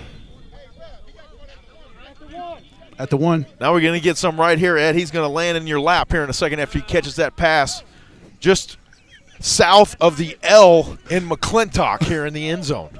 And I'd like to point this out. You know, this isn't normal football. So you think an offense would easily have an advantage at the 1-yard line, but it's the other way around. You just cut the ground the defense has to cover in half. More than that. Yep. Defense only has to cover 10 yards. This will usually be a quick hitter right here. Should be. It has to be. Yep. Watch something quick to the running back right in front of the quarterback. Arvizu's going to hand it off. One run play per series. Okay. Now we hear. That's his run. So that was it. The handoff. The coach didn't know. Yep. Carlos I'd Alvarez. say that was about off right guard, wouldn't you say, Ed Cole? That'd be off right guard, yes. If there was a right guard there, it would have been there. Yeah, two consecutive plays, Arvizu to Carlos Alvarez. He knows his main weapon. Bang, bang, just like that. Appears to be a miscommunication between the coaches here. Coach is like, oh, I didn't know that. Oh, we got one running series per play? Okay. I apologize. Coach is having fun out here as well. Arvizu now at the helm. Drops back, surveys. In there, a little Randy Moss over the head. Nice catch for Makai Gaskin. Nice job. Pretty easy catch for him. Threw it right where only Gaskin could catch it. Gaskin gets both of his hands up there and makes the catch. Sure-handed Gaskin. Unbelievable job right there. Nice drive. Just like that, we're up Team 2. Team 1, excuse me, 14-6. I'm glad you know, man. Yeah. I'm glad you know. I did it backwards based on the defenses. So, like, Team 1 is on defense and Team 2 is on offense. Now we got Caden Dawes back in. Excuse me, that is not Caden Dawes. That is number 6, Eric Santiago. Santiago, yeah. I was going to say, Dawes was a little bigger about 10 minutes ago. Who caught that? Christian Pondo. I did not see. I'm sorry, Ed. If it's 19, it's Pondo. Yeah, he might have banged his knee up a little bit, falling down. He won't come out, though. Oh, of course not. Oh, no. Of course not. Warrior mentality right here, boys. Yep. A little ice and a car drive home. He'll be fine. They'll be fine. A lot of these guys out here trying to make next Wednesday very special for themselves for National Signing Day. If you're looking for a last-second opportunity, this is about as last-second as you're going to get. Yeah. For a chance to put some type of film out there. Surveys. Santiago looks over the middle, fires, complete, and into the end zone for the score, unless he was down early. No, down by contact. Devin Packard down by contact, says our official. And looks like the 7-yard line. And that's not the first time Packard's caught the football. Mm-hmm. But that was a strong throw too, wasn't it? Packard's been constantly getting open. Yeah. Great throw by Santiago. I'm surprised. Or Dawes. We haven't seen the quarterbacks throw the Canadians' way at all. And I'm surprised. Playing at the X receiver, he has the height advantage. He looked that way for a second. 19 nearly hauls it in. Christian Pondo. He had a nice catch earlier this drive, but he drops a touchdown. Yeah. Yikes. That was a short touchdown. Sure. Getting coached up right there on the fly. Once again, gentlemen, you got to love it. Invaluable. Invaluable indeed. It is really. I'd love to give credit to all these coaches out here today, but unfortunately I do not have a current list of those gentlemen. But kudos to them and their families, letting them get away for the day, come out here and really impact these student athletes in ways that we can't explain.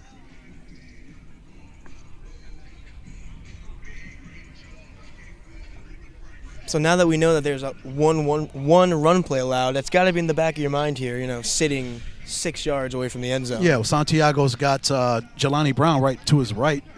I tell you, I'm not running into Latu right there, though. No. In there, nice score. And there he is crisp. again. Dejon Packard? Dejon Packard, yes. That's him. That's that man. Mama, that's that man. If you're a quarterback on this team, you are lucky. You are lucky. You have weapons outside of weapons on this team. Yeah, it is surprising that Bowman's not really been targeted. You're right. Yeah, and that's Bowman hasn't been targeted, but, that doesn't mean he won't be. He's found other ways. Yep. The offense has found other ways to move the ball. And there's the thing, just when the defense is kind of thinking he won't go toward Bowman's way, he'll end up going his way. He'll go that way in a heartbeat. Yep. He might go his way right now. Santiago now. He's giving him the outside. He's looking that way. Watch out. You heard the buzzer. 4 seconds on that one, I believe, unless that was the coach's whistle. Looks like he's blowing him up right quick. It was a whistle, I believe, right? Yeah, they tried to draw that play up for number 15, Cole Linyard. Linyard, yep. They tried to draw it up. They had two receivers come across the middle of the field to create like a moving screen. Linyard, who was lined up in the slot, tried to go around him and behind him to be open in that corner. That's where he caught his first touchdown. Trying to go back to that well, but it looks like the defense adjusted. So we got number 5, Caden Dawes back at QB again. Dawes drops back, surveys. If you're curious, it's 14-12 team 2. I think. Sounds about right. We're confident in you, man. I'm pretty sure that's it. Mm-hmm. And this is probably a good time to bring it up. The score of the game isn't what matters at the end of the day. No. If it's a strict 7-on-7 tournament where teams come to compete, yeah, score matters. But when you're in an environment like this, just trying to get better, competing against your peers, the score at the end of the day is not the most important thing. Dawes surveys. Finds a crossing. Holden Cena. Mm-hmm.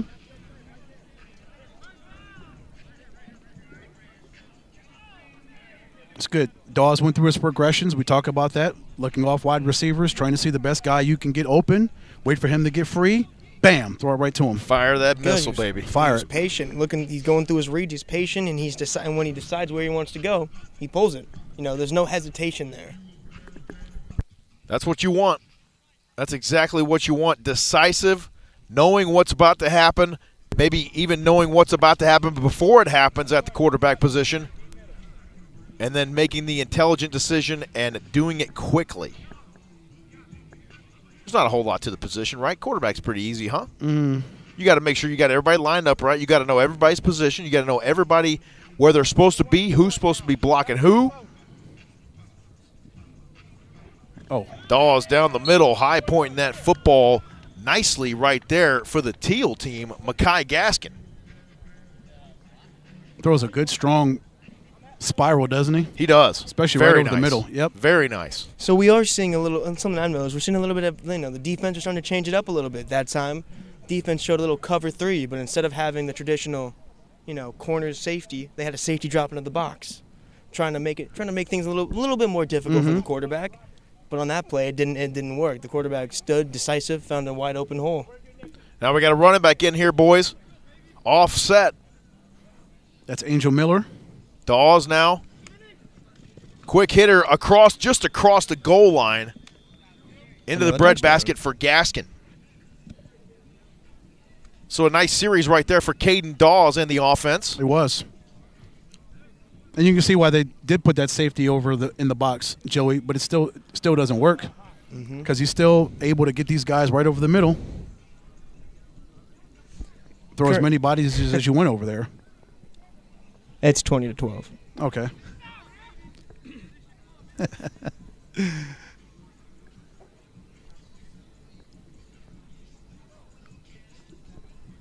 Drawing up the plays. If Team 1, who currently has the ball, scores the 2 points, I think it'll be out of reach. Oh, boy. You think they're going to put it away on this one right here, huh? 22-12? They'll go up by 10? Go up by 10, yeah. Dawes once again now. Coach, good coaching there. He's got to go deep. Oh, INT right there. Nice tip. Maverick Neustatter. Off Michael Delegati's tip. Delegati with the first contact of the football. Huh. And that's what we've been preaching all day, you know. The defender number 21. Neustatter. Yeah, Neustatter. He didn't quite play. He didn't quite play that cover 3 zone the way the coach wanted him to. So coach pulled him aside. The play before they scored, coached him up a little bit. What happened 2 plays later? He's in the right spot and he gets a pick. That's exactly right. It's the little things. Now Team 2 has a chance to answer, and he's deep. Oh, what a grab right there. Unbelievable. Oh, he knows he made a big play too. Wow. Dejon Packard with the touchdown catch. Wee, what a grab, what a throw. Outstanding.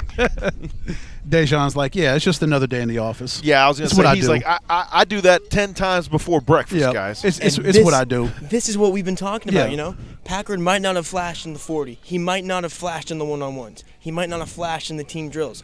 But when it matters in the 7s. That was a flash right there. He has been everywhere. He's made a splash. If you didn't know his name or his number before this 7 started, you probably know it now. Absolutely. Absolutely.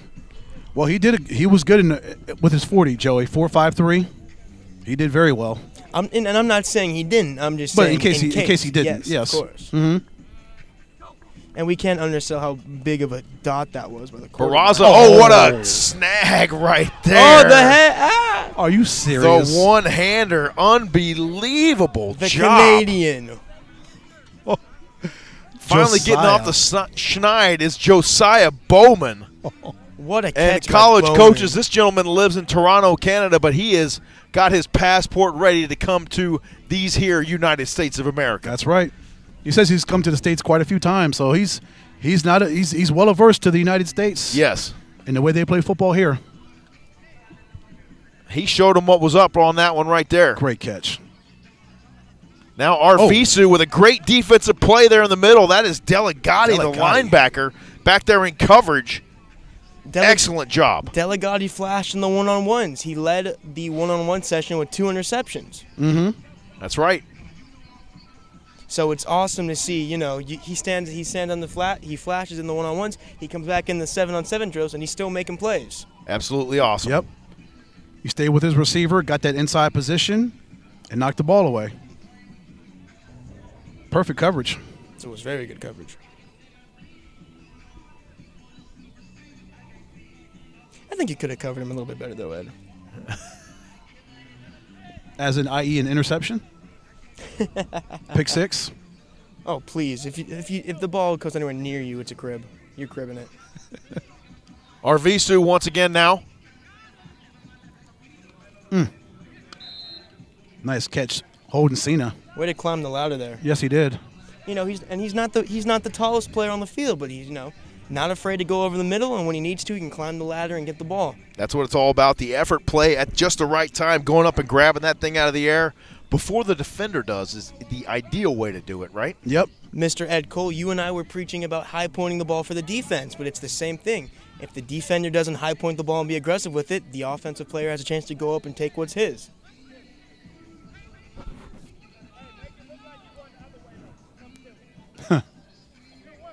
Here the coaches, defensive coach, barking out some orders. Love it. Always coaching them up. Love it, Coach. Coach them up, Coach. That's great, man. Arvizu now.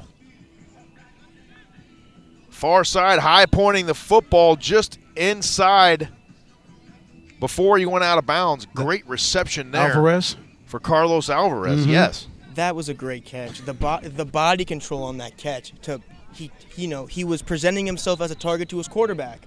He was leaning backwards, fading away, hands out, caught the ball, and still maintained good possession and body control to know I still need to get my feet in bounds. To get in bounds and complete the catch. It was an amazing play. He's due for a heck of a senior season at Desert View. Arvizu now. Cienega Bobcat fires a missile into the waiting arms of Dylan Thomas.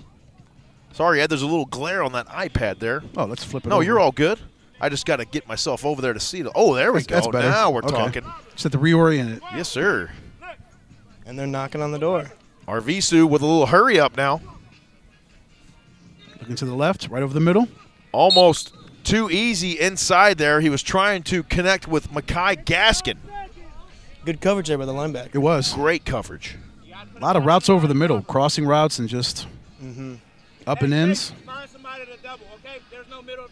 Surprising, not a lot of fade routes so far. We haven't seen that. No. It's been a lot of over the middle, a lot of crossing stuff, trying to get the defense confused in their assignments. Looking. Oh, nice defense. Oh, no. A flag comes in at the last moment. They call PI on Caesar Alcantar. They call it in PI coverage on right Caesar? there, and Alcantar can hardly believe it. Caesar's like, are you serious, man? Are you serious? He was glued to the receiver. He boys. was. Junior from Sunnyside.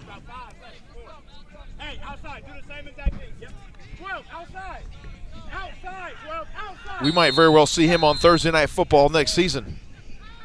Sunnyside and the Desert Edge Scorpions. And it looks like the game is over. That's it? Game's over. You said. Coaches say it's tied. I'd like to sit here and tell you they're wrong, but I kind of stopped counting. Fantastic. We got overtime, folks. I think. Overtime. I don't know if you guys heard it, but someone in the crowd, once they saw the flag go, kid's trying to get a scholarship, ref. I missed that one, but that's fantastic. That's great, yeah. And he's, you're not wrong. It's true.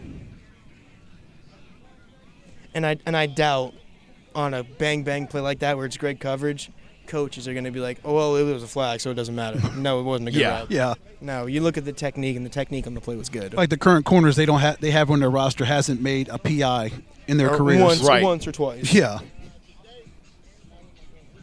I mean, you could just let them, and score. No PIs. At the end of the day, if the DB is beat, like really beat, tackle the receiver. Worst case scenario, they get the ball close to the end zone, but it's not a free touchdown. You give your defense a chance. Yep. So we have overtime. Mm-hmm.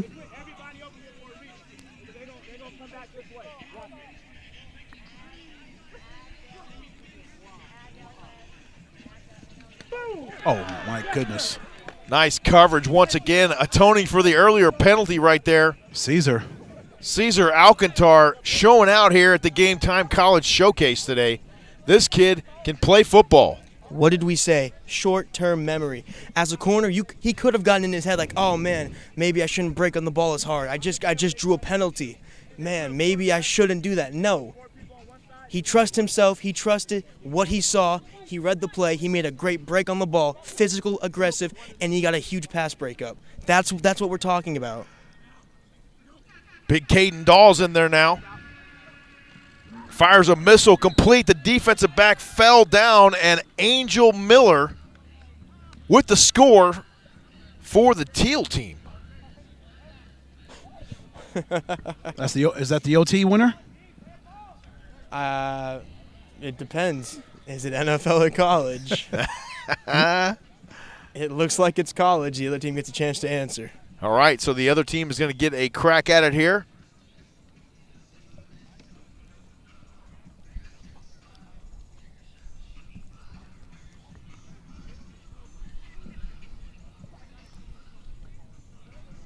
See what they want to draw up here. And it's been impressive. The teams have been rotating quarterbacks every drive, and you probably couldn't tell. The offenses haven't skipped a beat at all. Yeah, right. No, it's been seamless. It really has. Almost seamless here. Every quarterback's been decisive. Every quarterback has been accurate. Every quarterback has been hitting strong throws.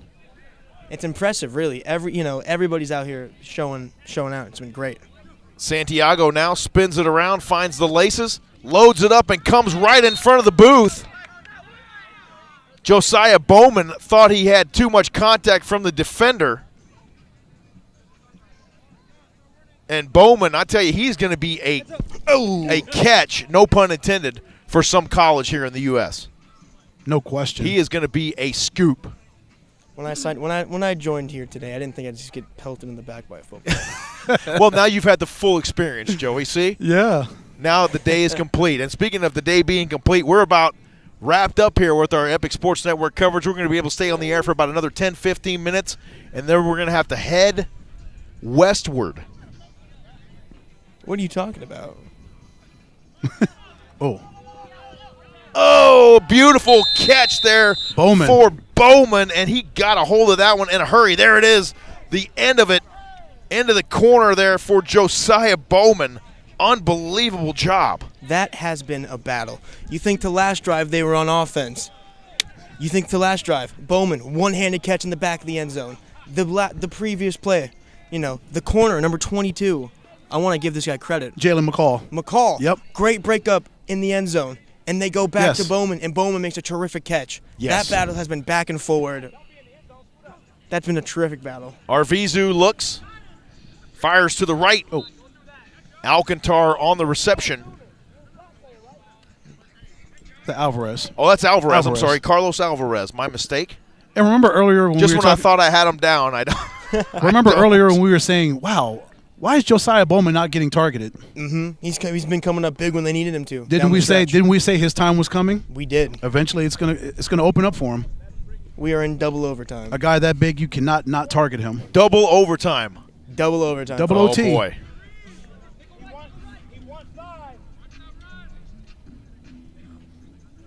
Dawes now. Quick hitter, nearly complete. A little bit behind him there to Makai Gaskin, unable to corral that one and bring it around his left hip, I believe it was. So one more crack at it here. We hope you've enjoyed our coverage here today from the Game Time College Showcase here at McClintock High School in Tempe. I thought we still have 2 games after this.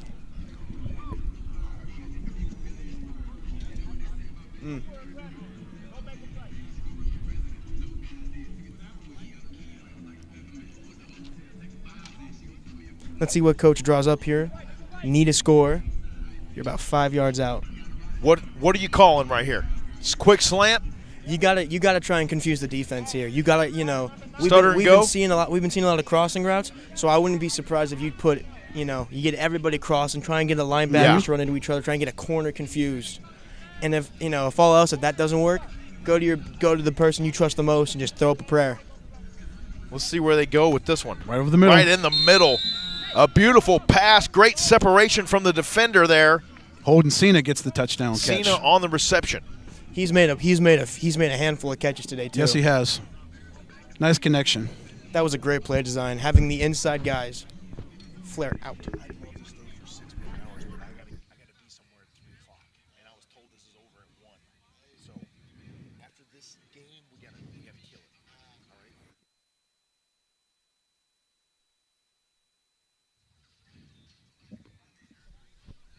So glad you joined us here today on the Epic Sports Network. It's been a fantastic day of coverage here during the Game Time College Showcase. Special thanks to Mr. Rodney Cox once again for having us out today. All the coaches involved here today. Thanks to you guys, my partners in crime here today. I couldn't have done this without you, gentlemen. Appreciate you very much. Yes. It's been fun. We hope you guys have enjoyed it. It's been immensely fun. And if you missed any of it, the best part about it, it's all available on demand as soon as I hit that stop streaming button here shortly. So you can watch it until your heart's content. Yes, you can put it on replay, whatever you need to do.